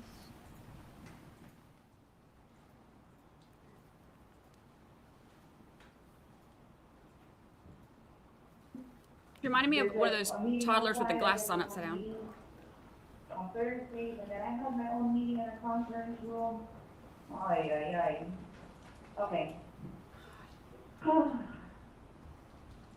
I have more information for you. And when I got home this morning, like, I couldn't even take it. Because I had to step out of my meeting, because I just heard about it. And I was like, because I got a call back to back to back. So, hold on, give me 1 second. Oh, my block, hold on. I was gonna tell you. Okay, so this person contacted his office. Hello? Whatever, supposedly he said his name is Simon, okay? Contacted the office saying, oh, whatever, I'm giving papers to, this person there. Obviously somebody's doing their, whatever they're doing, they're threatening. And like, they're very, very close to reporting already. Whatever it is, he's getting pissed because my name's involved. And, this gets better. So I'm like, you know what, well, she just tell me everything on the phone right now because I don't have time. I'm fucking working, like, what is it? Like, I want to handle this, and I want to handle this, like, right now. So, he said, okay, they call the office. I was like, look, I tried to contact that number, it's like not a working number. They're like, I was like, why don't you go ahead and start to do that and go call a freaking number. And then, whatever, that person did it. They go, okay, I'm returning a phone call. And the person goes, who are you? And they're like, doesn't matter. I'm returning a phone call regarding something of a paper or whatever. And then they're like, okay, well, we know you've been talking now. They said my name and your name. And I, huh? Is it Katie Abdul? Yes. This is their name. They've been helping me now. And he's like, I don't even know what the fuck they're talking about. I don't even know. I don't even know if you're the right person to be talking about. For all I know, it could be another KD or whatever. And I was like, okay, what else did they say? They're like, oh, well, they're a brother of this other person that's supposedly incarcerated. And they're a brother of them, and then they know him from Broward. I don't know if they were together in Broward and he got out, or whatever the case was, and he's like, but this family needs help. Do the right thing. Like, the fact is, like, we know for a fact that you're helping out there. I'm like, helping who out? Yeah, I'm helping. I worked for you before, like, that's it. I was like, that's not helping me out, it's me working for you. And I was like, I don't know what they're talking about. So, but they said, do the right thing. His name is supposedly Simon. They're a brother of the person that's incarcerated, and they said that name. And I was like, no, this needs to stop. Like, this needs to stop. Because somebody's harassing me, somebody's harassing your family, and they're putting my name, and then I'm putting that other person's name. It's getting too detailed. It's somebody that's, you know, for sure. Yeah. For sure. He said that the person had, like, he's trying to get him to talk more. He's like, the person had, like, kind of maybe a New York accent. Some of the words was a little bit, you know, like, he wasn't threatening at all.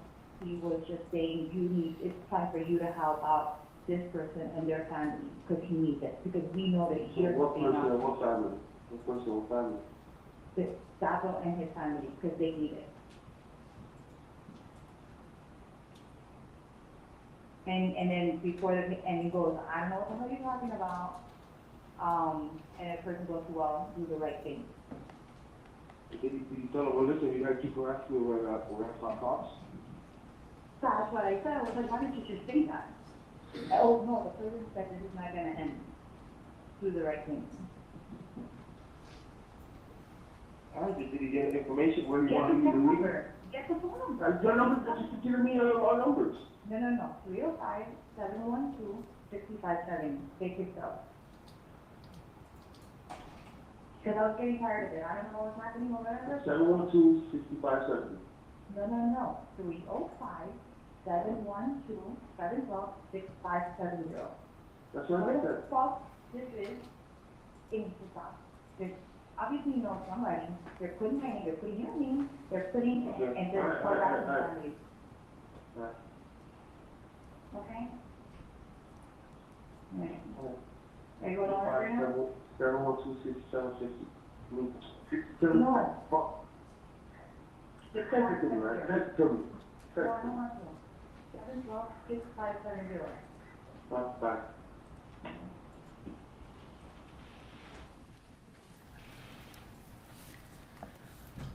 So here we've got Sigfredo Garcia, the shooter, suggesting calling the cops. Anybody do it? No, they did not. Okay. What happens next? Sigfredo calls Catherine back at 1:46. Actually, there was a hang-up call to the undercover, I believe. I think Nope, that's sorry. after KK. That was, sorry, I got my time mixed up. All right, so this JJ. is just about 20 minutes later, we get another call between Garcia and Magbanua. That's correct. All right, It's at can we- 1:46 p.m. Okay, publish JJ, please. They don't do nothing but talk on the phone.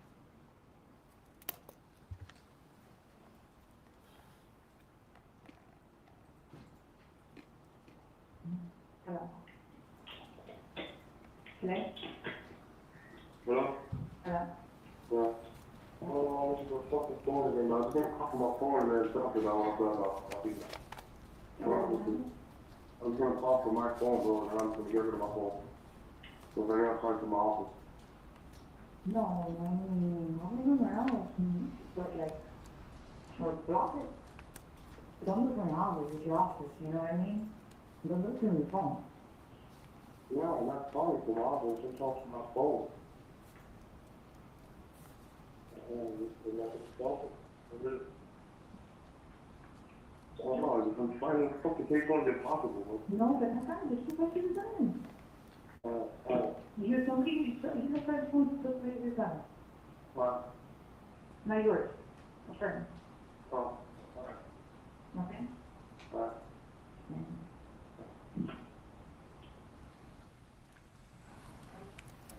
It ain't his phone that she's got to worry about. All right, and then do we have another call between the two of them at 2:09 p.m. that same day? That's correct. One more call. Publish KK, please.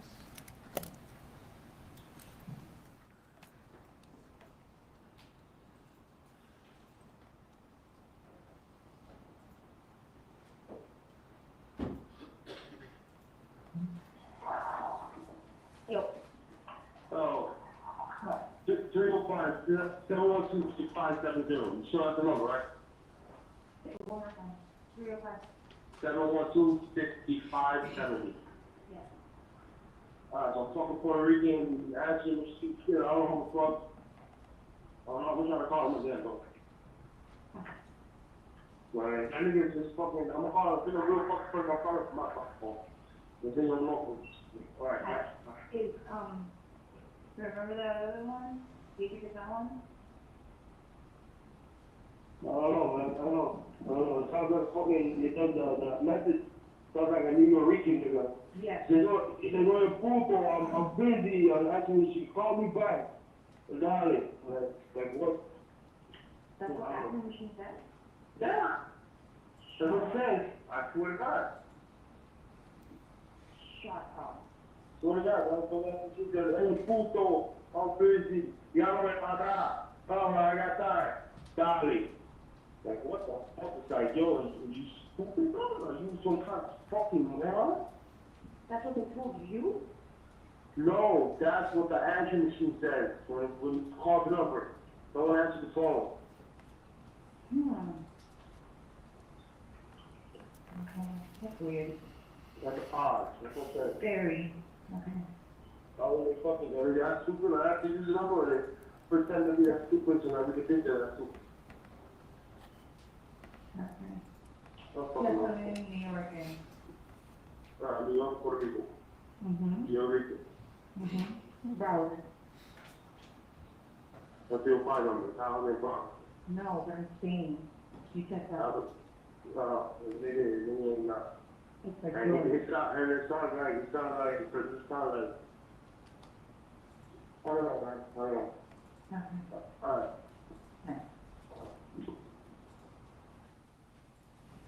All right, so we do have one hang-up call to the undercover around this time, right? We did.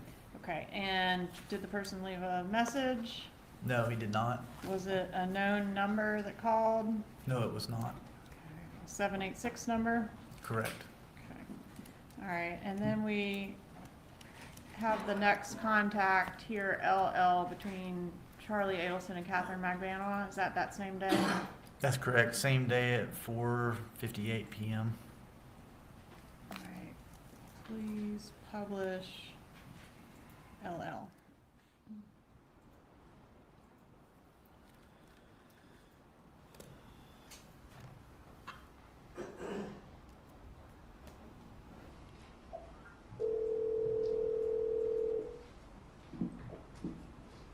Hello?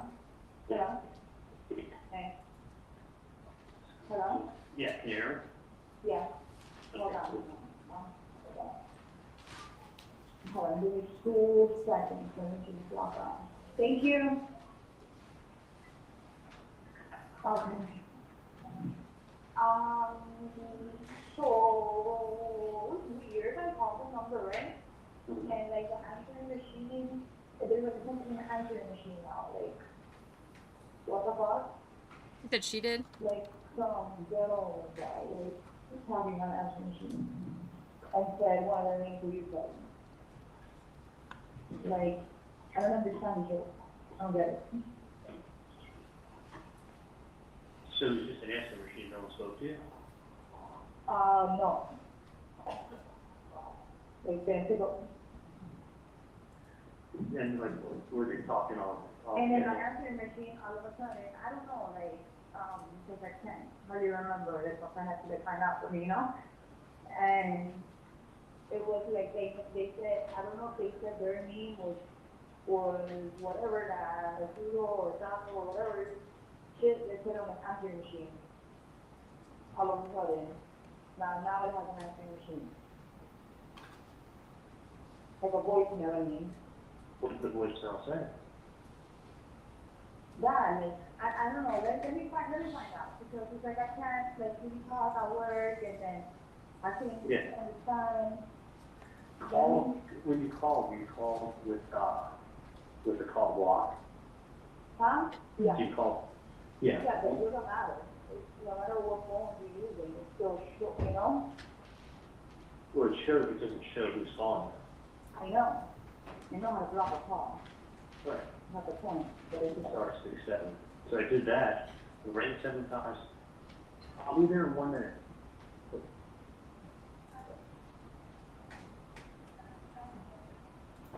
Without Tylenol,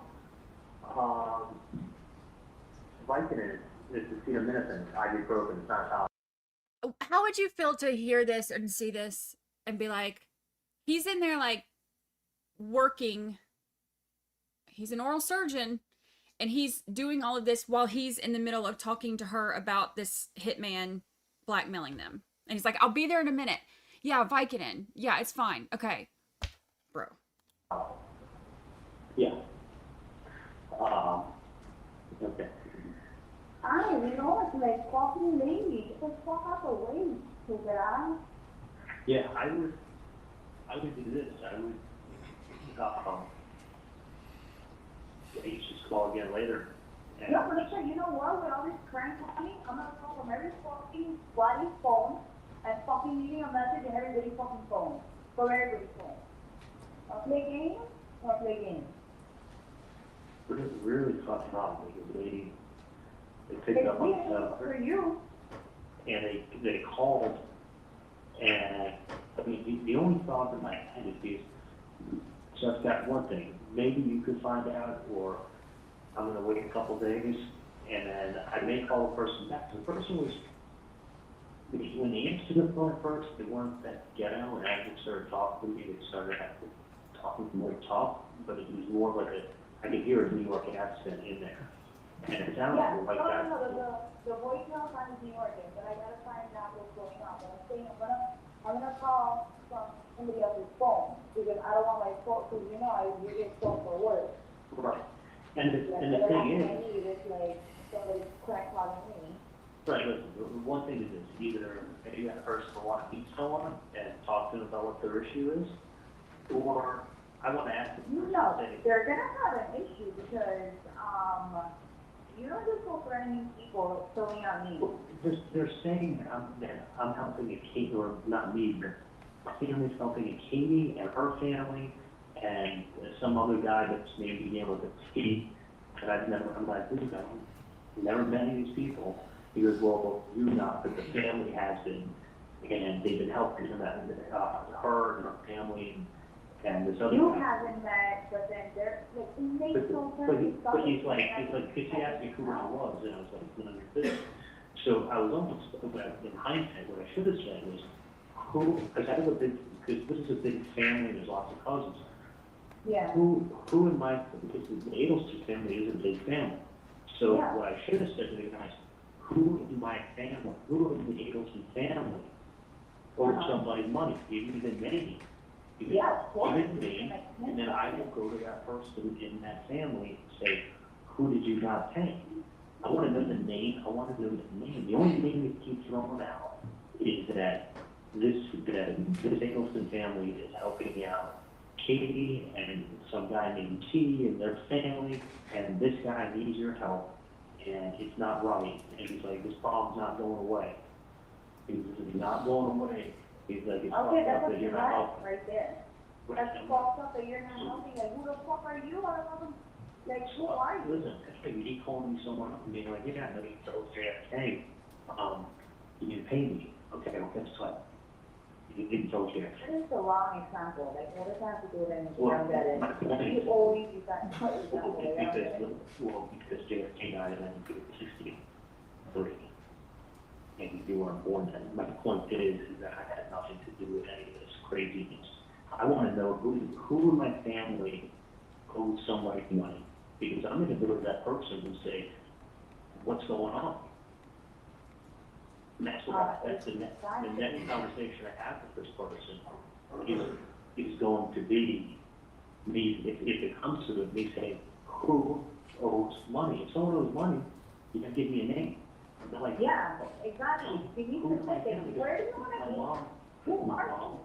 My mom doesn't know who these people are. My dad No, I want to doesn't know know who these people whoever this fucking person is, trying to fucking say shit or do whatever it is to your family, trying to harass your family. Like, it's getting me mad. Well, I don't know. I don't know why they keep bringing up people that I've never met. Yes. That's why it's like, who are you? Number one, okay, you need something, who are you then? What's your real name? What's your address? They're spiraling. Yeah, who in my family owes you money? And don't say the last name, because I'm going to go to that person and tell them, if you owe this person money, what is it about, number one? And then I'm going to tell them, go pay. But you have to tell me who to go talk to. Not like, oh, somebody with the last name Adelson. Well, guess what? That's like saying someone with the last name Calling your Rodriguez. office and shit, like, Yeah, someone with the last name Rodriguez. It's like, well, give me the fucking first name. And I will go talk to, if it was my brother who was behind it, I'm going to fucking find out. I mean, probably was my brother, I'll try to make it work. My brother's a piece of shit. So I'm saying, like, he's leaving me of who owes your friend's family money. And this guy said to me, he said, listen, I was with him up in Broward, I knew everything that went on. I was up with him in Broward. I Something don't about, understand. yeah, something about I Broward. was with him in Broward. I don't know if something I just talked Family about. member, but he said it was a family member. He said you Oh, somebody was incarcerated. He said it was that guy is Tuco or whatever, his brother. He said, I'm his brother. So I was with him up in Broward and he told me what everything had happened. That's exactly Who what was he said. up with him in Broward? I don't know what he, That happened. I don't know if he was in jail with him, visiting in jail. Like, he needs to like fucking fix, like, if people just can be fucking Googling shit or whatever it is, Well, and that's, and well, exactly, but the only reason I'm gonna bother to call you is because they just want to talk about you. Or if I just been one person, then I can feel even horrible. This person doesn't matter, like, it's still harassing my fucking family, and I want to stop. When you meet someone face to face on the street, when you send them a letter, and then when you start calling their office, the next call is to the FBI. exactly. And- No, I agree. and my I thing would is this, personally go there. I don't want anyone to go to jail. Because you know what, people get mad when they go to jail and they feel like they get somebody back. Same reason when my jet ski got stolen, I don't even care who fucking stole it. I said, sure, give my money back, it sucks, it got stolen, move on. I wouldn't want to catch the guy who stole my jet ski. Why? Grand theft. I don't want to put anyone in jail in the middle of what fucking was. Okay, but you know what, if this person keeps fucking saying shit, then they need to start giving information. They need to start saying something instead of. They need to tell me who owes the money. Not a fucking psychic, nobody's a psychic. Yeah, Okay? I mean, a family's got lots of members, so, or it could have been a card one, it could have been my brother. Like, who owes the money? And I will call And that what person. one you, like, you know, you just I can throw in anybody saying, do that. Like, No, but let's see. if somebody calls my phone back, like, I'm always at every this. I'm just curious to see who's so interested in your family and what's going on. That's why.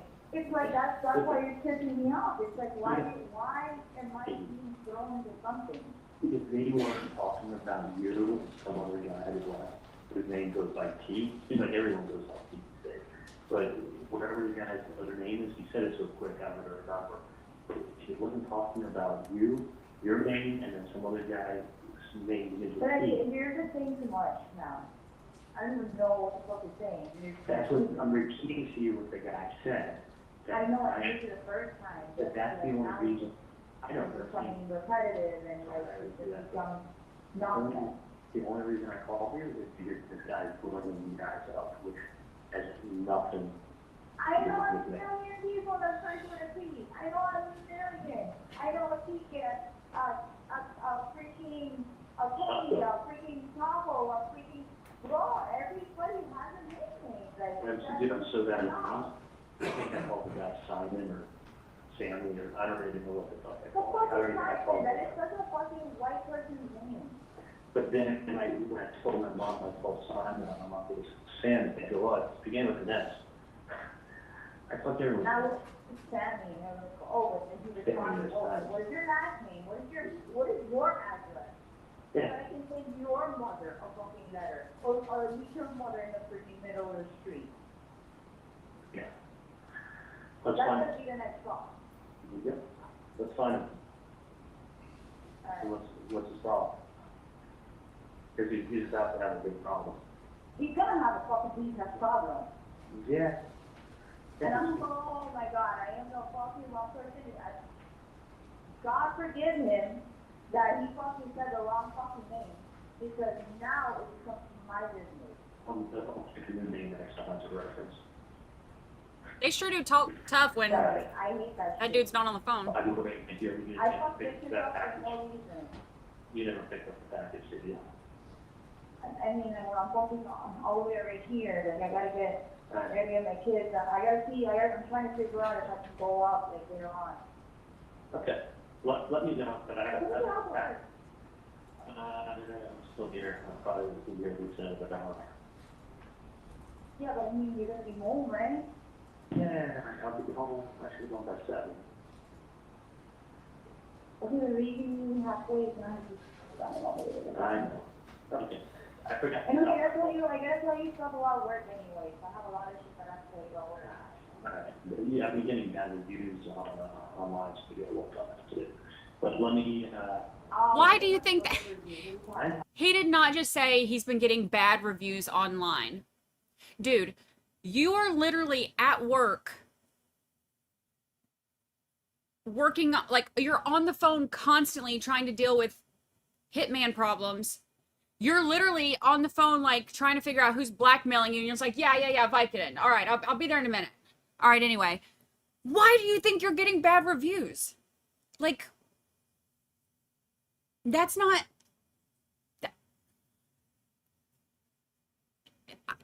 I mean, I've never experienced Charlie Adelson as a dentist or an oral surgeon, but I'm thinking, judging on what we've seen in court, I would probably be pretty harsh on him on a Yelp review. I'm thinking, you know, like 0 stars, don't recommend. I can't say that for sure. I have no experience with it, but I'm just saying, based on what we've seen, I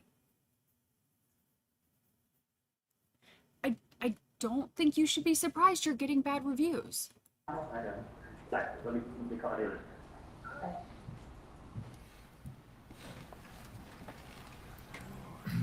Next, we have a text message. Yes, text message from Sigfredo Garcia to Catherine McBanwell. Okay, and that's labeled MM. What is the content of MM? He says, I called 3 times, no answer, and I did not leave a message. Is there any evidence that anyone called 3 times to the undercover phone? No, there's not. All right, and then we go to NN. That's Catherine McBanwell to Charles Adelson at 7:49, that same date, PM. And case we've lost track of the date, that's going to be April 28th of 2016. Correct. Publish NN, please.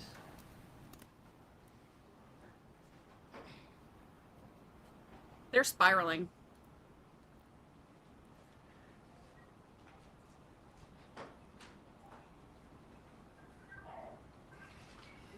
Hello? Hello? Hey, what's going on? Hey, call that number 3 times. The first time, like, the message, in Spanish. And for some reason, like, that voicemail says, puto, you know what puto is, right? Like a bitch. Like, oh, it's puto. Like, why would you have that as your voicemail? In Spanish, that was puto?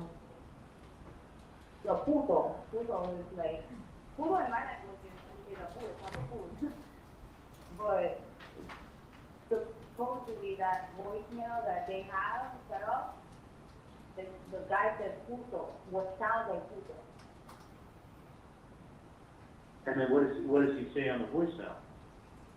Like it's something in Spanish. Like you read puto, whatever, and it's in Spanish. So he left a message in Spanish saying, what the fuck is this? You could fucking call me and stop threatening my fucking family. So, and then I was like, keep trying. Yeah. But they don't pick up. So now somebody either spooked because what the fuck is going on? Or, I don't know. Alright. Well, that's good.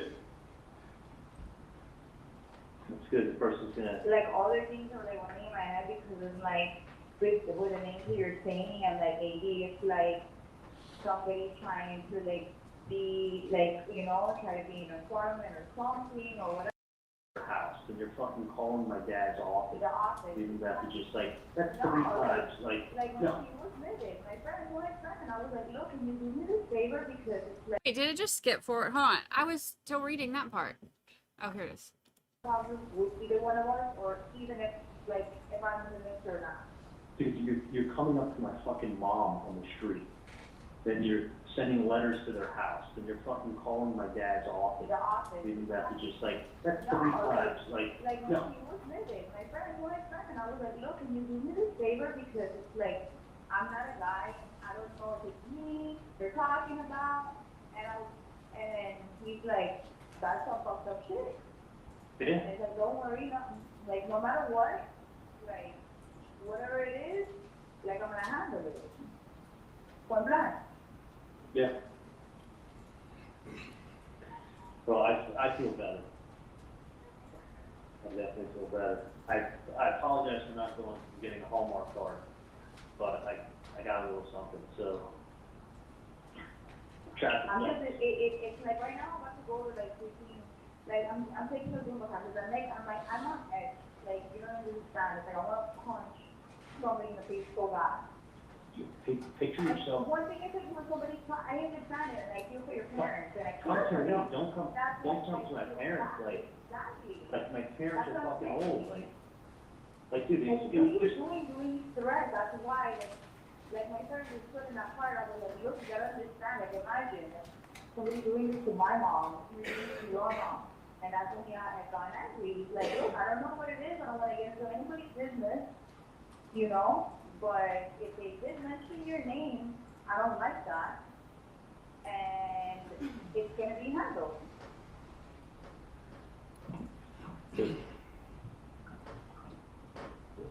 And the fact that nobody's picking up their phone now is like frustrating me. Cause and it's like, there was no voicemail before, now there is. now there is. The next phone call is gonna be the freaking, it's not gonna be good either way. No matter what way it ends, it's not gonna be good for whoever is messing around. No. I mean, that's it. And listen, I don't want some. I don't want any problems. Imagine, like, look at this. I'm taking up somebody else's, you know? Like, I don't even know what the hell is going on. And listen, the last thing I want to do is With have involvement. some guy, the last thing I want to do is have some guy who's trying to extort money, go to jail, and then feel like he's sitting in jail because of me. Like, no, like, fucking just leave us alone. I'm not looking to send people to jail. It's not how I live life. I just need to, but it's gonna happen if this guy keeps doing that. The police will get involved, they'll get in trouble, they don't Of want course, you know? And it's- Especially, you can't be calling somebody's business. What's wrong with people? Well, you can't be sending letters, you can't be showing up on the street, you can't Exactly. be, like, I what I'm don't gonna, think, but that's what I'm saying. It's like, what, it's just like a setup, like, what do you got, like, what you know, or it could be someone like thinking like, but the fact that this is it. The next step also, what I'm thinking is in a couple of days, I'll tell the person, hey, give me the name of someone in this family that owes you money, because I'm gonna go pay them a visit. Give me a name. Is it my brother?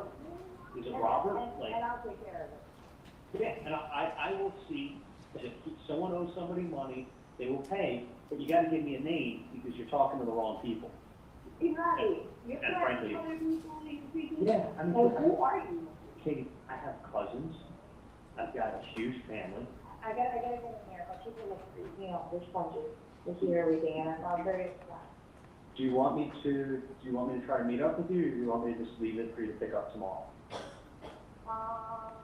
Yeah, if you can. Do you want me to try to meet up with you? I want to if you can, but if you can't, I'll call you when I get out of here. Okay, I was just gonna work out. Yeah, I know Tell me, what I'm trying to do, because like I can't, I have to go out and see it, but I can't. go work out and call me, and then And I I'll don't have to work out, imagine. do what? I don't know if it's have to work out, and then I'm gym. I can really, hold your sister's time, hold your sister's time. Take a jacket, hold on, sorry. Don't ever let her walk on yourself, you know that.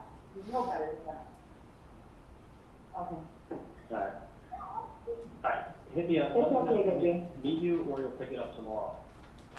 Okay, well done. I'll call you in like an hour. You have an hour left. Okay, call me in an hour. Bye. All right, then the next call we have is 00. Can you set that one up for us, please? This is Charles Adelson to Donna Adelson at 9:47 p.m. that same date on the 28th. Okay, please publish 00, and we've got a couple different clips because it's quite a long call.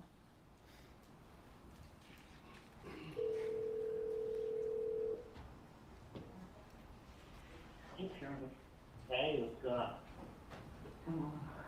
What I was going to say to you, how are you doing?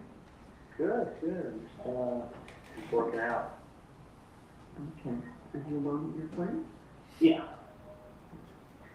So, what's happening this afternoon? Anything?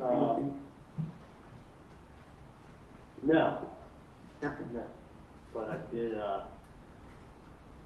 I'd rather not talk to him. Yeah, okay. So, tomorrow I was going to tell you that, actually Janice is Jessica right now, and I'm not finished, but she came up with a great suggestion. I was telling her that tomorrow, for my birthday, we have, we're going to tickets to go to the Las Vegas Food and Wine, festival. And so we have tickets, I think it's supposed to be from 7:30 to 10:30 at night, so they go tickets to Chunk Street or Las Vegas. Oh, really? Yeah, so, so then I said I should bring the kids to the courthouse on our way because, we won't get there at any time that I can actually, reserve very little parking. It's like parking by the Riverside Hotel, I think they said, and parking, by, in the garage by, Titania. Mm-hmm. And other than that, there's very little parking, so I said to Jessica, I don't know what I'm gonna do, because, So you just park in my house and take an Uber? yeah, so that was her suggestion. She said, well, maybe Charlie's house and park there and take an Uber over, and I said, you know what, I can do that. That's a good idea. Would that be all right with you? Yeah, or you can take the limo and, actually, no, the limo's getting fixed. Okay. Because I was saying, otherwise just take the limo and go up there. That was her other suggestion.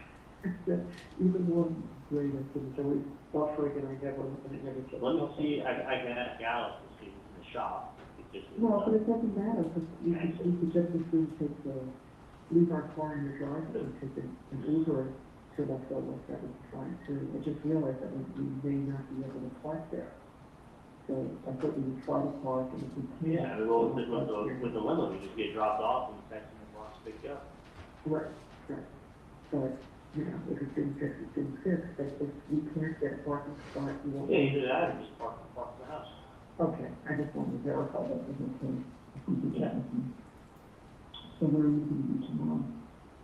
Number of times. Pembroke Pines. Okay. I'm so different every day. Yeah, well, we have, I got the equipment over at Best Stuff at the 10:45 in the morning. And then we have to come back here to pick up the kids and then go back up. But, maybe there is some way I get a chance to see you, so we'll see. Sounds like, you need to be working. Yeah, no, I mean, nothing great. I gotta say, I think I'm about, I'll tell you what it is, right? It's fine. I made up my bad review for Charlie's Yelp. Y'all give me your bad reviews for Charlie's Yelp. If you're at Pembroke Pines and there's a chance that we can come by either on our way down or on our way back, you'll text me an address. The only problem is that when I stop, I'll tell you where I am. I'm at Memorial Hospital. So there's like zero parking. I have to come downstairs. I remember. Not so easy to come out.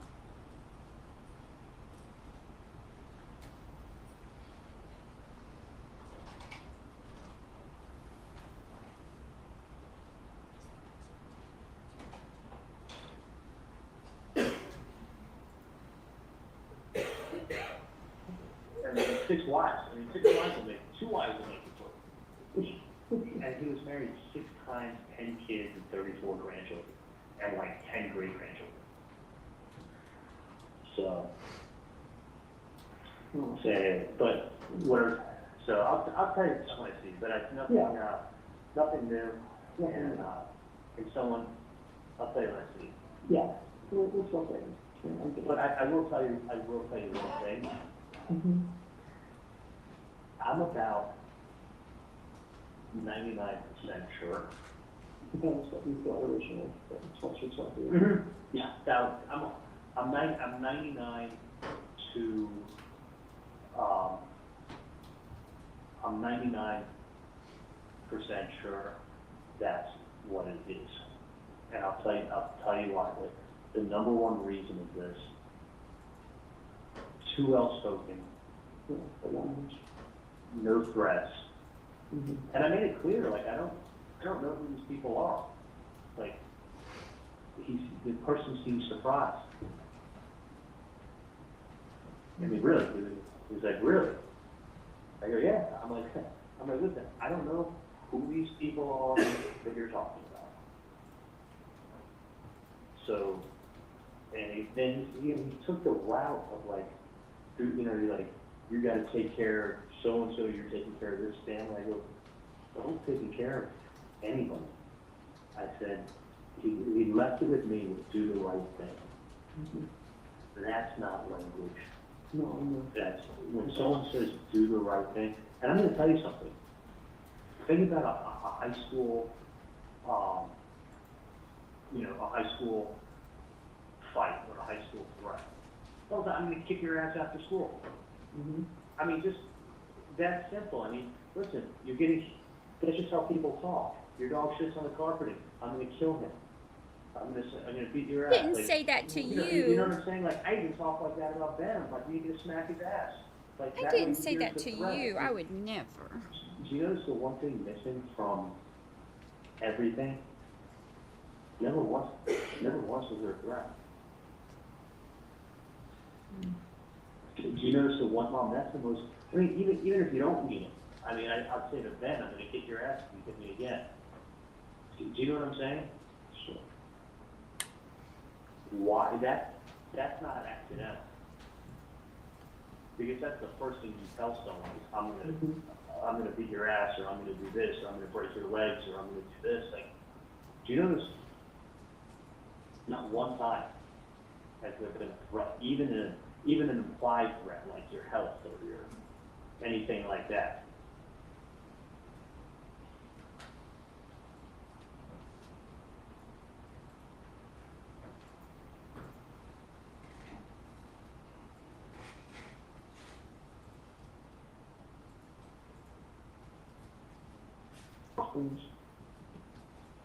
So it's, it's just people.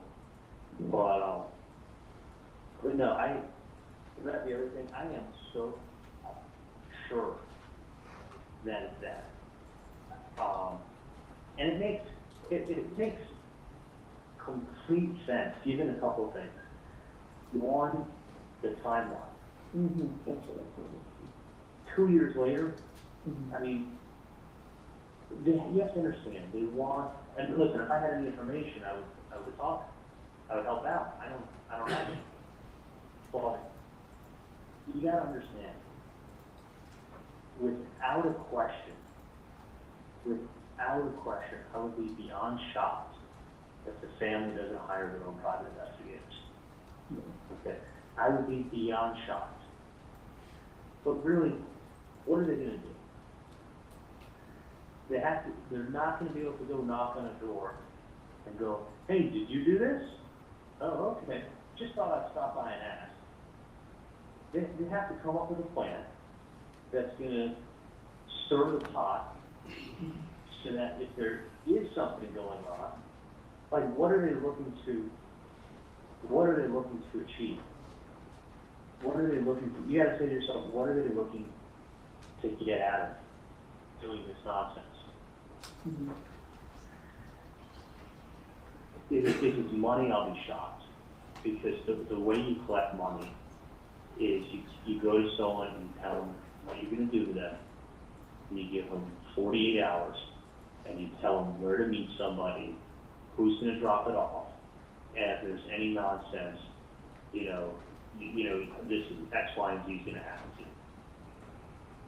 That's it. And if you get one of us, you're going to get one of us, but someone else will take you out.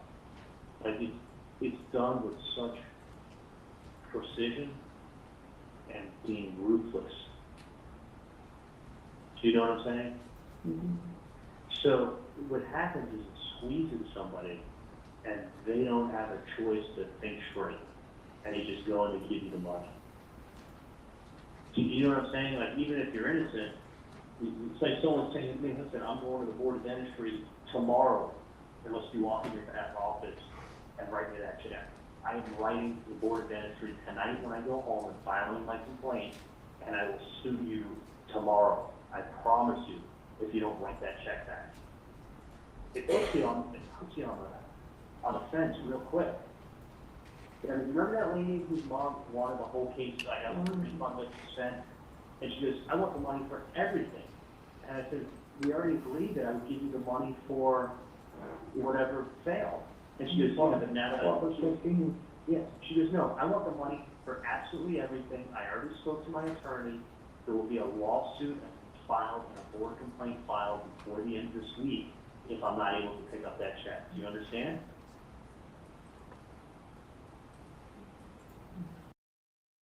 Okay. I just have to break from him every once in a while. It just gets to be too much. Y'all know how Southern grandmamas and Southern mamas in the grocery store say goodbye on an average 6 to 7 times? Like, you say goodbye, and then you know you ain't going nowhere. Because you're going to say, all right, girl, it's good to see you. Uh-huh. Yep, I'll see you at the ball field. Oh, yeah, and by the way, are you bringing snacks? Oh, you are. Okay. All right, good. Oh, yep. All right, I will see you there. I will. Are we wearing, did you get your button? Did you get the button, the picture button? You got yours? Oh, good. All right, well, I will see you there. I'm going to wear my new jacket. Oh, did you see my new jacket? You did. Oh, girl, I know. All right, well, I'll see you there. It's good to see you again. All right, tell your mama I said hey. How's she doing? Oh, is she? Oh, no. Oh, that's just like her. You tell her I said hey. It's good to see you. It's good to see you. Tell your daddy, too. Is he doing all right? I mean, you don't get to go anywhere. You don't, like, if you are with your mama at the grocery store, no matter how many times you say goodbye, then you just keep talking. Charlie Adelson is a Southern mama at the grocery store. Because every single time he, like, ends the conversation, like, we're just going to keep, we'll talk about it later. He continues to talk. He is a Southern mama at the grocery store, but worse. And listen, the work was fine. Over half the work took. What do you think I did? I wrote the check. Yes, that was the accusation, actually. So, but I'm thinking to myself, these people aren't looking for a check. They're not. What do they want you to do? What's the one thing they want? Well, they know what they want, but I mean, there's nothing. the wrong truth. It's not. I got it, but they don't know that. So what do you think the one thing they want? They want everybody to start talking. Mm-hmm. They want you to hand deliver yourself, because they think you know something, but they want you to hand deliver yourself and start talking as much as you can when you walk in. Because otherwise, if they were to just come to you tomorrow and say, I mean, they get the same result, but I'm saying, if the cops were to come to you tomorrow and say, Donna, come down to the station with us, we need to talk to you. You'd be like, you know, I don't need this aggravation. Give me your business card. If I could help you or hear of anything, I absolutely will. Right? That's what the answer would be. But if you go ahead and you make it seem like, you know, you're being extorted or blackmailed or anything or something crazy like that, then what are you gonna do? You're gonna run down there and start talking yourself. That, He's so clever like that. what's that? He's clever. That's true. You got to start saying goodbye the second you see him. Of course, these are not, first of all, this is not someone who started doing this yesterday. Mm-hmm. So this is not,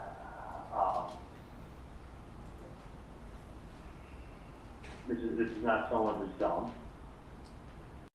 You know what's funny, Brittany? He's not even smart enough to realize that.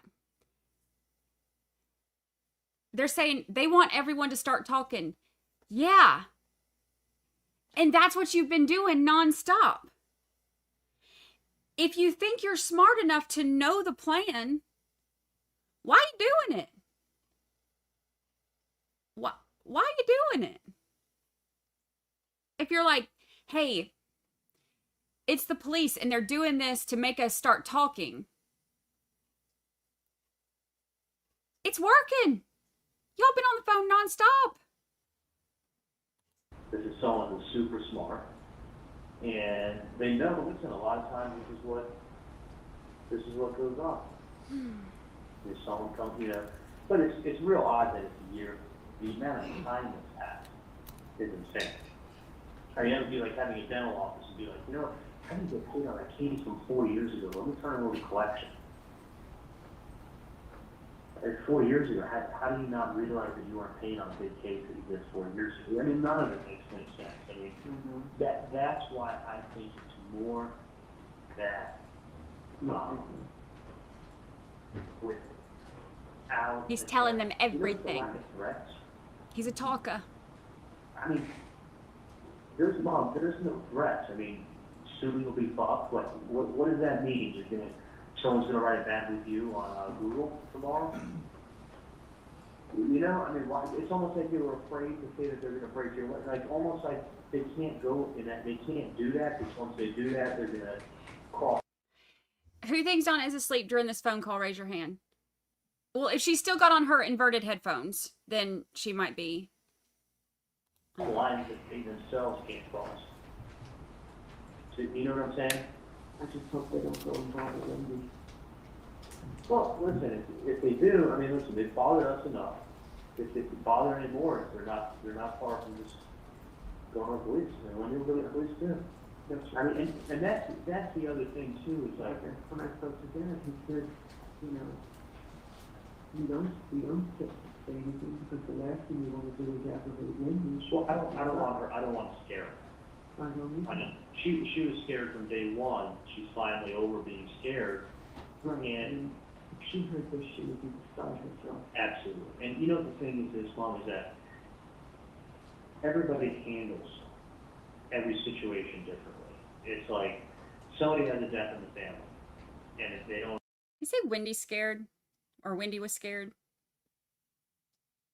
Is that what that was? That was that. Oh, was that Wendy?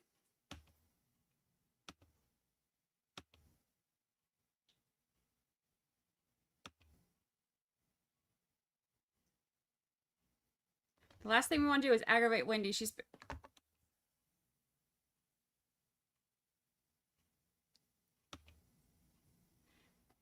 Donna said, I just hope they don't go and bother Wendy.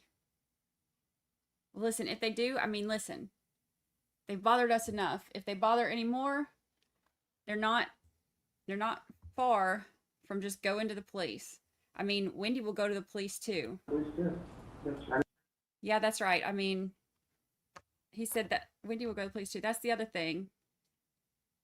Donna said, and like when I spoke to Dad, he said, you know, we don't say anything because the last thing we want to do is aggravate Wendy. She's been through enough. Charlie said, I don't want to scare her. She was scared from day one. She's finally over being scared. And if she heard this, she'd be beside herself. Well, I don't want to scare her. I know. She was scared from day one. She's finally over being scared. And if she heard this, she would be beside herself. Absolutely. And you know the thing is this, Mom, is that everybody handles every situation differently. It's like somebody has a death in the family, and if they don't act devastated and everything else, well, it doesn't mean that we're responsible for it. No, I mean, everybody handles tragedy differently, or confrontation. I mean, some people, it's like fight or flight. I mean, some people are confrontational, some people have a nice day, some people just turn their back and walk away, some people ignore you.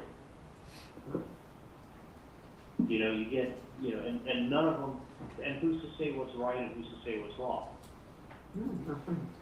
The law. The law says you can't murder. There is nothing. But that's what my original feeling and the police, but that's we've got to protect Wendy. Yeah, I don't want Wendy to then get stressed and now then worry about her safety. Right, exactly. So, that's why we keep it from her. I don't want her to be upset. And, hopefully what everyone sees is just well, it's funny. I called Katie and I said to her, listen, I said, you're the only Katie I know. I know of other Katies, but I've known you a long time. I don't know if they keep referencing you and I told her, so if I'm wrong and if they're referencing somebody else, if it is a common last name or common first name, I said, they didn't tell me last name. And I said, if you're the wrong person, then I feel horrible that they're trying to bring you into this or whatever. But she told me she had somebody call, and the voicemail wasn't set up before, and then she called a couple times actually. She locked her number, she called a couple times, and then it was on, and then the voicemail was set up, and it was in Spanish. So she has a friend of hers who left a message for that person to, I think it was a guy that she had called. I don't know for sure, but I think the guy was not very happy and let the person know it on their voicemail, and basically told them on the voicemail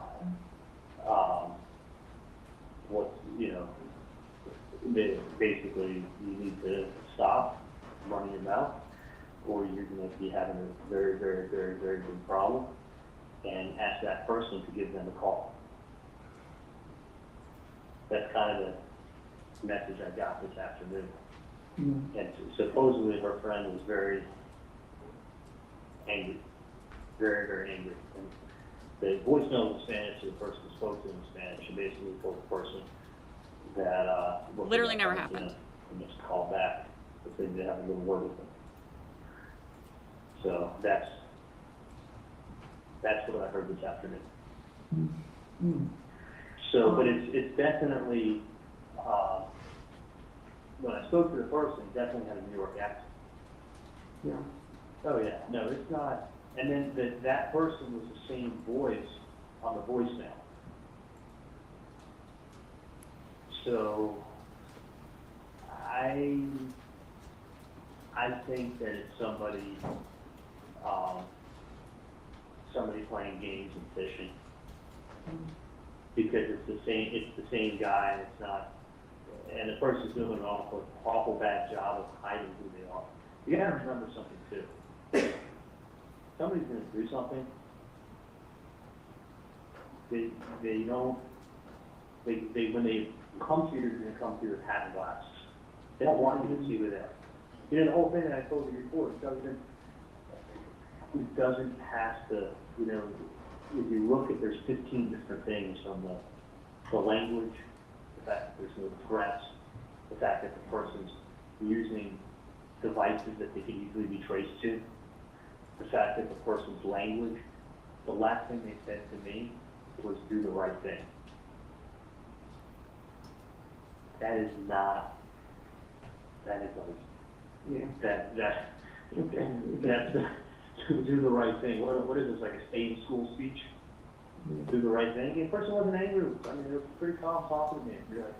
I was real nice to them, and I said, listen, the truth is, I'm trying to figure out what's going on, what's this about.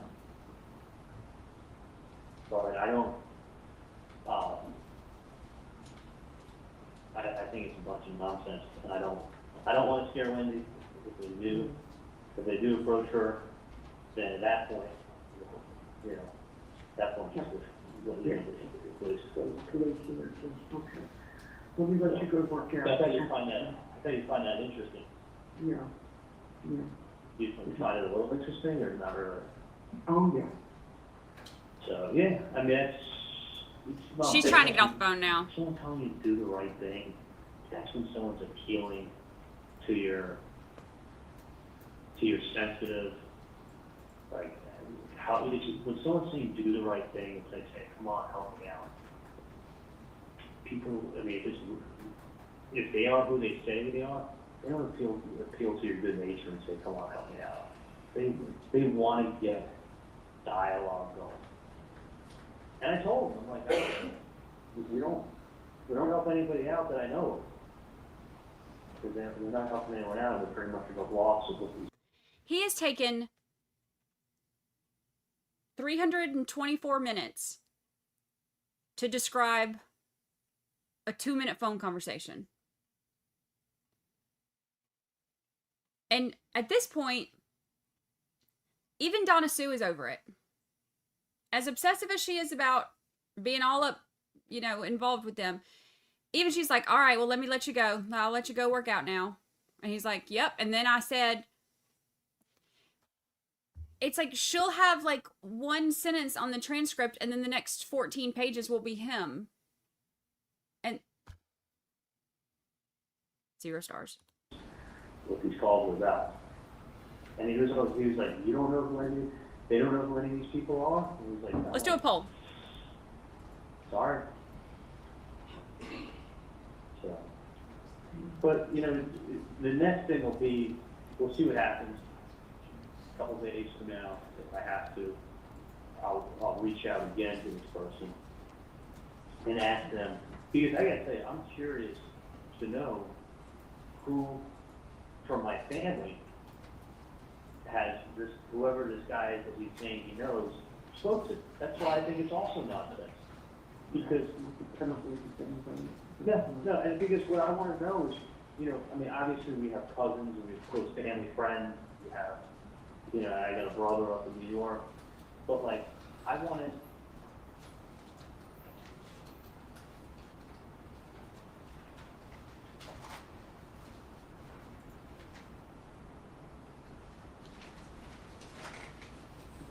oh, no, I won't reach out unless they show up again, but, you know, whether it's a letter or whatever, but the point is, somebody's being paid a lot of money to do a job, right?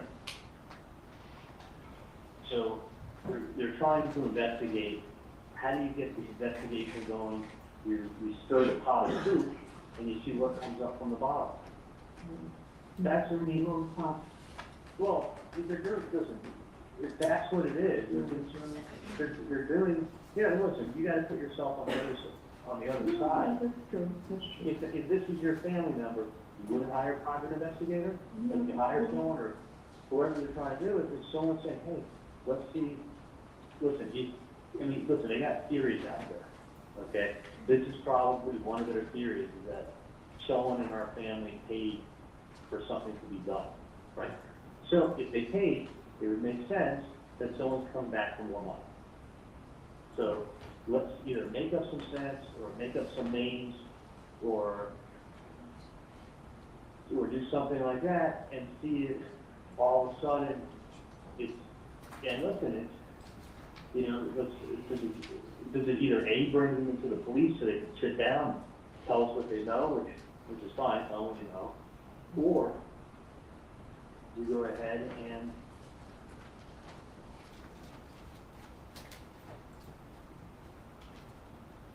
So messed up. So messed up. then they'll show up to claim the prize. They didn't have to go out and kick doors down, they all showed up. It was really funny, it was like 90 people they rooped up with that. So listen, it's a good idea, I just think they're barking up the wrong tree.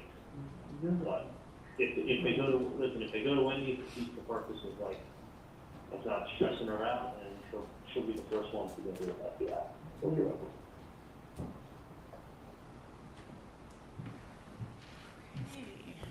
Judge, should we have a stretch break? We are going to have a break. Members of the jury, the bailiff will take you to the jury break.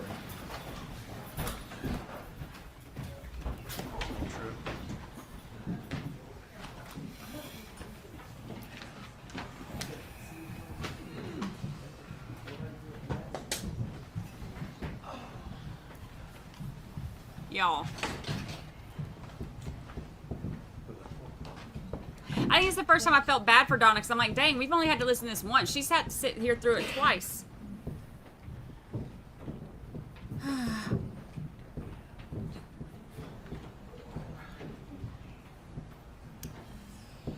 We'll resume with the testimony in 10 minutes. Please use the restroom or stretch your legs if you need to now. Take a shot, do a squat. He don't shut up. Like, at all. Lucy's snoring. Look at her little belly. Look at her little bitty baby belly. I love that dog. I felt so bad for her being sick this morning. Little bitty sweetheart. Okay, so the poll is, y'all know I love a poll. Who, if anyone, is worse about rambling on? You got 3 choices: Charlie Adelson, Letitia Stout, and Robert Tellis. Oh, you know who I should have put in there too?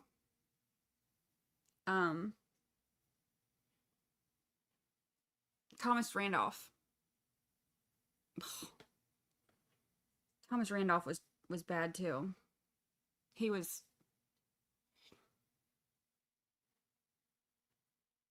Thomas Randolph and Robert Tellis remind me a lot of each other.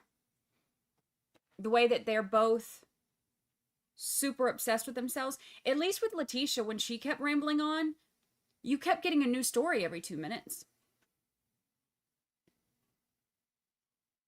Fommy. Old Fommy. Go to sleep. Go to sleep. Fommy. I'm going home. Those of you who haven't been following me for years and don't know what I'm talking about are probably like, what the heck is she talking about? Fommy. We are caught up to the live.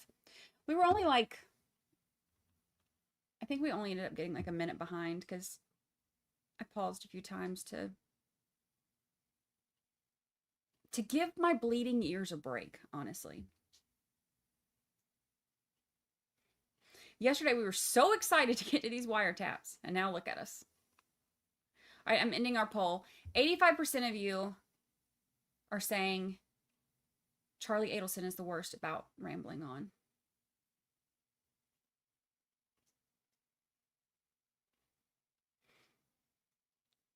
The Thami lullaby. So, Thami, he's awful. He was on trial. It was his...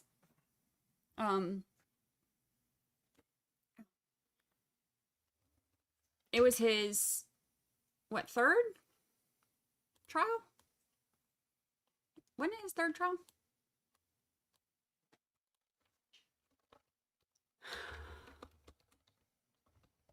He was awful.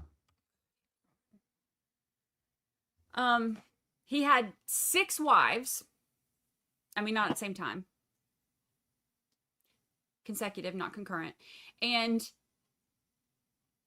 4 of them died in... Well, 4 of them died. 3rd trial, 6th wife, yes. His pigtails.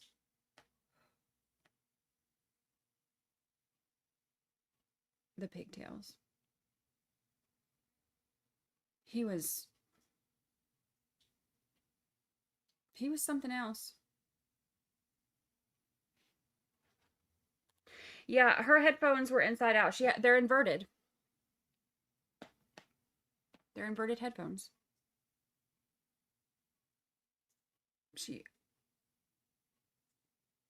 But honestly, like, when you have to listen to Charlie for that long, I kind of don't blame her. Maybe she was like, nobody will know. Let me just turn these outside so I can I'll sit in silence. Maybe she thought if like you put them on the other way that you could hear the ocean.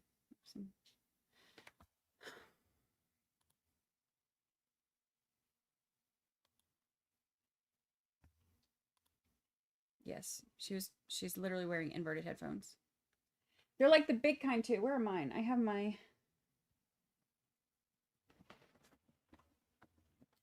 big one's over here somewhere.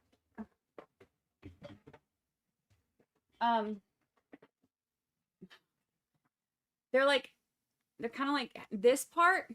Mine don't flip out like that because they're not like that, but this part was like on the outside. Donna Sue. Donna Sue. I don't blame her. I don't want to hear Charlie anymore either.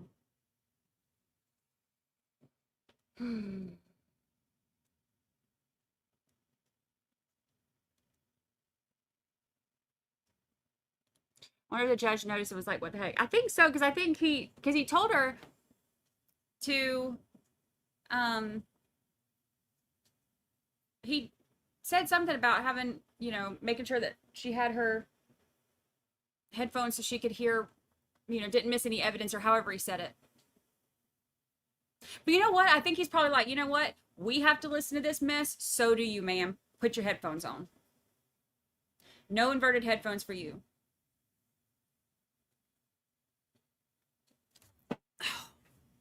My eyeball itches.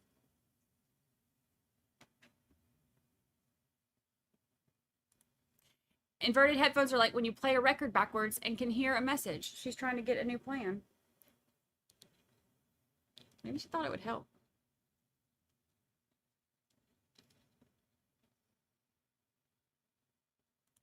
They may have gotten away with it if Charlie was shut. Which is funny because he was on that recording going, I don't want anybody sitting in jail because of me.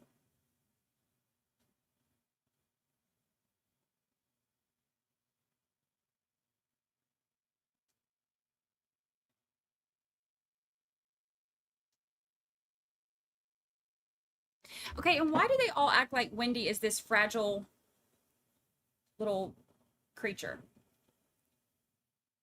Like,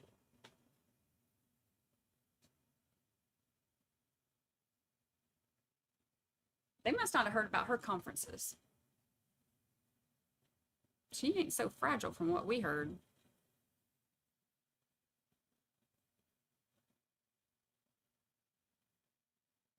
He said, fix your headphones.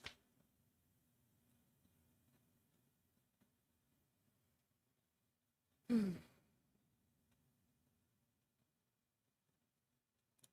wonder if one side was inverted and the other wasn't.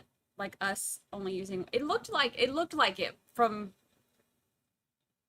the view I saw.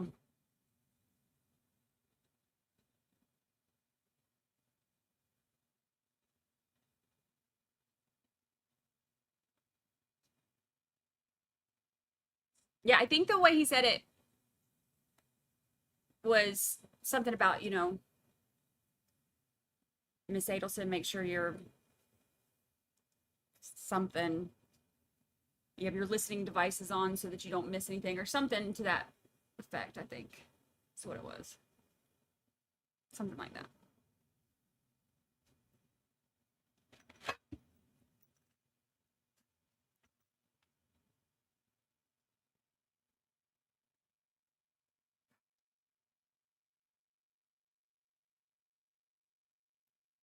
Wendy had them fooled.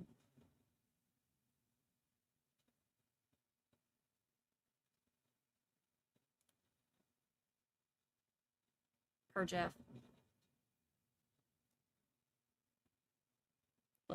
Jeff's a talker. I like it though. See, I love somebody that'll overshare. I love hearing everybody else's drama. I don't want to be involved in none of it. I don't want it to be about me or my people.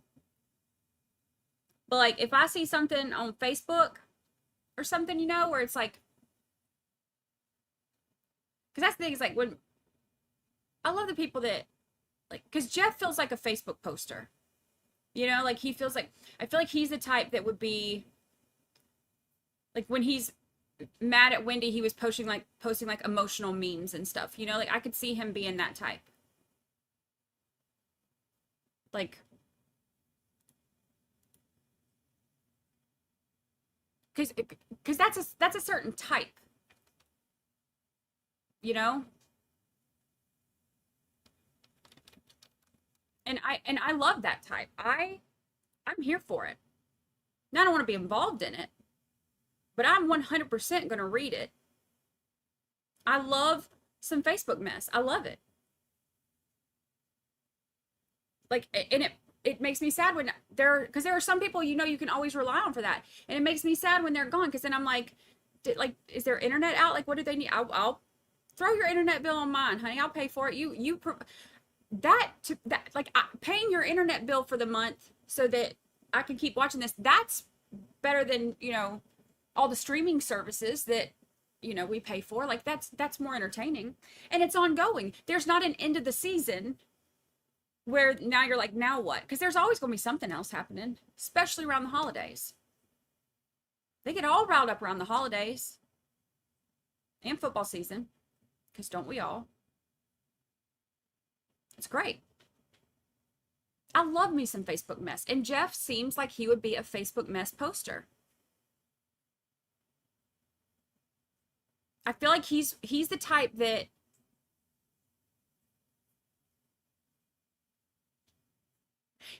like, you, even if he doesn't post what's going on, you can tell because of the memes I bet he's a meme poster. I'd put money on it. When he gets a new relationship, he's posting like all those, you know, like the memes with like the, you know, sunsets. It's like, you know, and the people kissing, and it's like, you know, I may not be your first kiss, but I'll be your last. And like, you're going to know. You're going to know. And you're going to be like, oh, Jeff's got a new girlfriend. And he probably likes to change his, I can tell you what else he does. I bet he does. I bet he likes to change his relationship status too soon. You know, there's always the ones that like to throw it out there, but then it gets embarrassing. So instead of actually like changing it back, they just make it private. Like they'll take it off the public thing, and they'll make it like where you're the only one that can see your, guarantee it. And then right after that, then will come the memes where it's like, you know, where he's a strong, independent woman and deserves love, and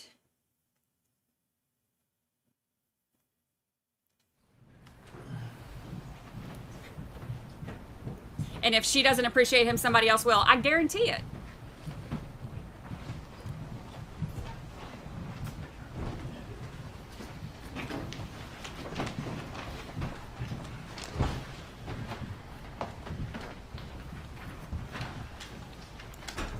Everyone can be seated. Members of the jury, as a matter of scheduling, after discussing this with the attorneys, we will have a bit of a shorter evening. The state does have some additional matters to conclude with Agent Sanford, but I believe we will have our recess a little bit earlier in the evening. You may continue. Oh, these promises you make. Well, the other way of saying it is we're going to hold you captive listening to phone calls. However, the present way is the end is near. It's capital. Torture will continue until morale improves. Yes. All right. Let's skip to RR. Could you Dugan? Could you set up RR for us, please? Yes, it's on 4/29, the day after all the calls we just listened to, and it's Catherine McBanwa to Charles Adelson at 3:03 p.m. Okay, RR, please.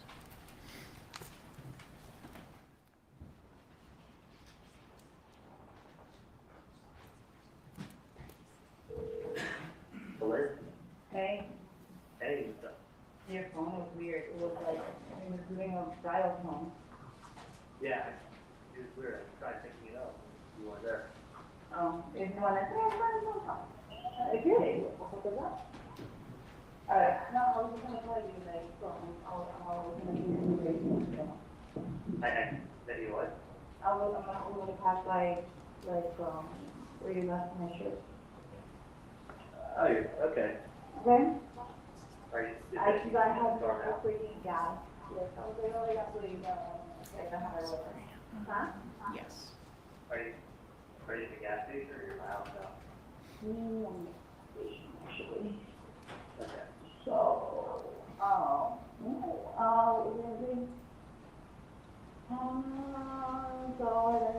anything else? Nothing? At work? That's good, boring day. Huh? Boring. Yeah.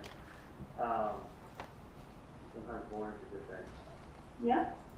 Listen, I Mine was thought really hard. I didn't know what a married man with kids wants for his birthday, so I thought if I was married and I had kids, what would I want for my birthday? A fucking dildo? Exactly. That's what you do. But I forgot to get, I didn't have time to get a card from Walmart to say exactly what I wanted to say, so. Excuse me? You're never good at expressing yourself anyway. I know he did, it's myself anyway.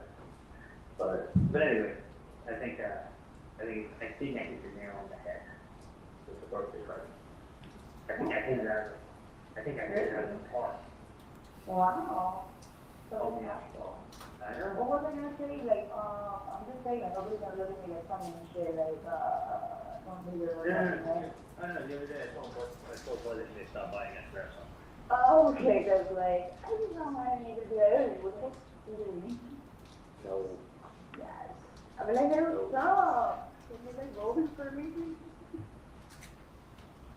So tell me, how far are you from the house? Like right now. Are you there now? I walked in. Okay.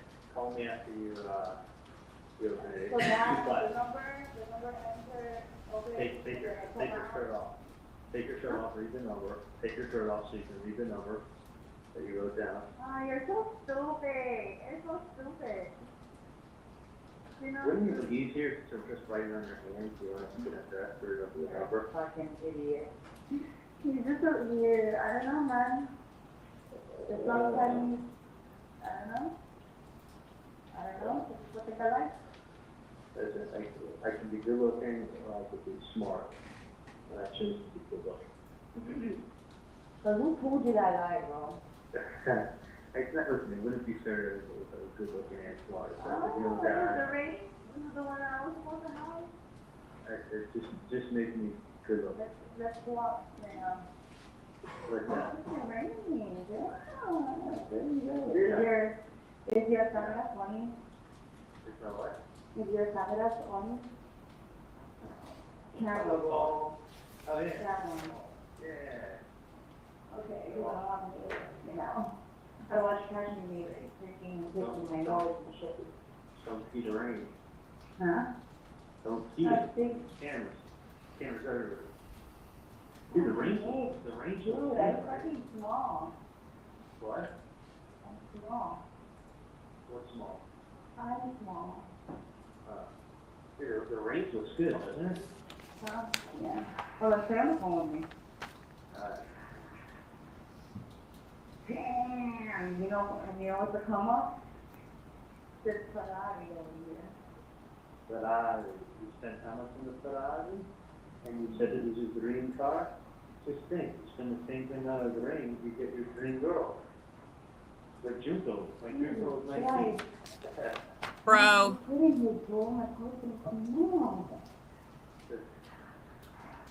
It's an air freshener. Oh my God, no, what the fuck?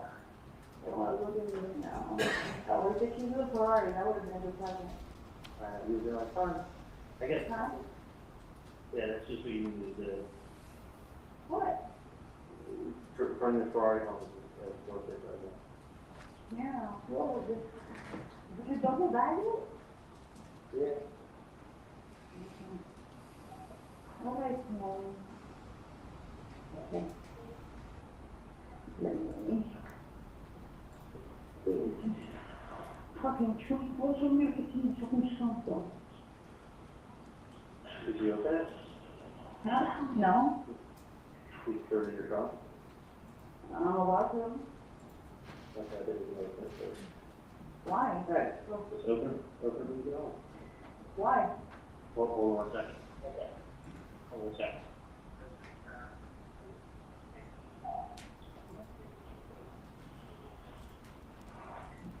This is why he's getting bad reviews. This disgusting conversation is happening while he's over here. He's like, oh yeah, rinse. All right, rinse with Paradex and then take antibiotics. All right, so back to the drugs and toys we were just talking about. Double bag. So kids, it looks like he has left her some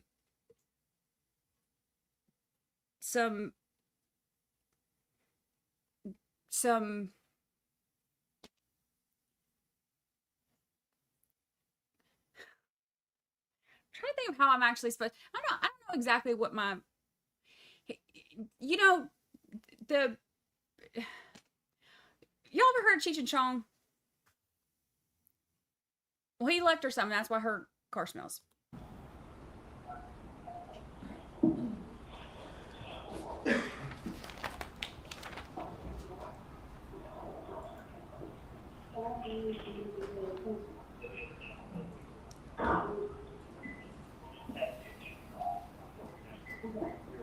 Well, okay. Oh my God, it's so hot. Did you open it? No, I Then you're gonna open it when you get home? Oh, why? What else is in there then? There was a Well? gift card. Oh, doesn't you want her out in the street? But she likes to do that stuff. Who's freaking home right now?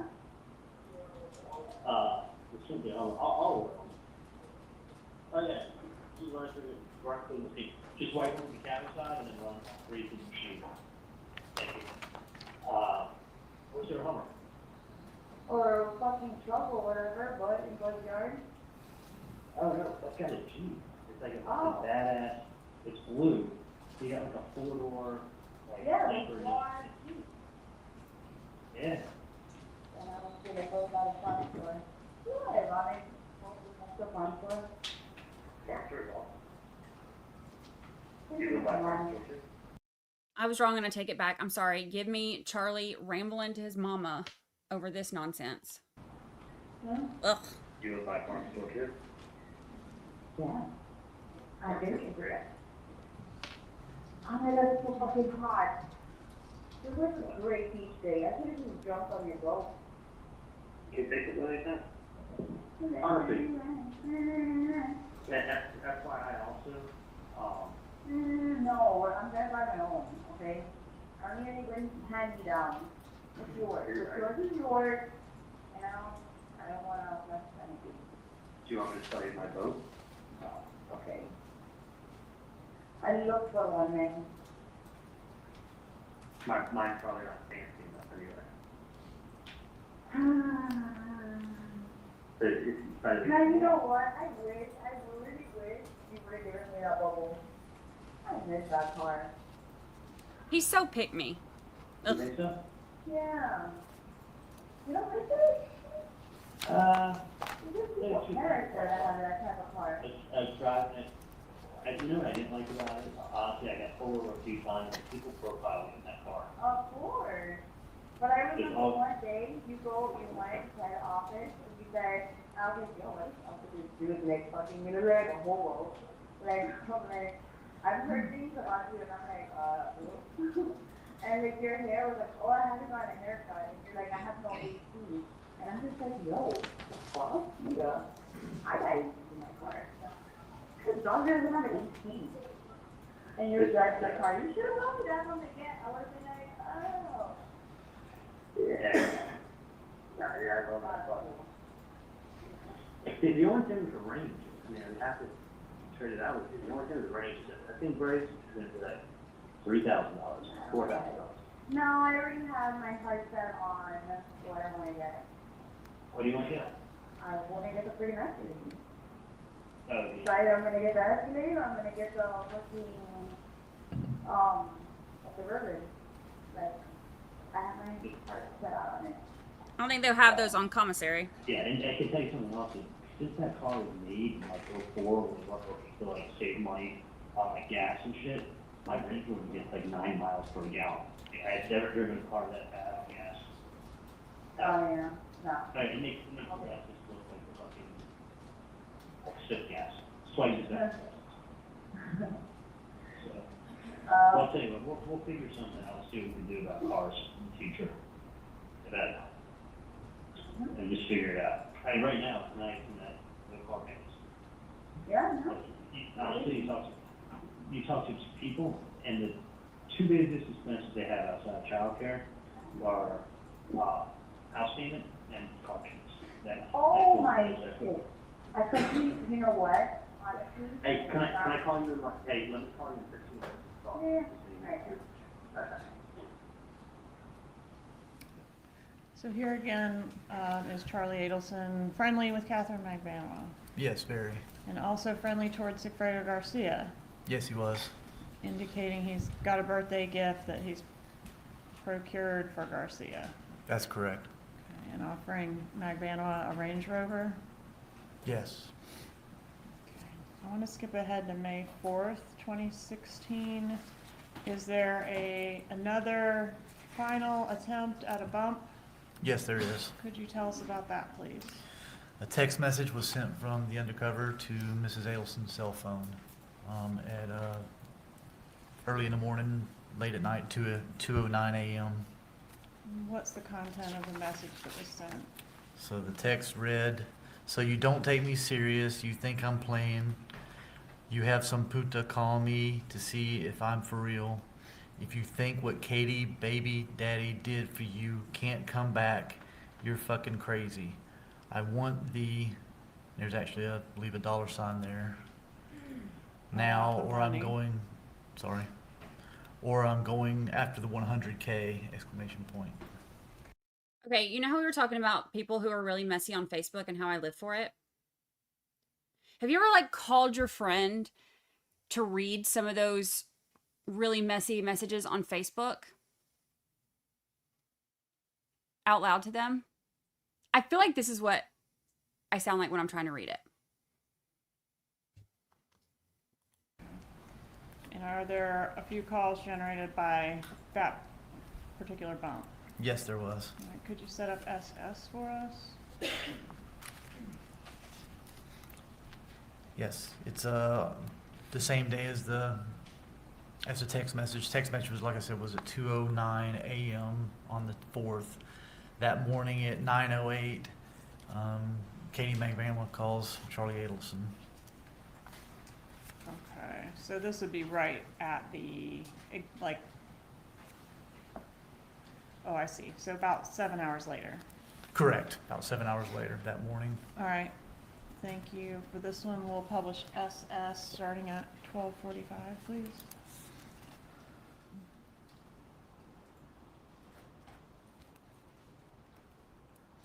I think this call is going to be a follow-up on the gift for Garcia. Is that right? I believe it is. Okay. I don't believe they've talked yet.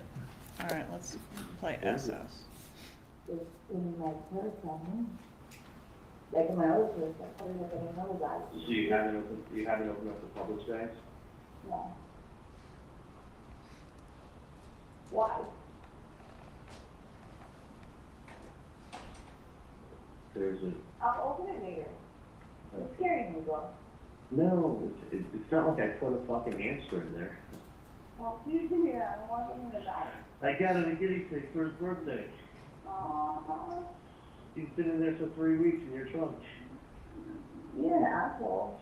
Okay, I gotta get him. Well, hey, Yeah. okay, it Sleeping. was supposed to be a birthday present for somebody. If you know anybody's birthday. And his birthday is still going on, so. Okay, well, would it be okay if you told him some or anything after that? I don't know. Well, take a look and then you can tell me. Open the button thing. There's a very nice gift card in there. Okay. I try to You're think. fucking in there though. I don't know. You know what he said? He told me, oh my god, I felt so bad.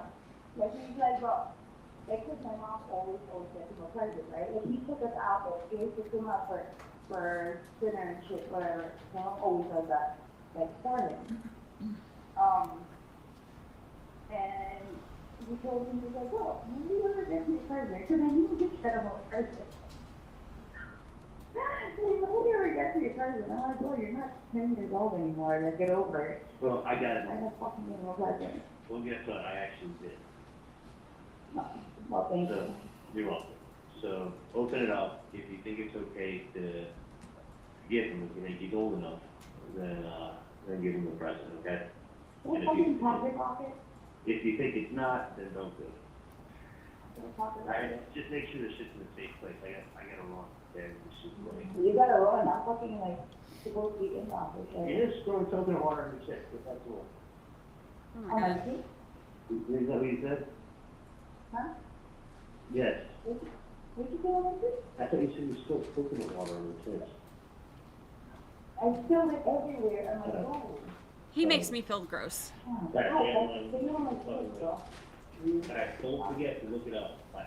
Oh my god, Alright, can we publish TT, please? Let me start at 4:55 on this one.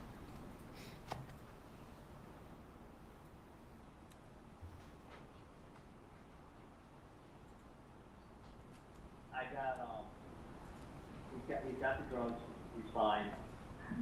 Let him get started on it. And it is, if you don't think it causes anything, you can tell him this is from me, when you open up the present. Okay. Remember the person You who said. scaring me, I'm gonna put that, I'm gonna go, yeah, I'm gonna open it now before, I don't know, because you're scaring me. Was it in your car or is it in your house? It's in my mouth. But like, I hid it. Well, go fucking look what's in there and tell me if it's okay for his birthday present. Okay. Alright? What's my birthday present? You get nothing. Alright, I'll talk to you later. Dude, I got your tickets to the concert. I know. Thank you. I think to thank you. Where's my birthday? It's not your birthday today. Wait, you wait your Whatever. Yes, I got it birthday. I would feel better. It's your other goddaughter. It's your goddaughter's birthday then in a month. Oh, yeah? I got all these people that want me to adopt them. No, well, you already know my kids. I got like 60-year-old women in offices asking, saying, "Where's your kids?" And I don't have any. They go, "Can you adopt me?" Oh, you get a Father's Day card. Fucking amazing. I got Scotty wants to be adopted. I got like 8 people that want to be adopted. I want to be adopted. You want to adopt me? Adopt my kids? I feel a little love. You're the godfather. Alright.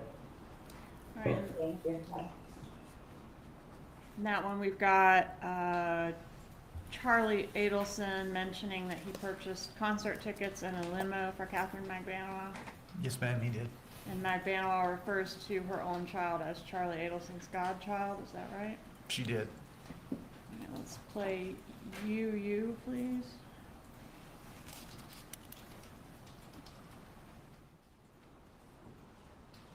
This one we go to 10:30.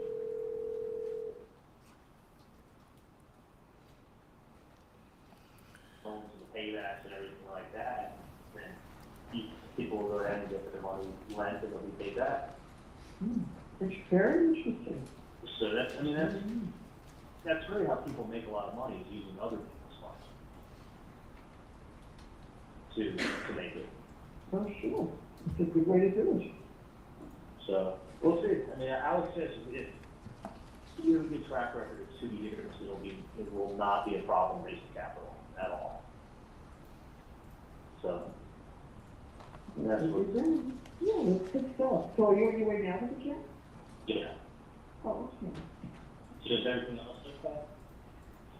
Yeah. Okay, it's pretty interesting. Just saying. Yeah, I figured it, yeah. Yeah. Did you see somebody today, or was it? No, it's different, but I'll see you on Sunday, we'll talk. You don't want to come down and see me tonight? No. Was it bad, or was it? No, I'll see you Sunday. I'm so yours. I know, because I can kind of talk to you, but like, you know, when I talk to you, you're not getting like appropriate responses. Yeah. So, like my stories, it just seems like it's other, like, Yeah. did someone bother you? Not yet. What do you think they will? Well, I think it's important if you see me before Sunday. Well, where exactly are you going to be tomorrow? Dad is off tomorrow, so maybe it's your chance to meet. But Dr. Secretary is in, meeting a lot of people. Well, I'm meeting Doug in the afternoon. I haven't texted, I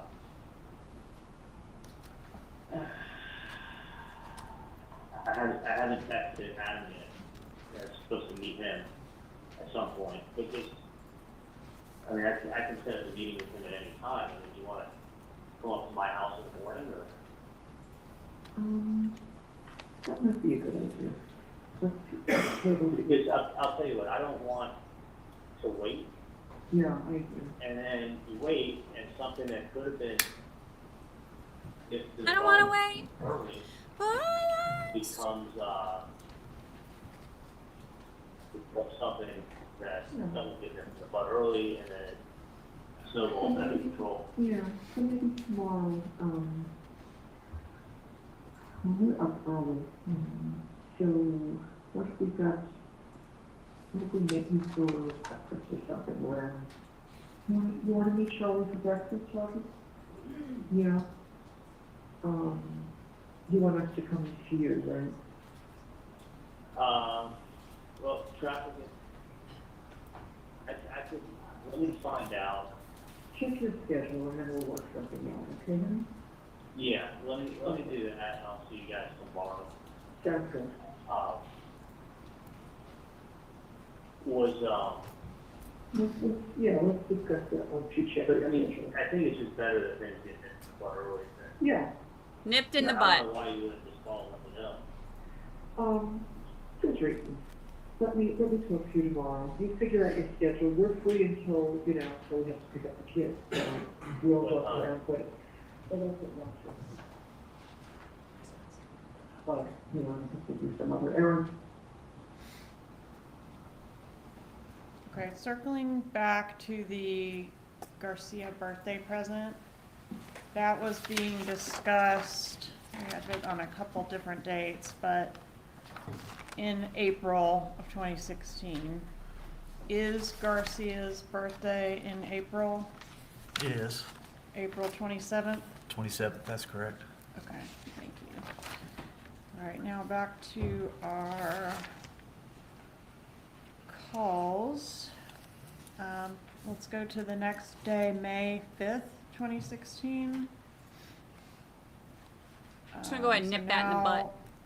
Donna Adelson has informed Charlie Adelson about the bump text, right? She informed me there was something that happened. All right. Correct. And so do we have Charlie to Katie next? That's correct. All right, publish VV, please.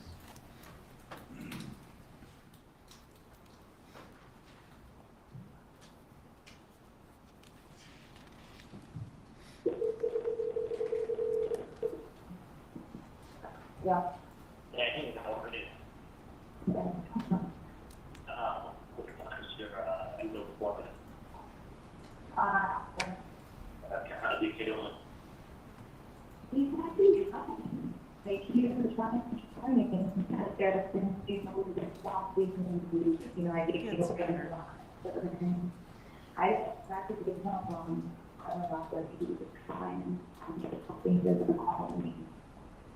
Well, one second, and it's a letter. I get it in last night and it's this morning. Well, that's Next time you're reading the same, at the older part of the acting conflict, but looking something called my way to the land right now. Just up there. Talk to them. All right, that one, even for us, was too torturous. So let's do WW, please.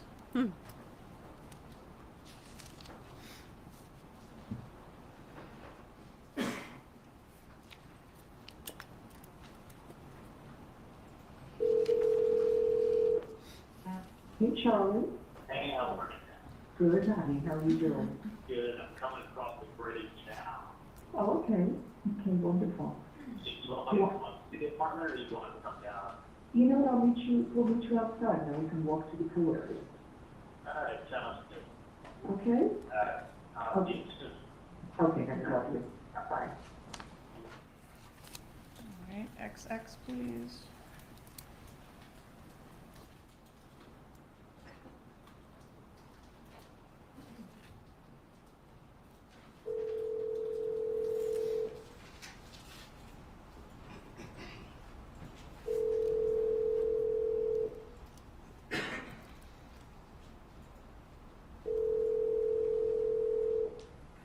Ma'am. Hello? No. No. I'm just, I put the things outside and she can overlook. So what? I put the things outside and she, I'm talking about Sister Sue, I mean, she called me out of the group. Oh, you're gone? Yeah. The things outside there, she was up. What's up?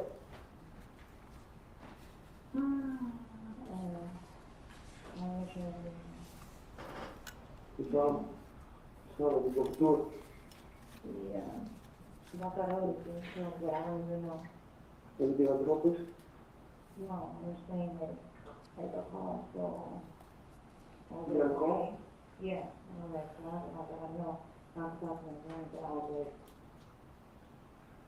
the. Okay. So, you get first? Yeah, so I'm like, I just walking around, I don't know. Then I'll call you when I mean, that's not what right? So that's how I was calling you, to see, what you're listening. Okay. My cousin's in the you started ringing, and you got it. Fuck, man. Just, when I text you, just, you know, if you respond back to me, instead of sitting on me. Okay? Right.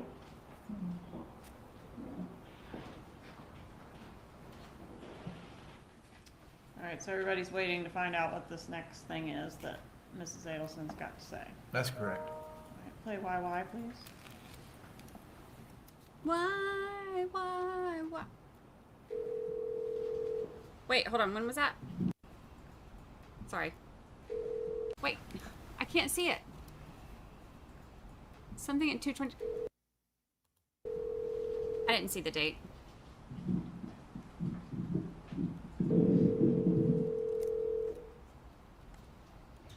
Hey, let Okay. me call you in a little bit, okay? I may just call you from the landline. I'm at my friend Adam's place in Miami. Go down to the Gable, so I'll probably call you from the landline. Alright. You need me going? Okay. Yeah, I'll call you.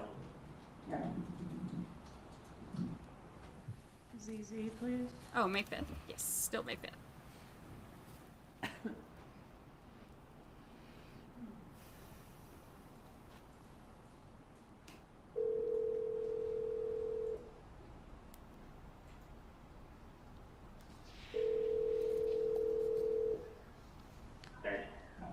Hey, well, like trying to find my brother, like I don't even know where he is.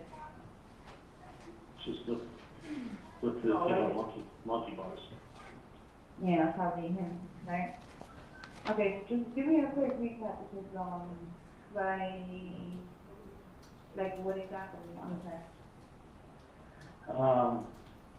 And I'm not asking you to do anything about it Mm-hmm. at all. Oh, sorry, baby. Okay, come on. Just pause it for a moment. Yes, baby, we gotta go to an appointment.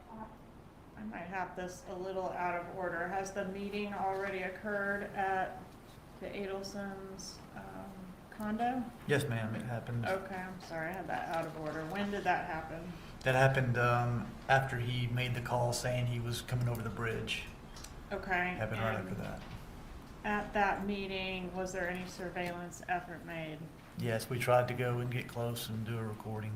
Where did they go? They were in a pool area inside the building, like a private area for residents only.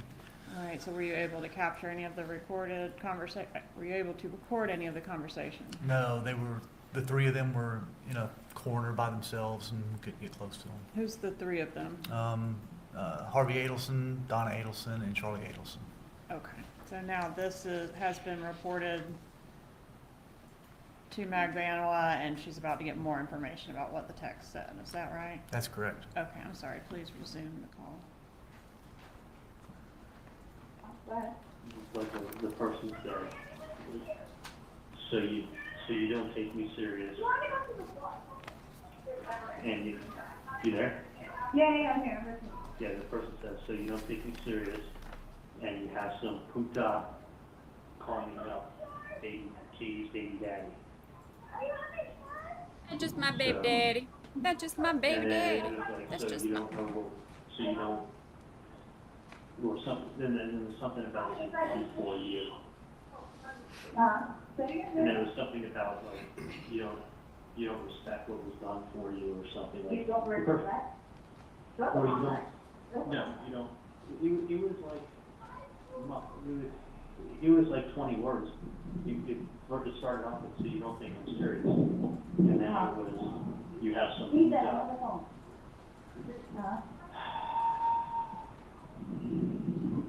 Okay.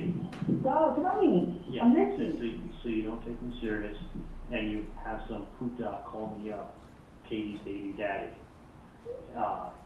You don't appreciate what was done for you or something like that.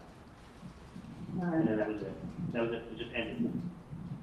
But it came from that same number. The person didn't block the number they're texting from. Yeah, no, we already got to that. We got to that. Yeah. Point, I got you. So don't do anything. And I have a feeling, it's one of two things. And I could care less. I just want the person to stop harassing me.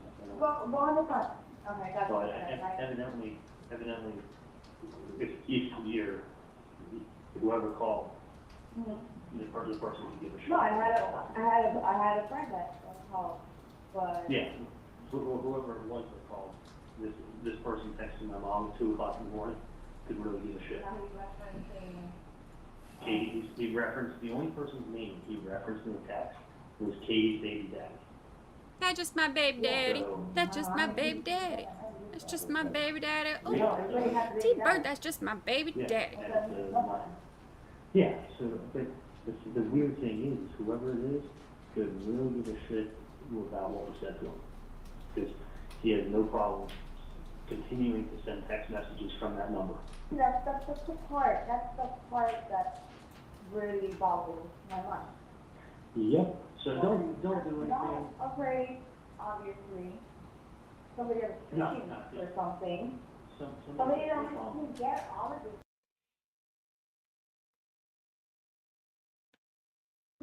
To be clear,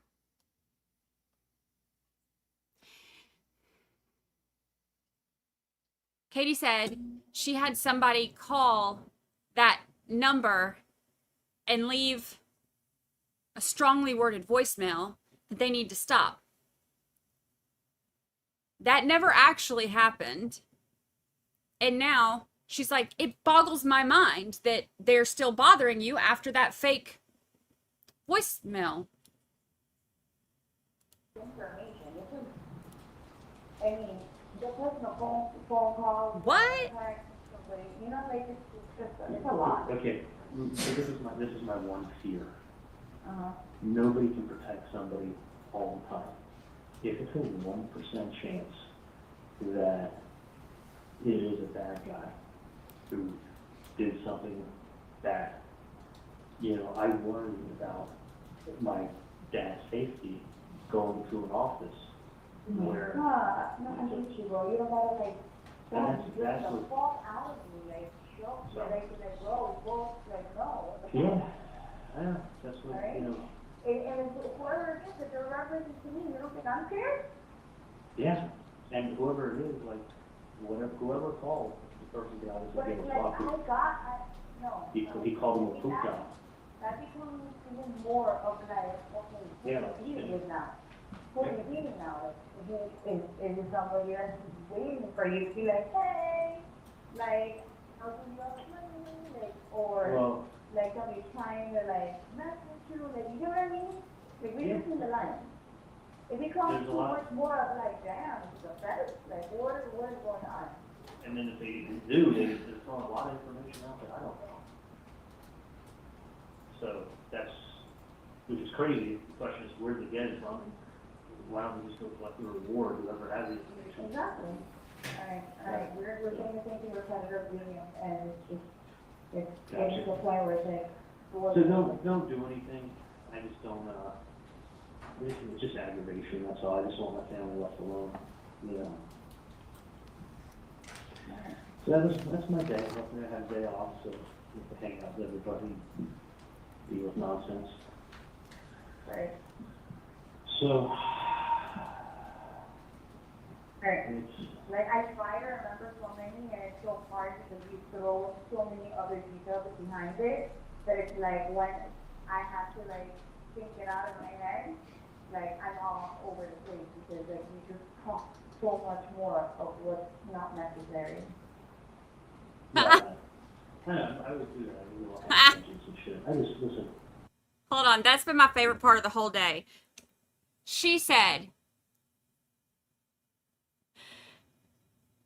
it's so hard because you throw in so many other details behind it that it's like when I have to like think it out of my head, like I'm all over the place because you just talk so much more of what's not necessary. Katie McBanawa, did we just become best friends? Yep, because same girl, same. And he said, no, I know, I always do that. I always go off on tangents. no, I know. I would do that. I would go off on tangents and shit. I just, listen, you're just my friend. That's the only reason why I'm going with you. I know, it's pissing me off because it's like, I don't even know, like, you know, I'm trying to help you out and figure out like, what the hell's going on, so. I wish I knew what was going on with all these fucking crazy people Like- out there. That's like the first time Katie McBanawa has been honest this entire time. But same girl, same. Goodbye, baby boy. All right, hey, good luck with his endo appointment. How many times did you know that you really anything? Well, that's not your fault. All right, I'll talk to you later. What does Mag Banawa do immediately after hanging up from this call? She texts Secretary Garcia. And does she ask him to call her? Yes, Does that call occur? it does. Publish BBB, please. And we're starting at, I guess, the beginning through the 2-minute, 40-second mark, please.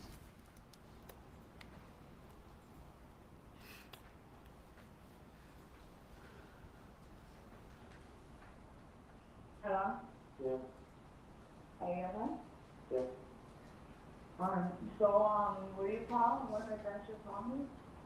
was saying like, remember when I had asked you like to do me a favor because somebody's harassing one of my friend's family? Yes.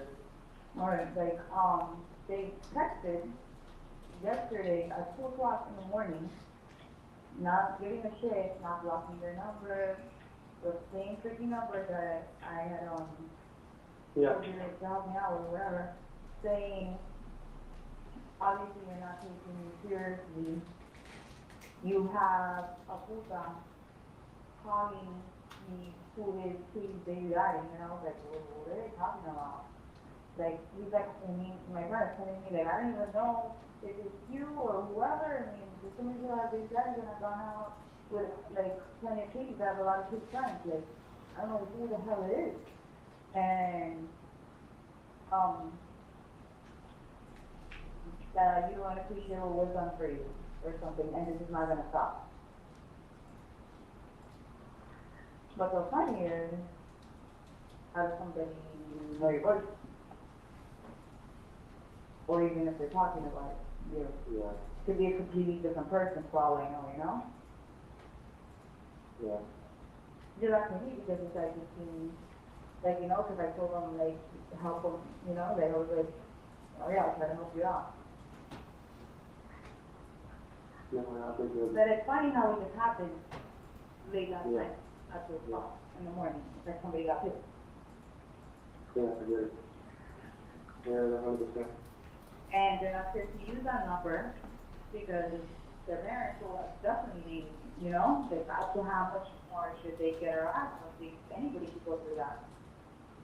And it's funny, like, how do you get, you know, it's just calling his mom, like, not calling anybody else, but like, yeah, you can look it up or whatever, but it's pretty great. It's a number. Hmm? Yeah, it is pretty great. So, I just don't like, you know, the fact that my name is being thrown out, and baby guys are being thrown out, like, what is all that? Yeah, I don't know nothing about it. So, I'll definitely take care of it. Do you pick up Ethan? Yeah, I know.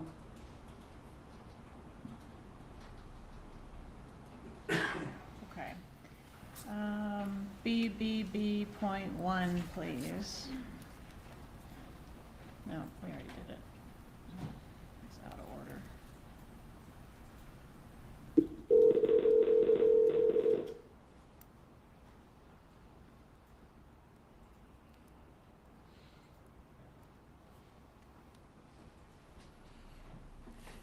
No more instances. No, no, yes. I think you're doing the right thing. It's all I'm saying, no. I don't know, listen, I mean, you never know if you're doing the right thing.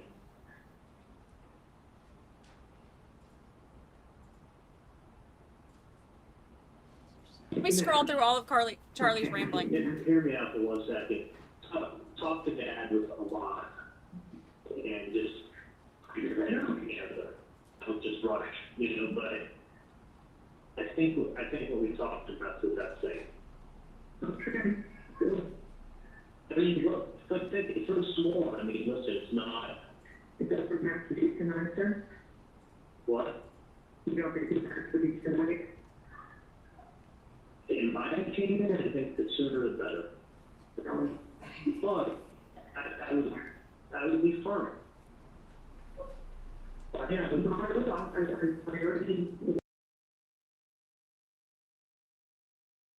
I already wrote my letter.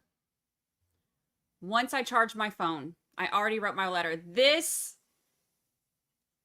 Hold on. Now we've gone through all of this to get to this point, and now I'm ready for it. He says, he says,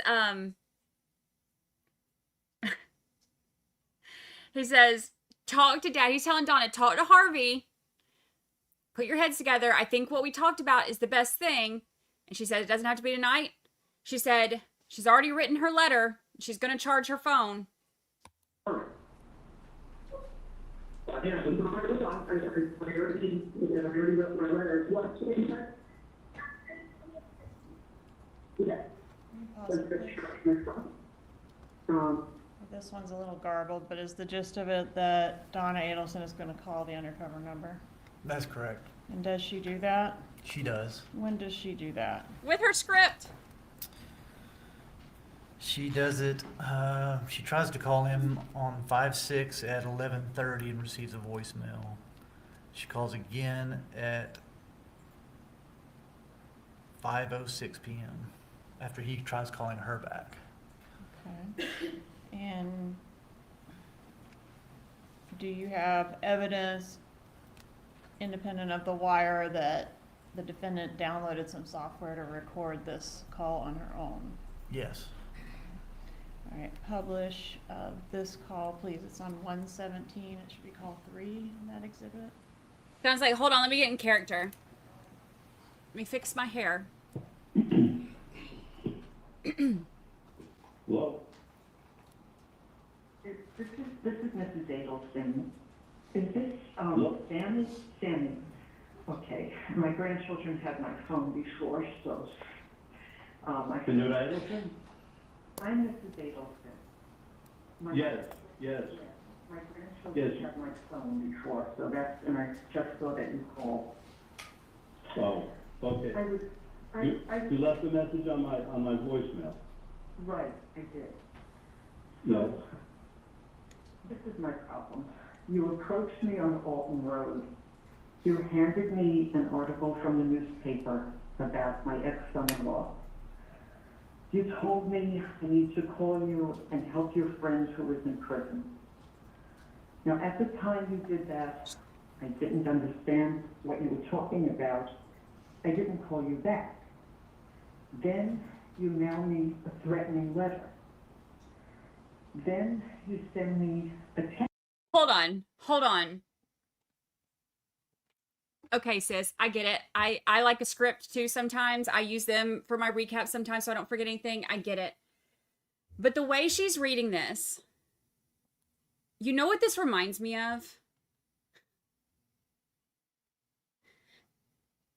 Sam, last night when you left bed, Ron made out with 2 cocktail waitresses and put his head between a waitress' breasts. That's what this reminds me of. Listen to the way she's reading it.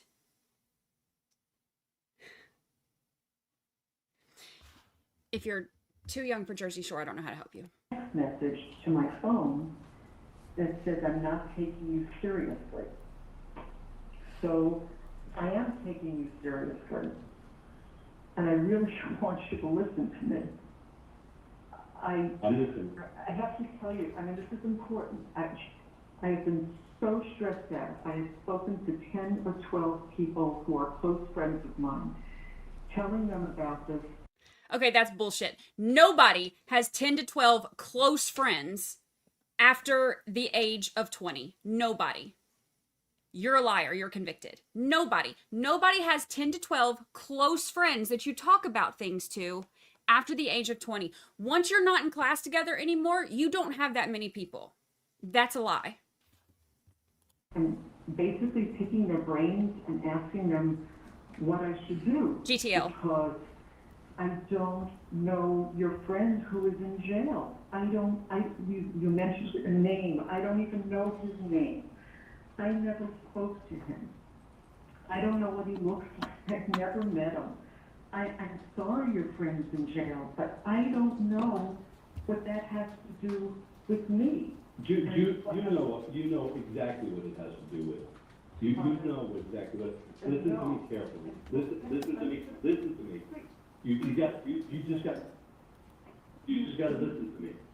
You need to ask your friend who this person looks like, or what their name is, something, because I know there's a big reward out there, and if you need money for your friends, that's the way to get it.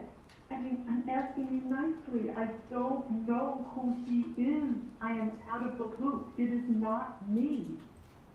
If I can help, I would help. I mean, that's what. Just like I told you, listen to me. Just like I told you that day, we know that your family had a problem up north.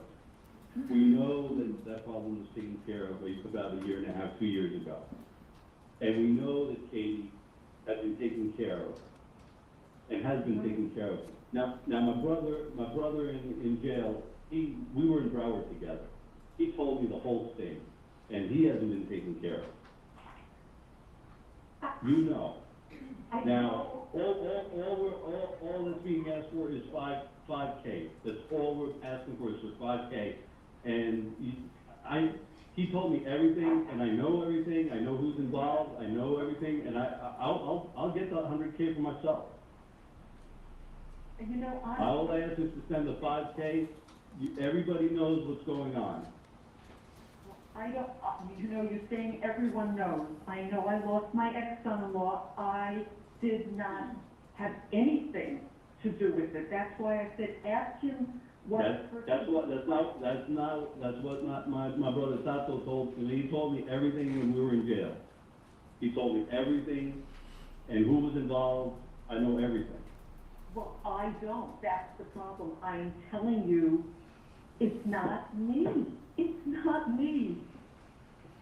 I have had a year of aggravation, a year and a half of aggravation over this. My daughter, my grandchildren. It is not me. And when I asked my friends, what do they think? They said, well, this person needs to get a description of you because of what you look like, or it's not me. I don't know who caused this. It wasn't me. I mean, I don't know. I'll tell you, just like that day when I talked to you, this is not going away. This is not going to go away because Tato told me everything. He wasn't being taken care of. He needed the $5K. Send $5K. That's all we were asking for. If don't do that. I don't know who Tato is. You don't understand. We know you don't know who Tato is, but you know who Katie is. And you know the contacts Katie has, and she has, listen to me, let's stop fucking around. Stop fucking around. Okay? You know who Katie is. And you know that Katie has somebody that knows Tato. And they took care of a problem for you people. That's just the bottom line. The bottom line is you know who the fuck Katie is. Look, I don't. I no more than Mr. No, I'm not fucking around with you. You know who Katie is. You know that they took care of Katie and her people. Nobody's taking care of Tato. I know you don't know who Tato is. No, but we know who all of you are. And this ain't going away. You know what? So I can give you you send the $5K? Here's what you need to do. You need to go and... Don't tell me what to do. I know what to do and I'm doing it. You're looking for money. He said, don't tell me what to do. He's like, I ain't Wendy Adelson. I ain't Charlie Adelson. Don't tell me what to do. Get $100,000 or whatever whatever the reward is. It isn't me.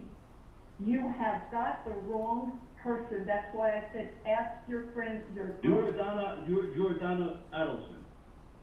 Yes, I am. Yes, I am. Well, I know. We know who's involved in all this.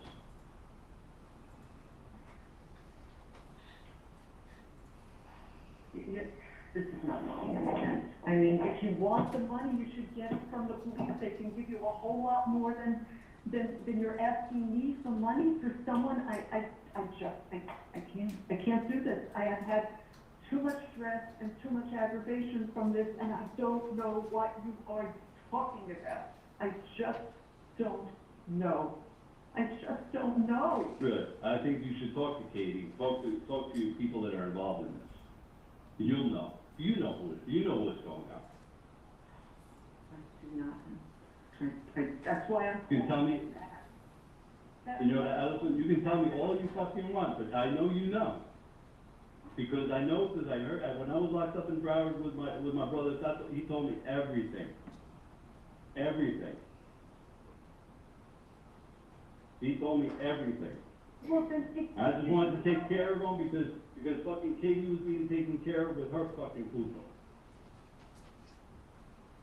I just think instead of asking me, you should get the money from the police. There's a lot of money out there, and I know if you think you know who this is, then then go ahead and do it, because I know it isn't me.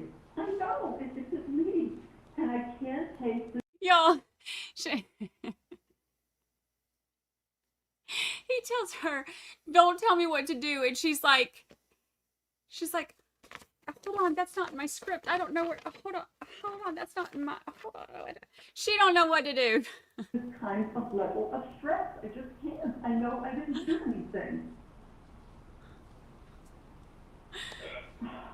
You talk to people, you talk to the right people, you talk to people, you make this 5K come to me. That's all I need. Just do it and get it to me. Do it and get it to me. I'll call you Bye. back. Does she call back? No, she did not. Does she call the police? No, she did not. Do she and Charlie discuss, I guess she shares this recording with him, and they have further conversations about this call that she made? Yes, they do.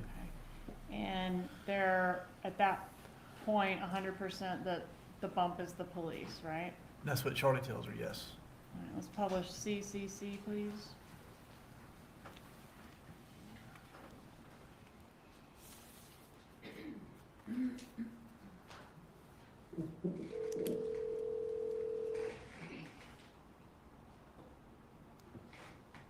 Hey, Charlie, how are you? Good, what's going on? Good. Well, we just finished with dinner. We drove through Blackwell back to his hotel in Miami, and we just got back to the Icon. So we're going to go for just a little walk along the marina, and then we're going to go upstairs. Right, I just stepped away, I was having, dinner with you on the Okay. I'll let you go right back. I will. Just tell you that I did have that handpiece now. Okay, great. So I would like. Let me ask you a question, any more nonsense from the patient? Yeah, that's why, you know, those things always get aggravating. That's why I love that bothered me. Was it bad? Oh, no, and I did,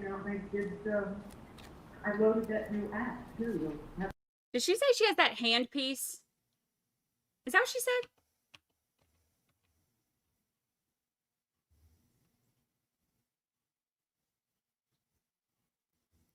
Did Granny get a gun? Did Granny get a gun? So let me ask you a question, any more nonsense from the patient? Yeah, that's why, you know, those things always get aggravating. That's why I love that bothered me. Was it bad? Oh, no, and I did, I loaded that new app too. I'll have to show it to you. I think you'll really be interested. Okay, so you had, how long of a talk did you have? 8. 8 minutes? Yeah. You talked to the patient for 8 minutes? Yeah. And they were nice? Well, not really. No. Did they Tell them. let me ask you a question, did they give any threats or anything, or? No. That's interesting. Yeah, I thought it was very interesting, but I definitely want you to, you know, I'll play his application tomorrow, but I wanted to make sure I got those stuff to you. So if that's.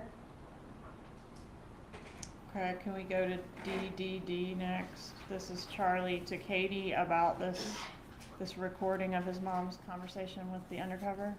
That's correct. That last phone call was at 11:17 at night. This is the following day, 5/7 at 5:07 p.m. Okay.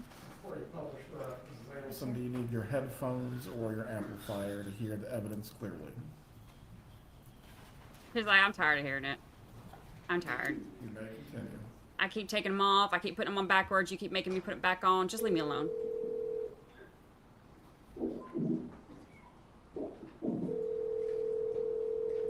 She almost popped herself in the face with them. Hello? Hey, how are you? Good.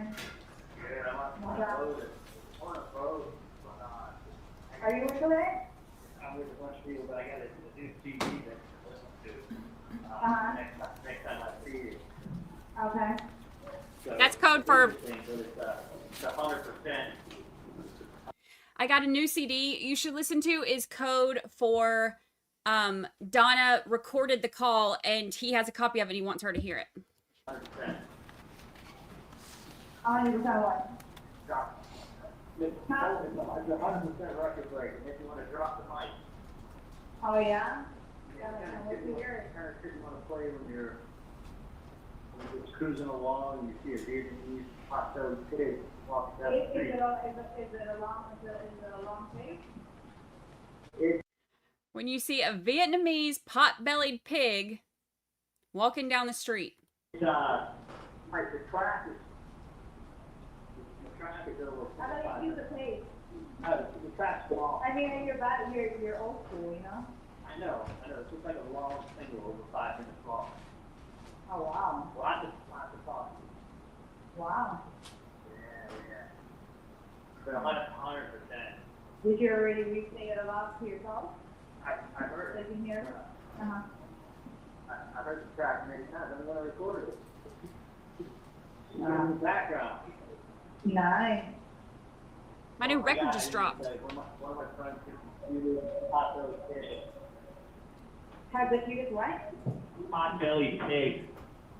Hot belly pig? Yeah, you know what a pig is? Are you serious? Yeah, they got the cutest hot belly pig. So, anyway, That's not good. I know. I like dogs, not pigs. Yeah. They're hard to maintain. But Huh? anyway, I don't know. As long as they're housebroken, they're not that bad. Oh, okay. Oh, I guess something here then. Pig for cops. You can't hear because there's music behind me and there's like.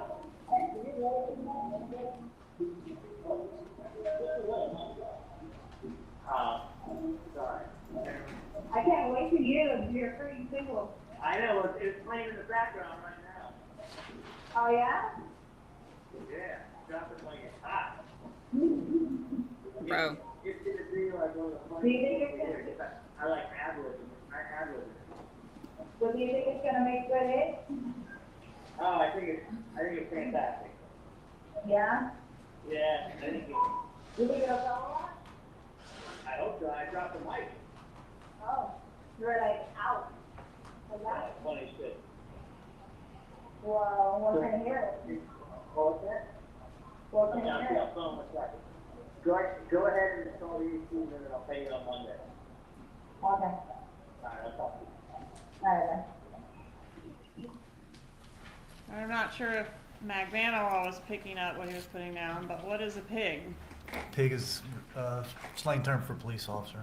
Right, and so Mrs. Adelson called your bluff, didn't she? Yes, All right, and was this pretty much the end of the wire operation? it was. All right, I want to publish EEE. Could you tell us about this call? He said drop it like it's hot. Yeah, it's on 5/12. It's Charlie Adelson to Donna Adelson at 6:18 p.m. Publish EEE, please.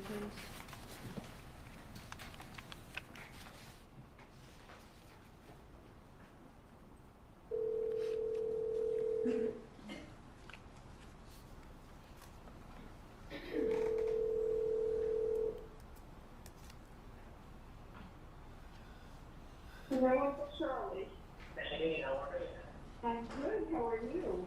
Wait, guys, 1 second, I have to open the door. Wait, let me just get it. Hang on. Okay, Ben, you go in first, honey. Okay, Lincoln, you go next.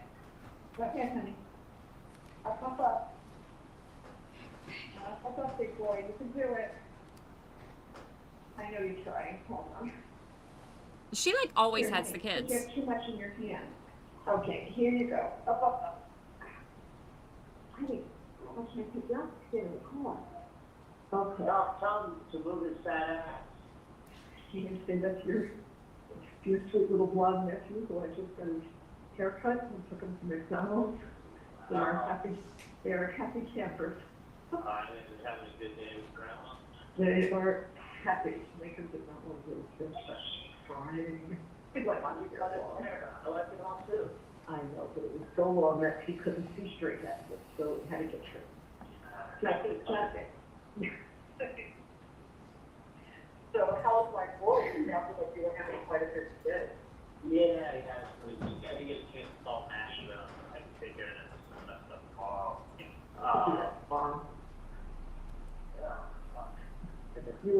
What's the matter? It's just the exit.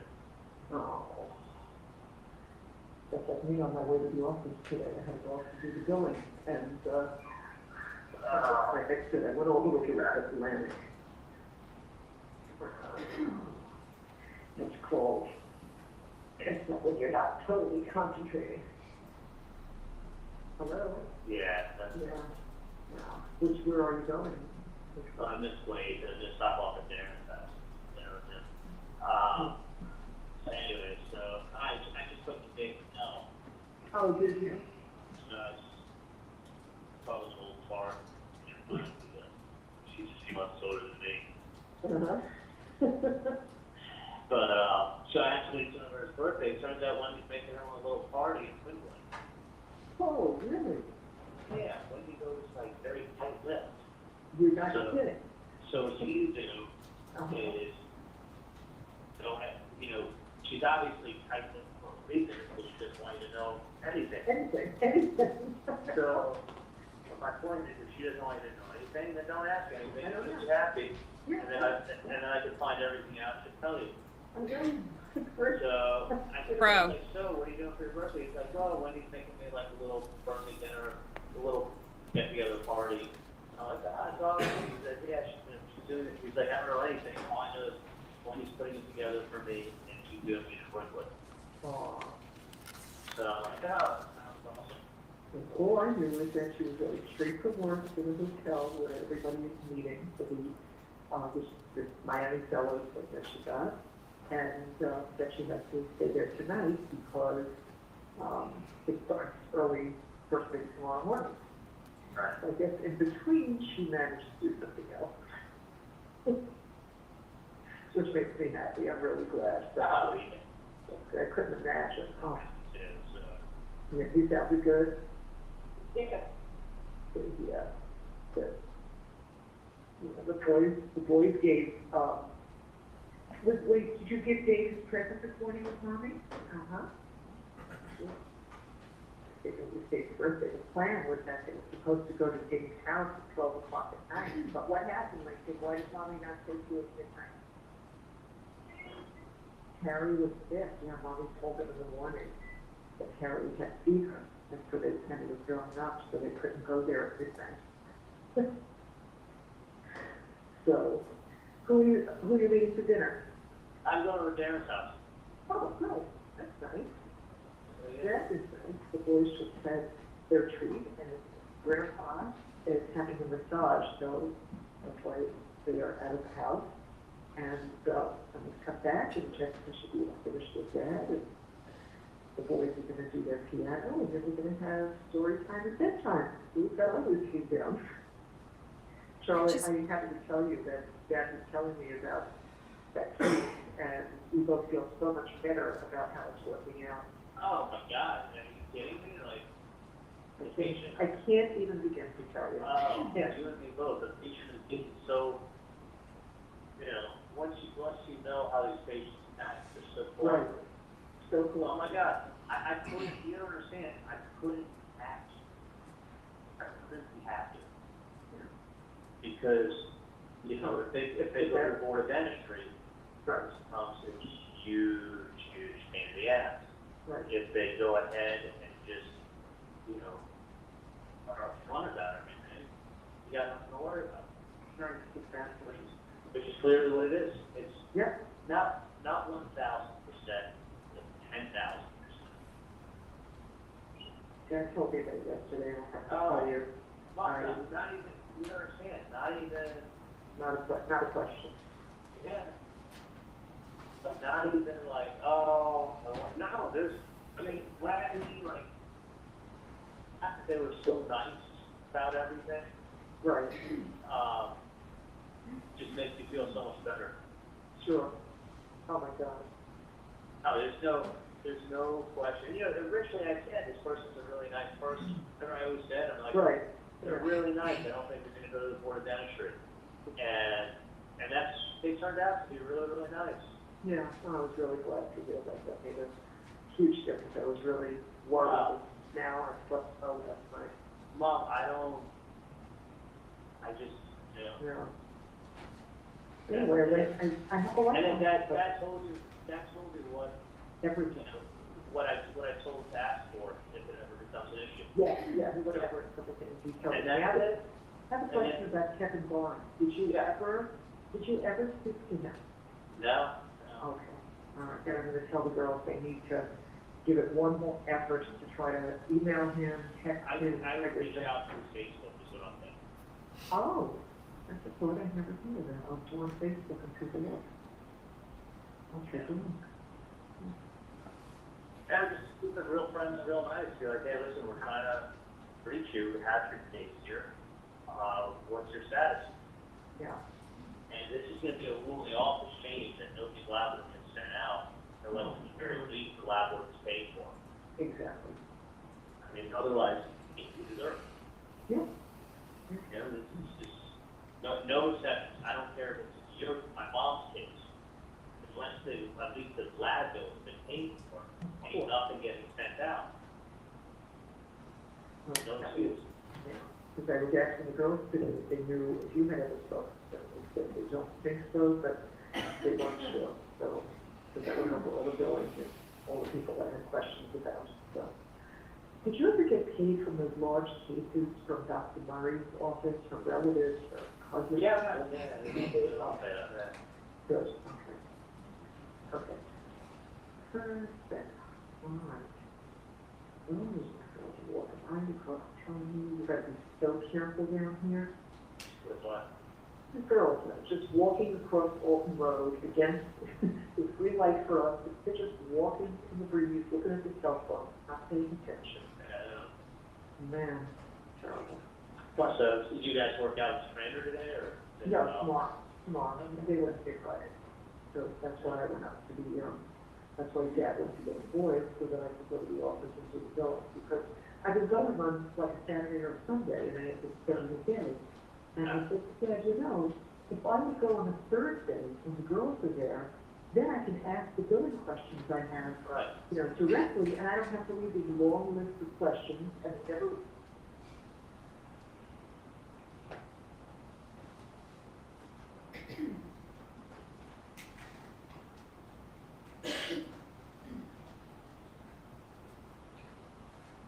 Walter.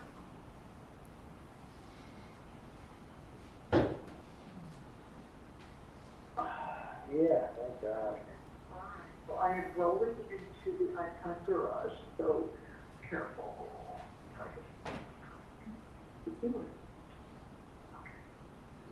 So I love what I did, Christ deserted. Yeah. So you just can't, I gotta say, you just can't log in. You cannot. I mean, now that you know that you cannot get upset. You can't let patients bother you. No, I know. And I also know exactly what I'm doing.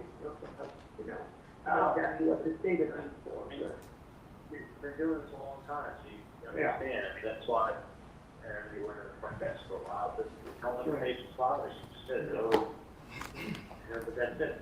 Yeah, no, I got it. Good. All right, my love. You have a nice evening. Please take over the barracks today. I will. Ready? Okay, sweetie. I love you. So upon learning that they're being investigated for murder, how did they react to that?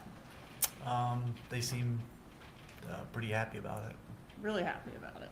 Yeah. Sustained. Members of the jury are to disregard the last answer. And wasn't the gist of how you got made that the undercover wasn't nasty enough? Right. It's not done like that. You gotta have a beard and a hat and glasses, and you gotta make threats and all that kind of thing, right? Correct. After the wire gets made, it's kind of business as usual, right? Back to Wendy and her love life, that sort of thing. For them, yes. Were any more checks issued by the defendant to Catherine Magbanua after the wire got made? I believe that's when they stopped, if I'm not mistaken. I have to go back and look, though. May of 2016 is when they stopped, right? It was May of 2016, correct.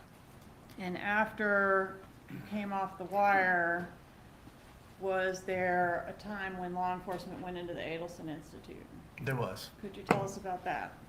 Yeah, myself and my partner, Investigator Ice with TPD, went into the Adelson Institute with a subpoena requesting Catherine McBanwell's employment records.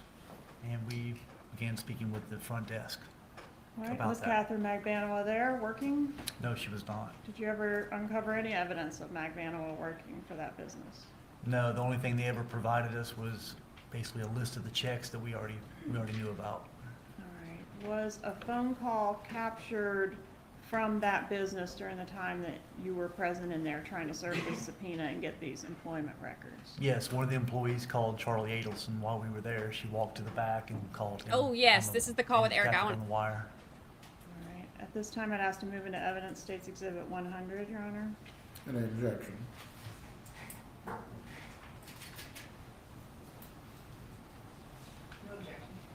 States 100 is admitted. Permission to publish, Your Honor. You may.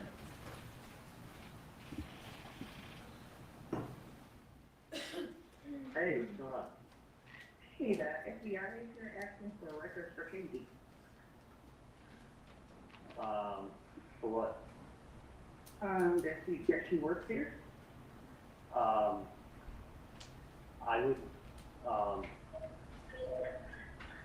wouldn't, get anything. Yeah, and they I don't know. asked, did you work there? I was like, yeah, she works here, but I don't know if you want. Cause remember we sent her. Erica, Yeah. do me a favor. Erica, she works at the thing. At Adelson's. I'm not there right now, Uh-huh, and I'm in surgery, uh-huh. but it's not my office. It's my dad's office, Uh-huh. so I can't give anything out. Right. I mean, I don't have access to it. I don't know where anything is. Okay. So you don't have access to anything.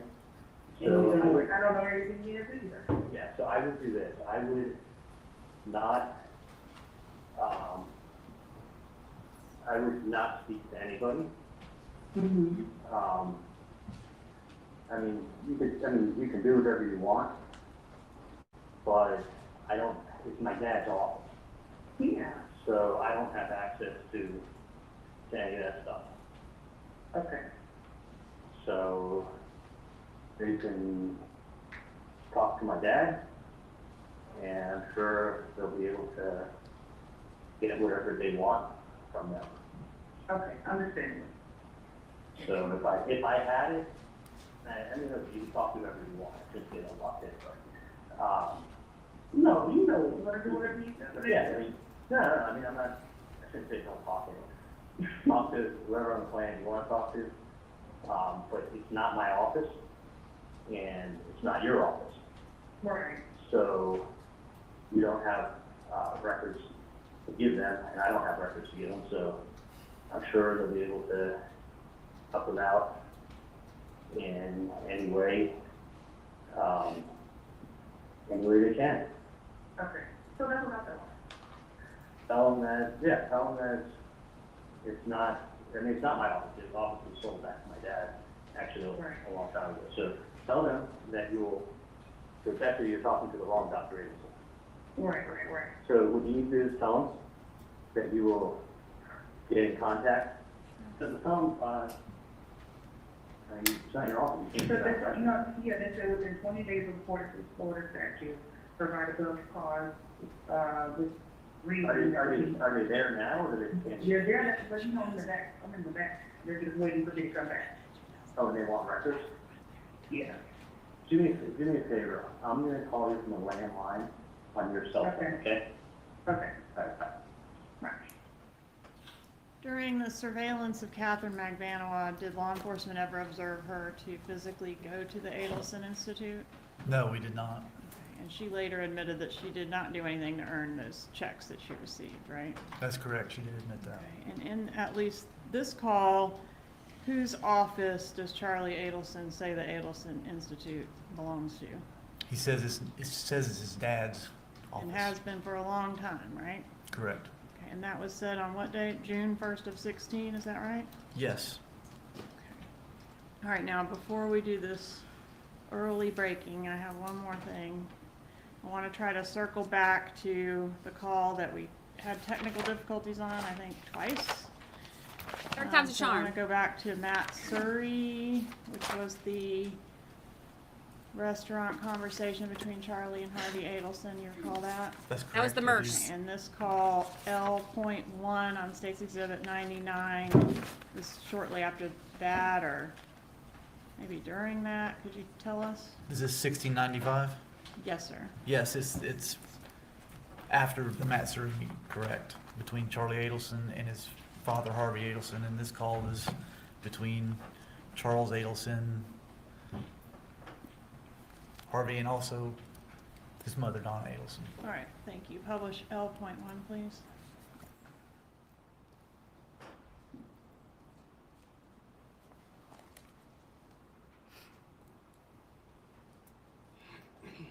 Yeah, I mean, you're looking at an hour, it's an hour and 15 minutes there, it's an hour and 10 minutes back to here. And it'll probably be there within 2.5 hours. Okay, So, you know, I'm hoping to get to your place by 5:30. okay. Yeah, if you can work maybe, maybe just stay a little bit later. It's not gonna be a late meeting. No, I can always talk to that one. It's not- Yeah, that's what I'm thinking. We'll just- Can I just ask you one thing? Sure. Has there been any more problem? No, Zero. sure. Yeah. Did Dad tell you what I spoke to him about? Yeah, and I have a couple of questions, that's what I want to chance to speak tomorrow. Yeah, but it makes All those cases. perfect sense, doesn't it? Yes, it does. I still have some questions and things that I think need to be addressed, but, we'll do that tomorrow. Yeah, no, I'll talk tomorrow. I mean, listen, it's in a rush, I must go home to Monday. Okay, sounds good. It's not like that to be tomorrow, but Yeah, and what I thought everything through again and again and again, and I think I'm 100% right, yeah. All right, I hope so, that would be, yeah. or 99% right, because none of it makes any sense. No, None of it makes any sense. I mean, no. there's no. I know. It's not. I'm just telling you, it's not done like that. It's not. I know for a fact. Yeah. Not. It's not done like that at all. And they're approaching somebody who has nothing to do with anything, which is utility. Yeah. So listen, my feeling is that you go to. I'll tell you my feeling. Yeah, yeah. It's utter nonsense. Like that's the best way I can describe it. It's utter nonsense, and I wouldn't pay any attention. No attention at all. It's not done like that. It's flat out. It's not done like that. Yeah, we'll talk about it tomorrow. Yeah, no, but I mean, I could say it on the phone without saying it, but it's not done in such a nice manner. Yeah. No, it's not done like that. It's done like that if you want someone to talk to you. Otherwise it would just be, it wouldn't be done like that. Yeah. No, there's nothing, listen, if you're, Let's go. I'll talk to you later. Yeah. But anyway, that's really what I thought. I think it's Yeah. a process. Yeah. Leave it at that. Okay. So you going out tonight? Yeah, tomorrow's gonna be awesome, and just that's supposed to be what I spoke to him about. Yeah. So I'll even talk to you about it tomorrow. Yeah, I appreciate it. Yeah. It makes perfect sense. Perfect sense. Well, okay, if June comes out, we can do it afterwards, because it's nice. June, I can always tell June I'm talking about, but just now she's got, she's trying to, oh yeah, no, she won't get out of the Dolphin cheerleading until 5:30, she'll be sports bra and a pair of shorts and all sweaty. Okay. So whatever, so All right, so That's what she's not, I'm 99.999% sure she's not coming. okay. Actually, I'm basically like 100% sure. Okay. All right, then. So go and have a good night, get some rest. I need to get down to sleep. Sounds good. All right, I love you. Looking forward to seeing you tomorrow. Have fun. Okay, just be careful. I Okay. love you, Kate. Love you too.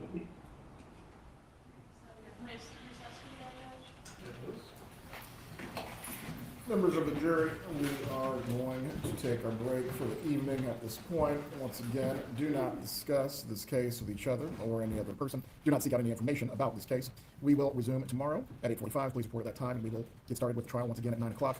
Agent Sanford, unfortunately for him, will still be on the stand, but the defense will have their opportunity to cross-examine at that point. Have a good evening. Ah.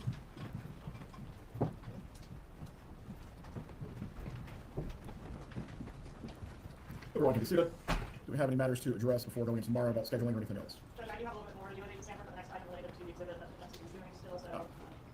Certainly. I believe this is the matter that we addressed earlier, Mr. Zeldin. Yes, Your Honor, and Ms. Kaplan also provided me with one-page excerpt from my client's 2014 planner, with some proposed redactions. We just need to have some conversation with Ms. Kaplan about the proposals. Hopefully won't be an issue. I can address them in the All right, bailiff shall need to have the courtroom open at 8:15, so the defense can speak with their client concerning these matters. For the state, please report at 8:40. By 8:45, once we have jurors, we will keep moving. Yes, sir. That's it for this evening. Have a good night, everyone. Dude. Now I know why Charlie had so many girlfriends. Because if you look at the women that he was dating, they're not going for stimulating conversation, right? They're going for Ferraris and buy one, get one free murder boobs. So if that's what you're looking for, that's what you get with him. Ferraris and BOGO murder boobs. But then it's like, that only lasts so long, right? And then you have to actually talk to him. Could you imagine having to talk to him? Let me rephrase. Could you imagine having to listen to him while he talks at you? Stats for the day. Witnesses, one long one. Very, very long one.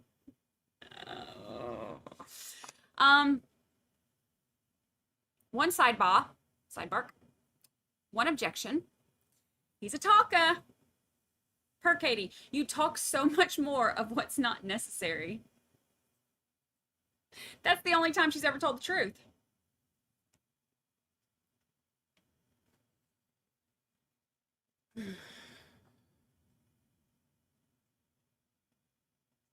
Limos and concerts. Limos and concerts.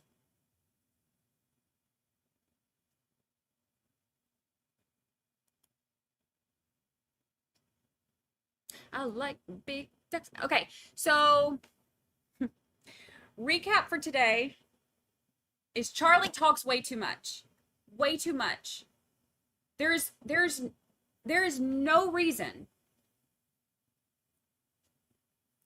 There's no reason to ever talk that much. But one of my highlights is hearing them talk about how they're so glad it's the police and not Aladdin King, because now they have nothing to worry about.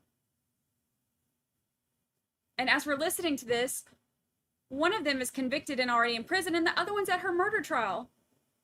This is great. This is amazing. We don't have anything to worry about. This is so great. So excited. I couldn't be more excited. We have literally nothing to worry about. We're so great. It's great. Everything's great. I couldn't be more excited. This worked out so great for all of us. No, sir. It worked out so great for all of us because yo ass is in jail. Your mama's about to be there too. Your ex is there with her BOGO murder boobs, and you're not going anywhere. Sit down. And now, if you want to ramble on and on and on and talk nonstop and be full of yourself, you can do it. Who can he do it to? If he has a bunkie. Don't know if he has a bunkie.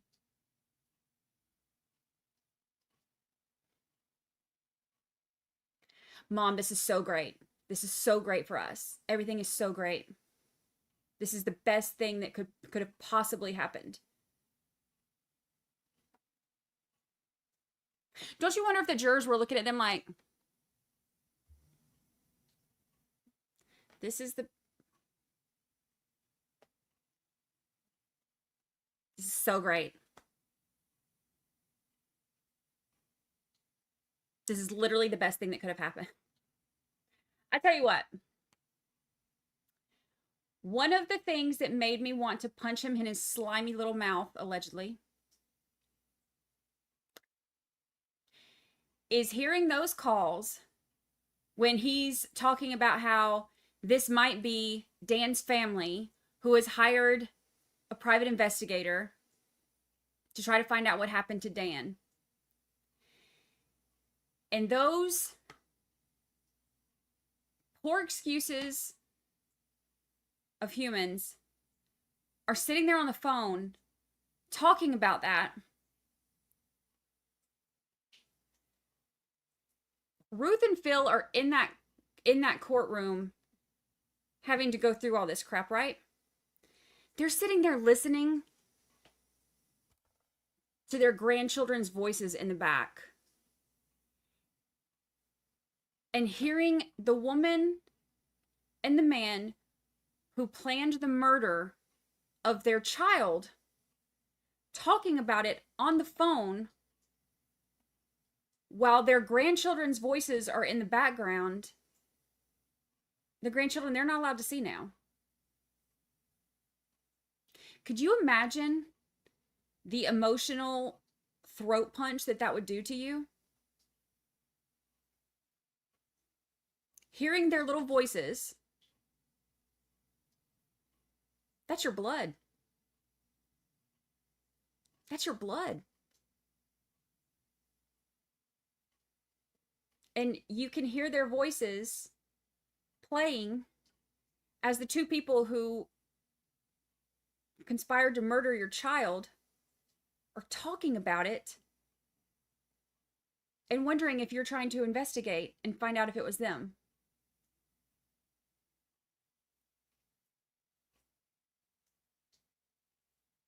Crazy.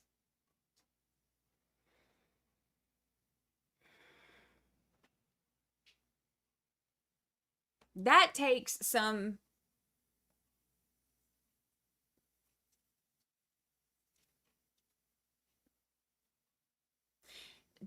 to be able to control yourself from, like, I don't know, like I wouldn't want to get in trouble, like just like throwing something at the, like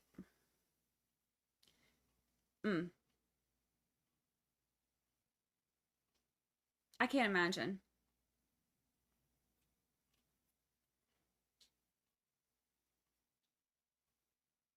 To hear all of the things, all of the horrible things that they were saying about your child that they killed, and then wondering if you're investigating them.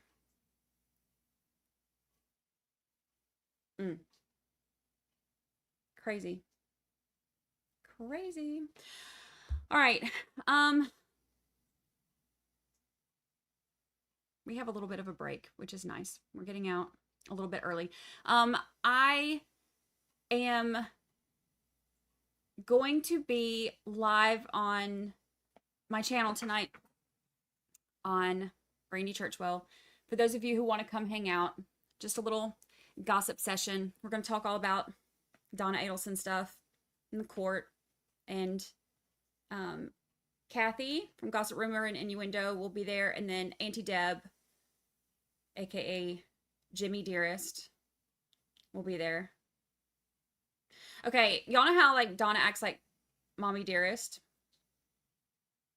Jimmy's obsessed with her. And it's Kathy's fault. He had never heard of the case, and she started telling him about it. And you know how dramatic he is, and then you know how great of a storyteller Kathy is. So then he became obsessed, which is why he flew down here from Massachusetts to go to the courtroom for those couple days. Hold on, let me show you.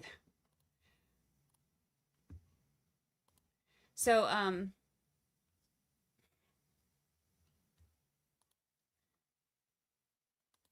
made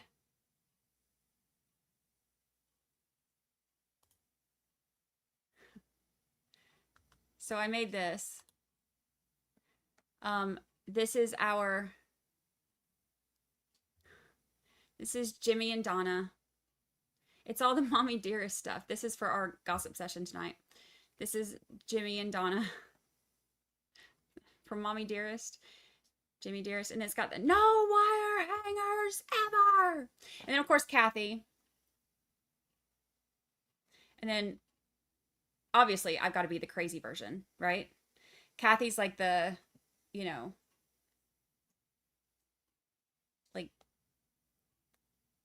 gossipy, cool, you know, judging you. Definitely gonna talk behind your back about everything. Not to like real friends, but definitely to everybody online, because that's what she does. It's gossip, rumor, and innuendo. Hello. And then Jimmy is super obsessed with Donna. And then I'm just nuts. So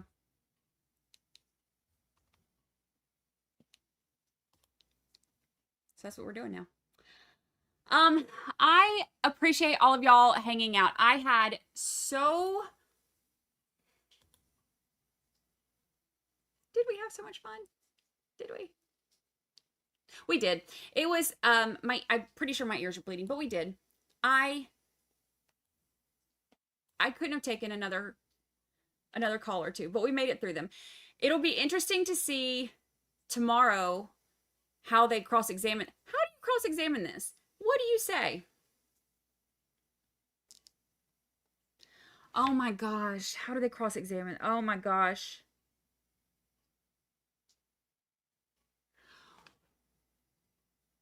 You know how every time they get up there to do cross-examination, they walk back through every single thing that came out on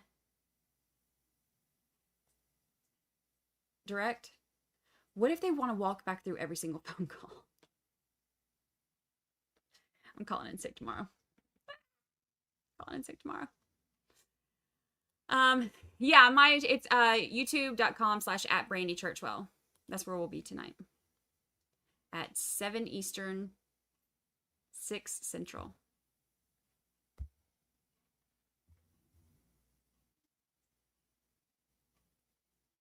I'm going to hear Charlie's voice in my nightmares, right? Kathy's going to say Charlie definitely failed shut up classes.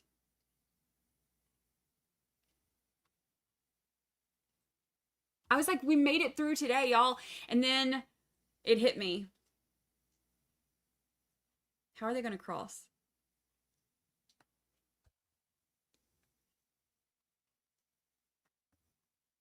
Can we get t-shirts that say we survived today? We survived Charlie Adelson's yapping. No way they replay. There's no way. There's no way. And besides, they wouldn't want to remind them of all the bad stuff that just happened.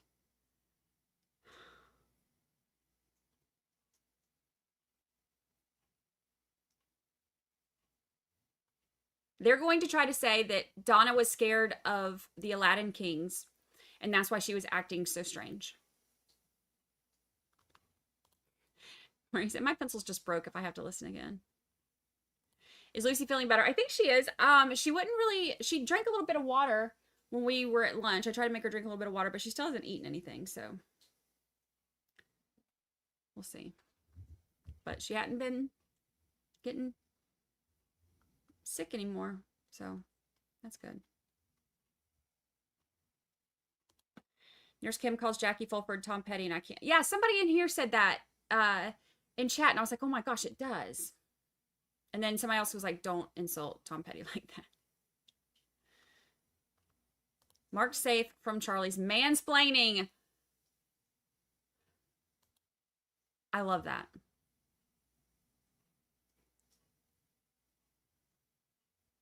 Are we though? Are we safe? We are now. It's over. We made it through. I survived Charlie's mansplaining. I'd take the veneers. Yeah, Lucy had diarrhea at Donna this morning. Bless her.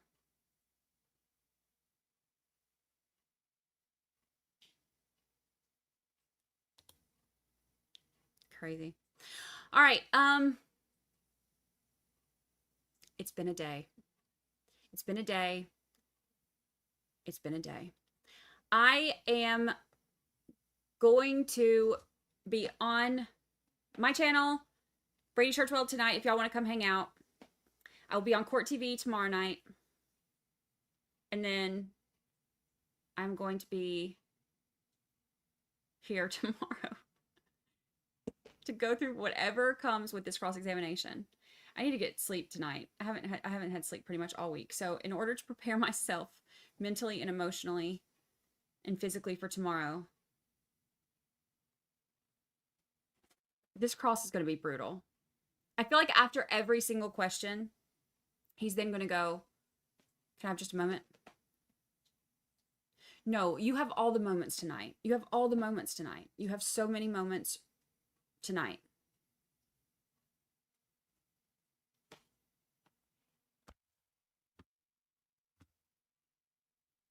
We'll see. All right. If you haven't hit the like button yet, please do so. I will see you all bright and early in the morning. And I think we're getting close to wrapping up, y'all.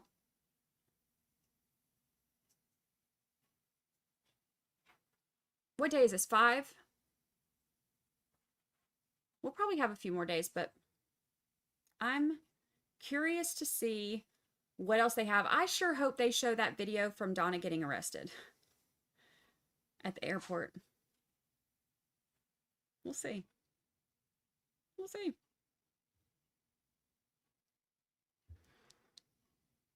Those moments will take 10 minutes each. We're going to figure out something fun to do every time he needs a moment tomorrow. Because I have a feeling that it's going to happen too. I have a feeling that he's going to need a lot of moments, and I have a feeling that we're just all going to be sitting there waiting. So I'm going to brainstorm, and we will come up with something fun to do tomorrow. We'll play trivia or something every time he needs a moment. We'll take a moment ourselves, and we'll play trivia while we're waiting on him. I'll pull up some trivia questions. All right, y'all. I appreciate you being here. Thank you so much. I know you could be anywhere, and y'all are with me and Lucy, and I appreciate it. I will see you all bright and early in the morning, completely emotionally stable and ready for day 6.